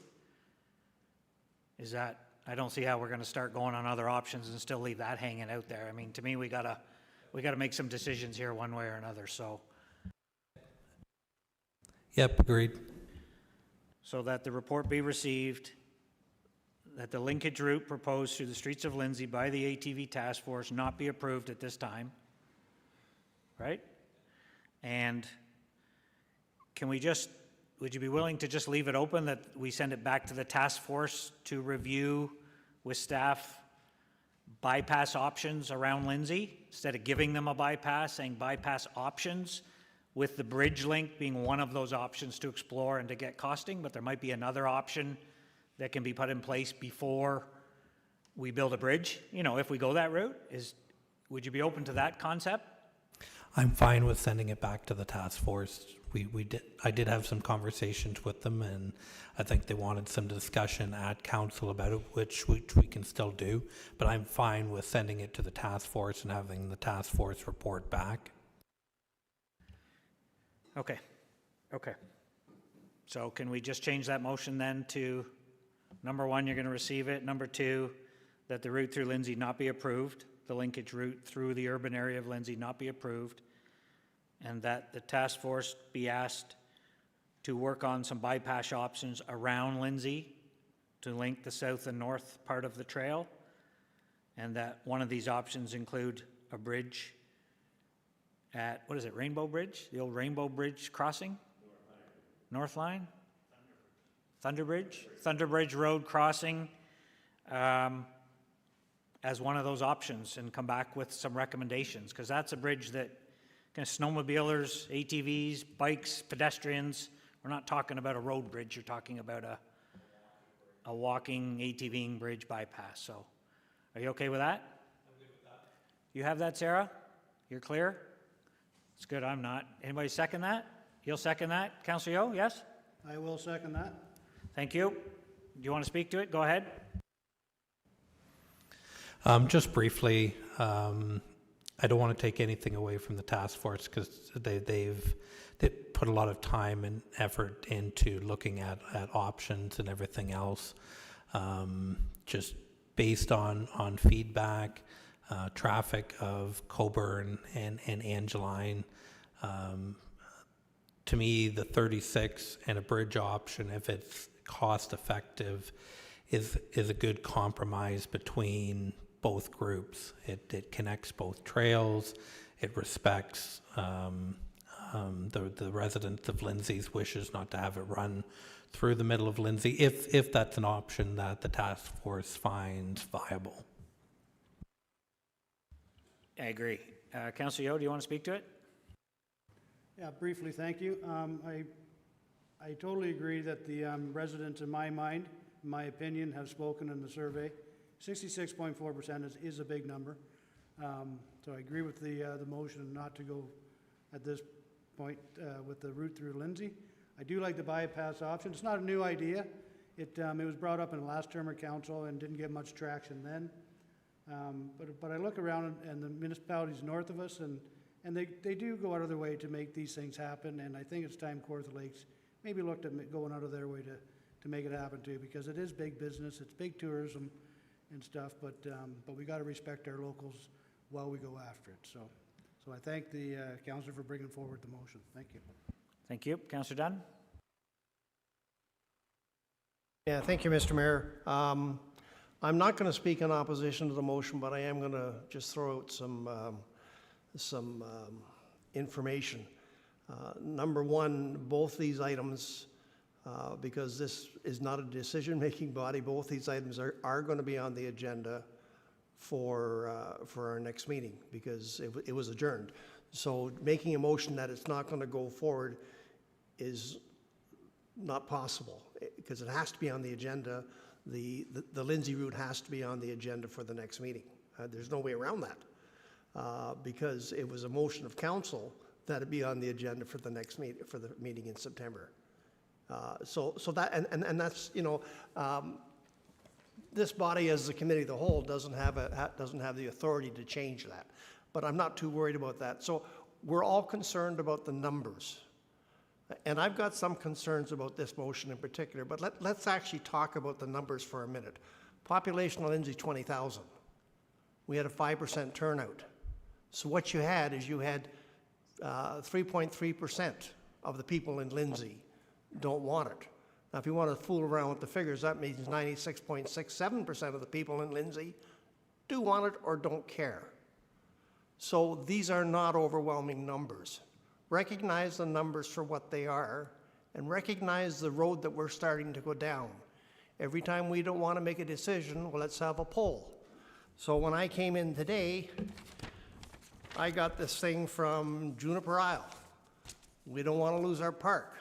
Let's have a poll. I can absolutely guarantee you, if you had a poll with the people that live on Juniper, that they're going to say, no, we don't want a building there. If you poll the people in Ops Township, we'd still have an arena there. we would still have an arena up in Fenelon Falls that was torn down. We'd have a fire hall in Baddow. We'd have a fire hall in Oakwood. Because if you go strictly to the areas that are most affected, you are going to get a skewed result. Now, in this particular poll, we made extra efforts to get that skewed result. The people that were against it, I'm not knocking them, they did exactly what they needed to do because it's a political thing. They went to areas where the fish were, because if you fish where the fish are, you're going to catch fish. So they didn't go to St. George or St. David or St. Peter and ask them what they think over there. They went to Elgin Street, they went to Victoria Avenue, they campaigned, and they went, and they just barely got 66% of 5%. So we got to recognize the numbers, because if we go down this road, every time we have to make a decision, we say, well, let's have a poll. We won't make any decisions at this council whatsoever, ever again. And that's the road we're going down. Now, I have no objection to building a bridge. They're going to build, when I bought my house in 1972, they told me they were building a bridge at Colburn Street. That's almost 50 years ago when I bought that house. They were building a bridge. And what we're doing, if we go down this road, is we're postponing this for another 50 years. So my opinion, when this comes to council in September, it doesn't have to go back to the task force. We're a decision-making body. They made recommendations based on the guidance that this council gave them. That's the decision, okay, and we brought forward, because it doesn't matter where you put that. If I put it down, I had two councillors coming, or two members of council coming to me and say, let's put it on Elgin Street. So I said, sure, because it doesn't matter what street you put it on, you're going to offend somebody. And that's what the issue is. That's exactly what the issue is. So I'm not going to speak against this motion, but I think both of them have to be discussed in September when it comes back to council. And I think this council, not the task force, has to actually make a decision. Right or wrong, for or against, I don't care, but they got to make a decision. And those are my comments on this motion. Thank you. I'm not going to argue with some of your comments. I agree with some. I certainly don't agree with others. I have no idea what you're saying about this body has no authority to make a decision on this. This task force made a recommendation in June to our council. It's okay, I'll come back to you. Made a recommendation in June to this council to approve a route through Lindsay. This task force took that recommendation, asked for more public opinion. That information come back to Committee of the Whole in September. That's where we are here today. It's not going back to the task force for a decision. They've already made their recommendation. So now it's council's hands. Committee of the Whole will go to council on the 21st, and council will make a decision on, if this motion passes today, whether we don't approve that route through Lindsay and go with this bridge option, and we refer the other part of it, the bypass, back to the task force for future discussion. That's a council decision. This has nothing to do with the task force at this point. So that's where that's at. That's why it's here, because that was the direction of council coming forward. We're saying exactly the same thing. This is not a council meeting. This is a Committee of the Whole meeting. Committee of the Whole doesn't make decisions. That's all I'm saying. Well, council makes decisions, not the Committee of the Whole. We're making recommendations to council You're making on the recommendations 21st. to council, so you Just can't. like we've done with everything else, Councillor. And all I'm saying is you can't take it off the agenda because it was placed on the agenda. I'm not taking it off the agenda. I'm taking a recommendation that it be received and that it not be approved as a route through Lindsay, that we look at bypass options, and that recommendation goes to council on the 21st. And the conversation between you and my fellow councillor was that item on the agenda for the 21st be taken off. I'm just saying you can't take it off. You can vote it down on the 21st, but you can't take it off the agenda. That's all I'm saying. It's semantics, but it's the truth. I've got a headache. Councillor Elmsley, go ahead. Thank you, Mr. Mayor. As this discussion has gone along, while I would dearly love to see a route through Lindsay, Councillor Vale and I discussed this possibility of resurrecting a multi-use bridge a couple of months ago. So I'm happy to see it here.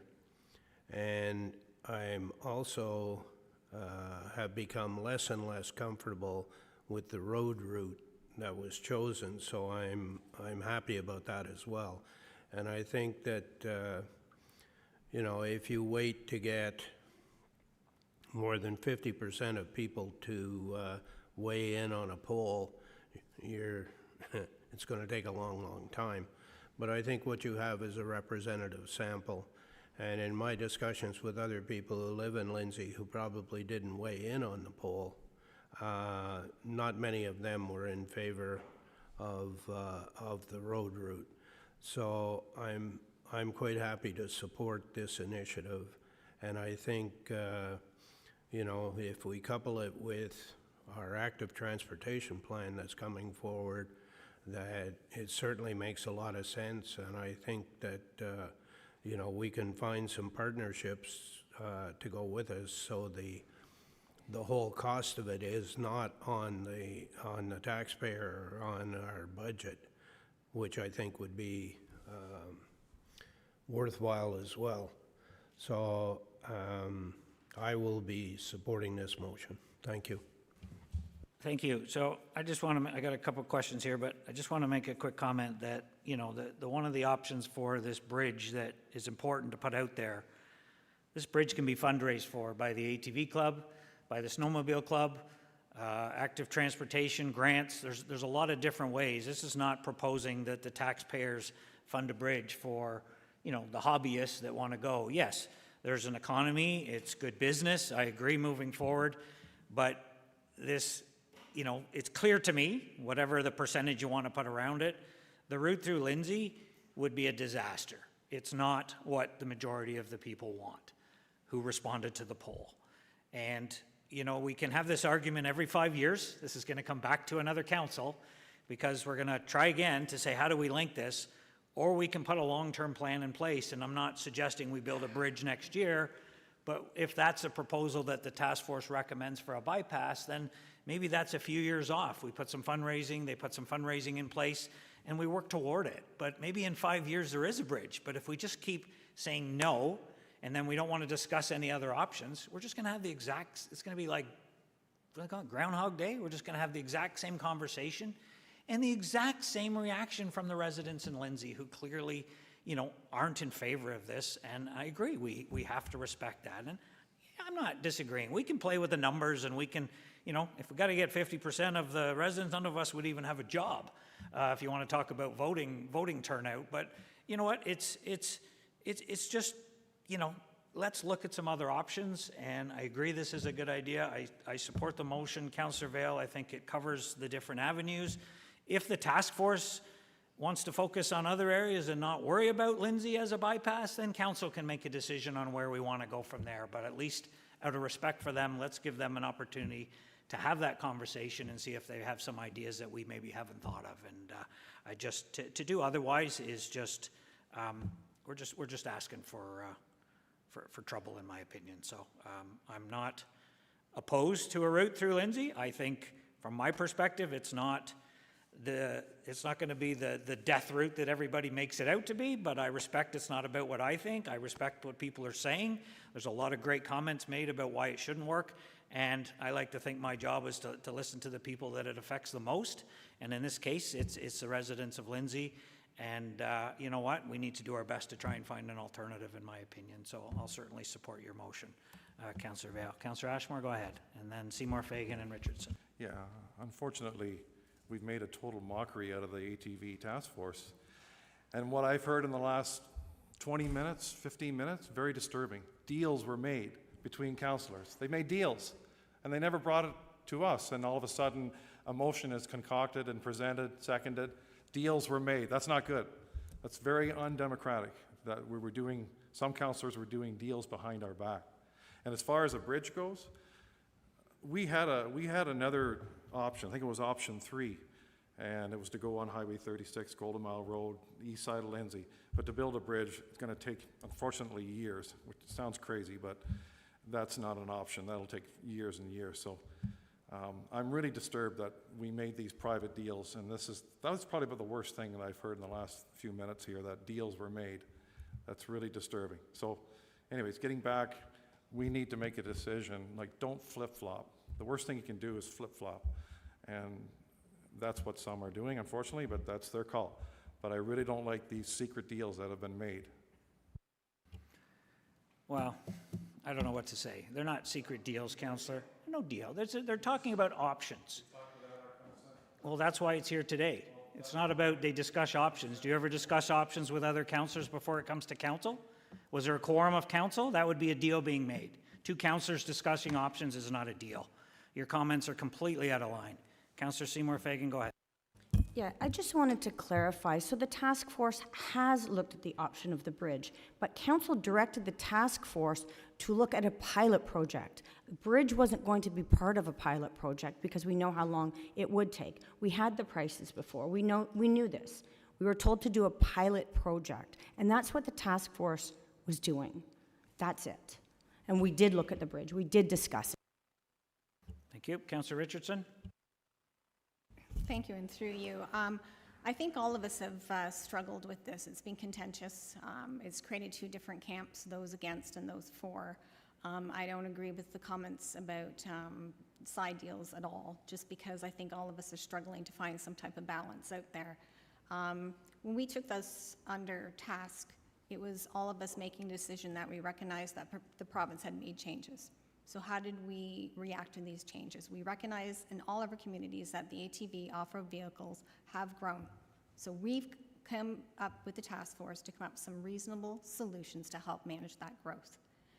And recreation, much as culture, is just one of the key measures of quality of life and considerations when you're looking at all our communities. So it's not just about Lindsay, it's about all the communities. In general, it's the best interest of all our local governments and communities that we serve to promote, and to look at the ideal way to live, work, and play in our community. And I think that's what we've all been trying to do around the table. We've talked about the active transportation study. I believe that's coming to fruition in the next couple of months. I believe we put that tender out and we can start having those discussions. I'm wondering if we can't, by the next council meeting, even get an update cost on, say, a multi-use bridge, not automotive, but for ATVs, off-road vehicles, snowmobiles, pedestrians, cyclists, so at least we have some type of ballpark.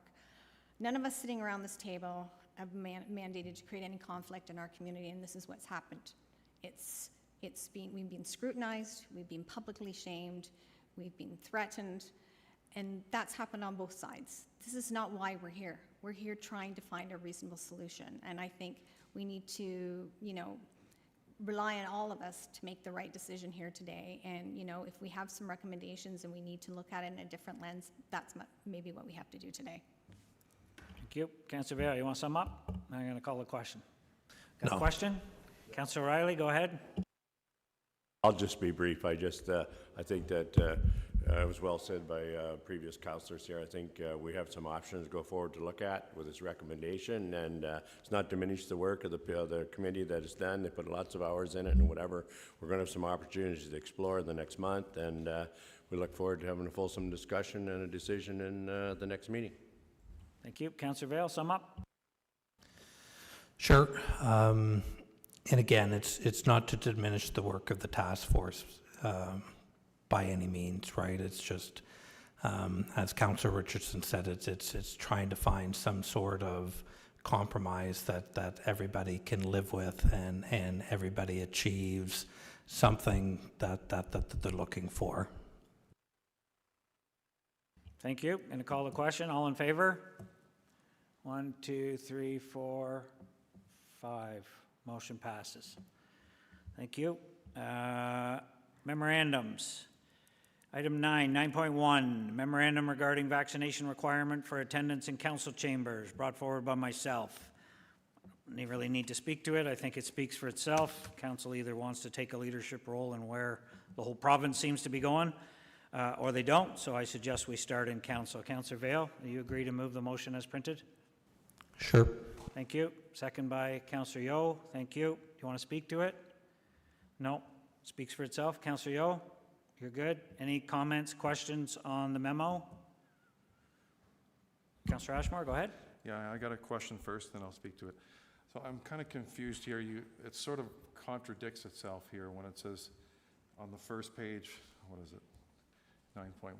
On the first page, it says, you may be fully vaccinated to attend a council meeting in person. If you are not fully vaccinated, either in medical reasons or personal choice, you must provide proof of a negative test that is dated no earlier than 2 days. And then further down on page 2, it kind of contradicts itself as saying that you have to be vaccinated. Anyone wishing to attend meetings while exercising their right to not be vaccinated is welcome to attend electronically. So you're saying, I just want to get some clarification. Are you saying that you have to be vaccinated 100%, or I'm just asking? Like I'm not getting some clarity. I'm trying to get some clarity here. Or you're saying you have two options.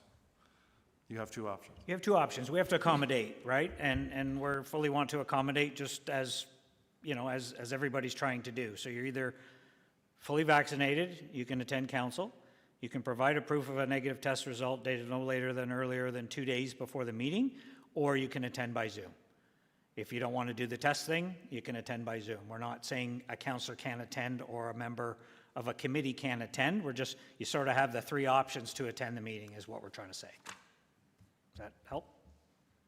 What I'm trying to say. Yeah, no, it helps. Thank you. I have to say a few things here, and I believe strongly that, you know, I understand you have the right to bring this memo forward and as head of council, and that's fine, it's here. But I want to go over a few things that we think we should realize before we vote on this. And I'll start off with one thing. We're talking about vaccine passports. This here is the real deal here. This is a passport. This is owned by this is the property of the federal government of Canada. I'm the bearer of this particular passport. It's my privilege to have this passport, this Canadian passport, which is accepted by 200 countries in this world. So that gives me, that's my passport right there. This here is a copy of the Canadian Charter of Rights and Freedoms and the Canadian Bill of Rights. Do not tread on this lightly, because this Point is... of order. We're not here to debate. No, I have a couple things I'd like to... Point of order. No, we're not here to debate vaccination. No. I'm not debating vaccination. You are. You bring no, up the Charter of Rights. No, I'm not. I just want to have two or three more things. That's all I want to say, and we're done. We'll do our vote, if I could, please. Make it quick. Keep All right. it on topic. This Okay. is about vaccination, a policy in council chambers, Okay. not about Okay. overall passports and No, this is- I'm vaccination. just If you're pointing going out to get something. into an argument about I'm not why a getting an argument about vaccination isn't vaccination. I'm valid, saying that here's the former Privacy Commission of Ontario who is against this particular policy, Anne Kuvukian. She works now for the Ted Rogers Leadership Center at Ryerson University. She is against this because of this Charter of Rights. It interferes with everything that... she's against my council policy coming forward? Basically, yeah. So I find it, this is it, I'm summing up. It's divisive, it's segregationist, it's discriminatory, and it's unconstitutional. 100%. It is. Okay. Thank you. Appreciate your comments. Councillor Dunn, go ahead. Yeah, just a quick question, and I'll go on the record, I am fully vaccinated, and I got my 2 weeks in a long time ago. What are we going to use for proof? You have, when people are vaccinated, they received until Okay, the passport or whatever it is comes out, there is a sheet of paper you got saying you received your second vaccination. So when council creates this policy, they'll work that in there? Because, yeah, like, you know, I have no issue with this, but I just don't understand some of this stuff. Like, you know, like, I like the idea with the medical reasons. I don't care whether you have a medical reason or not, you just can't come. You can't play in my sandbox. If you get a negative test, you can come. Yeah, so I like that. But the other part there, and if we can work it in when the CEO is creating the policy, that's my... Yeah, we got to get there first, but yes. Any other questions? I'll call the question then. All in favor? Motion passes. Thank you. 9.2, memorandum regarding service hookup. Councillor Dunn? Yeah, I'm, and hopefully Brian's going to be back on, our director, Robinson. I struggle with this. We have and I've heard the development, so if you're a developer, you have to pay for it. Yeah, and if, so when I think of a developer, I think of Kraft Homes. They're a developer. They got an open piece of land, and they're going to put in 1,100 houses or something like that, and they haven't got the roads in, so they're just going to lay all the pipe down. That's my idea of a developer, or maybe on a smaller scale what they're doing over off of Saint Laurent. So my first question is, okay, so I actually drove up to Norland to take a look at the site. So you have, and it's right on Highway 35. You have 3 houses. Actually, one's a business in a row. They butt up against each other. The house that's being built is set a little bit further back. If they put in a water line to the service, which is on the wrong side of the road, it costs them $14,000. Do the houses on either side, do they get to hook into that water line and avoid the $14,000 cost? Because developers, if they put in the primary service and somebody else bills after them, they get to recover some of that cost when somebody else taps into it. So do you understand where I'm going with my question, Brian? Through you, Mr. Mayor, to the councilor, I believe so. Okay. The answer is no. The servicing bylaw requires independent connections to the main. So if you have 3 properties in a row, the main is on the opposite side of the road. Each one of those properties, when installing their municipal servicing, will require to cross the road and tie into that main across the street. Okay. Like, for me, it's fine to say developers have to pay for it, therefore everybody else should. But they get an opportunity, and like, I don't know whether these other 2 places are hooked up or not, but they get an opportunity to spread that out. Well, they spread it over the cost of the number of houses they're building, so they get an opportunity to spread the cost out. I just really struggle with somebody building a house where we've put the line in for whatever reason, probably because it was convenient and we didn't want to dig up the road and put it down the middle. So we put the line in, and now all of a sudden, every time somebody wants to build a house, it's going to cost them $14,000 to go under Highway 35. And this is going to go right back to the compulsory hookups. I would just like to see some way to sort of mediate that or mitigate the cost, and I really don't know how to do that. That's why I say I'm struggling with this. Most of the time I have an idea of what I want. Today all I know is I want something, but I don't know what I want, and I'm looking for some sort of guidance. So Brian, just for clarification, if there's a main on the far side of the road, and to Councillor Dunn's comment, somebody buys 3 lots on the other side of the road and they want to buy 3 individual house or build 3 individual houses, they have to run 3 separate connections to that main, correct? They can't run one and then the other 2 homes off of it. So nobody benefits from the connection except the homeowner, and they have to pay the cost of each one. Is that correct? Yeah, that is correct, Mr. Mayor. There is a requirement in the bylaw to run independent separate services to the main. There's always the opportunity to have a discussion about an exemption to the bylaw, and in extreme cases, we can have that discussion. But the bylaw does require independent services to the main. So again, the councilor is absolutely right. This does come back to mandatory connection. Whether it's a commercial business, whether it's a private residence developing a one-off lot of record, or whether it's a full-on development on the other side of the road, the mandatory connection requirement triggers in again, but it triggers in when the services are needed. So if there's an existing home there that has a well, when that well fails, they'll trigger that connection. When you're developing or building a brand new house, the services are required at the time the home is built, in which case the mandatory connection triggers forward. It doesn't matter, and it's mute to whether it's a short side service or long side service, and that's common across the province. Water mains are never in the center of the road, typically reserved for sewer and sewer laterals just because of grades and other requirements. Water mains are always in one or other shoulder of the road or ditch line.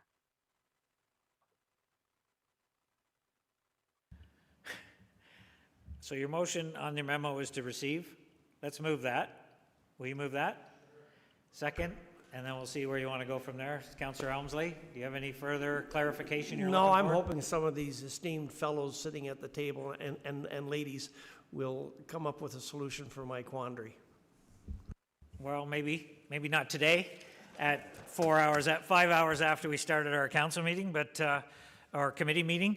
But I think it's the difference between the cost of doing development and, is very different than a mandatory connect if a house is already there and we decide to run a service up the road, right? So if somebody decides they want to build a house and they look at the lot and they see that, oh, this is going to cost me this much for a foundation, this much for this, and it's going to cost me this much to hook into the main, they can make a decision whether that's worth their while to build it or not. Nobody's forcing them to do it, right? So I think that's the difference, but Councillor Yeo might have a better perspective than I do.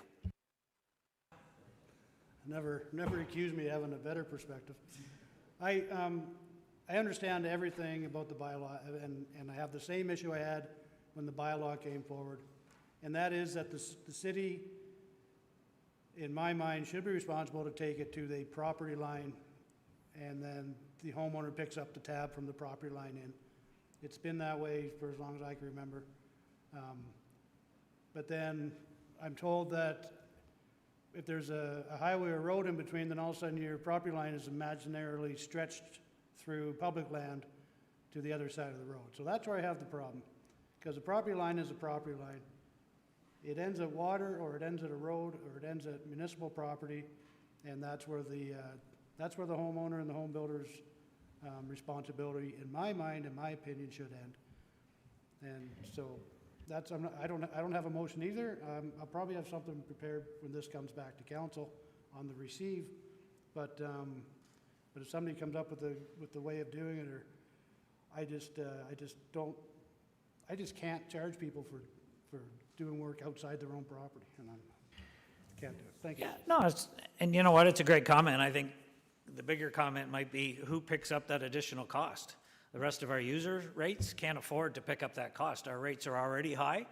We're trying to sustain all these water systems, and we get constant complaints about our water rates. We're trying our best to keep them manageable, and you're talking about subsidizing that, over the rest of the users, because that's who would have to pay for it if we decided to, to cut a property owner, I don't want to say cut them a break, but to run it to their actual property line. There's still going to be a cost to doing that, and I'm not so sure it's fair to put that on the rest of the users who have already paid for that service, either through the buying of their house when it was built, or they've paid to do that in one regard or another, and you're going to add that subsidized cost onto their bills from now on. But I don't have an answer for you either. So Yeah, and follow up to whatever I was talking about, like there's no motion or anything, but yeah, there's got to me there's got to be an answer. Whether the answer is that they're not required because it doesn't touch their property, then they're allowed to drill a well. I know it goes contrary to what the bylaw, but in my mind, the bylaw isn't fair. So there's got to be options, whether it's drilling a well, hooking up to, they're right on the river on the other side. They have all the water in the world flowing past their back door. Why are they forcing them to hook up to one that's not even on their property? So, there's got to be some give and take here. If there's two lines on both sides of them already, why can't we tap into that? Like, there's so many cheaper ways of doing this than footing a $14,000, and that's just to get through the road. $14,000 just to get under the road. That doesn't include the hookup, which basically is another $10,000. So you're adding, probably today's day and age, 10% to the value of that, to the cost of building of that house just to get water. You can drill a well for $7,000. You can put a pump in the lake for $1,000 with the filter system. So there's got to be a way around it. And I guess we'll look at some different options coming up before council, and I'll bring something back. Thank you. sounds good. Brian, do you have any comments you want to add before we call the question on just to receive at this point? Sure. Through you, Mr. Mayor. Again, the requirement for the homeowner to pay for the infrastructure from the main to the property line comes back and it triggers through the Municipal Act. It's the person that's accessing that infrastructure is for their sole benefit and sole purpose to feed that home. And that's why they're ultimately responsible for the cost. And again, whether it's a short side or long side service, one could argue that it's fair or not fair, but it's just a fact of the matter that there's typically only one water main in a road. and the cost of installing that long service is higher than the other. Again, I come back down to it is a cost of development. It's a cost of doing business when you're building or developing a home. So I understand the councillor's concerns about about is there another way to do it? There are eligibility requirements or eligibility options for exemption within the bylaw that council can look at if they choose to. However, we strongly encourage those properties to connect to the system because A, we built capacity, B, they're going to have sustained drinking water system. Once they install that service becomes municipal property to the property line. If it's ever needed to be replaced down the road, the resident doesn't pay for it. That then becomes a responsibility of the municipality. Again, there's so many benefits when residents are connected to drinking water systems. From the quality of the water all the way through to the enhancement or protection of the environment down the road. So, if council wants to, they should go back to the last council report that was drafted by staff when we explored this option and looked at those costs. And you're absolutely right. It's cost prohibitive and unreasonable for the user rate to absorb those costs. So more than willing to speak with any of the councillors or anybody that wants to have a discussion between now and next council meeting. Sounds good. We'll leave it at that for now. We have a motion to receive. Call the question. All in favor? That's passed. Thank you. 9.3, sorry, did you? No. 9.3, our memorandum regarding Snug Harbor Road Network. Councillor Ashmore, your memo. Go ahead, sir. Just to receive, please, and that's fine, if I could, please. You want to move it as printed or just receive? Move it as printed, sorry. As printed, moved by Councillor Ashmore, second. Councillor Yeo, you want to speak to it? Go ahead, Ron. No, I'm fine, thanks. Speaks for itself. Councillor Yeo, you're good?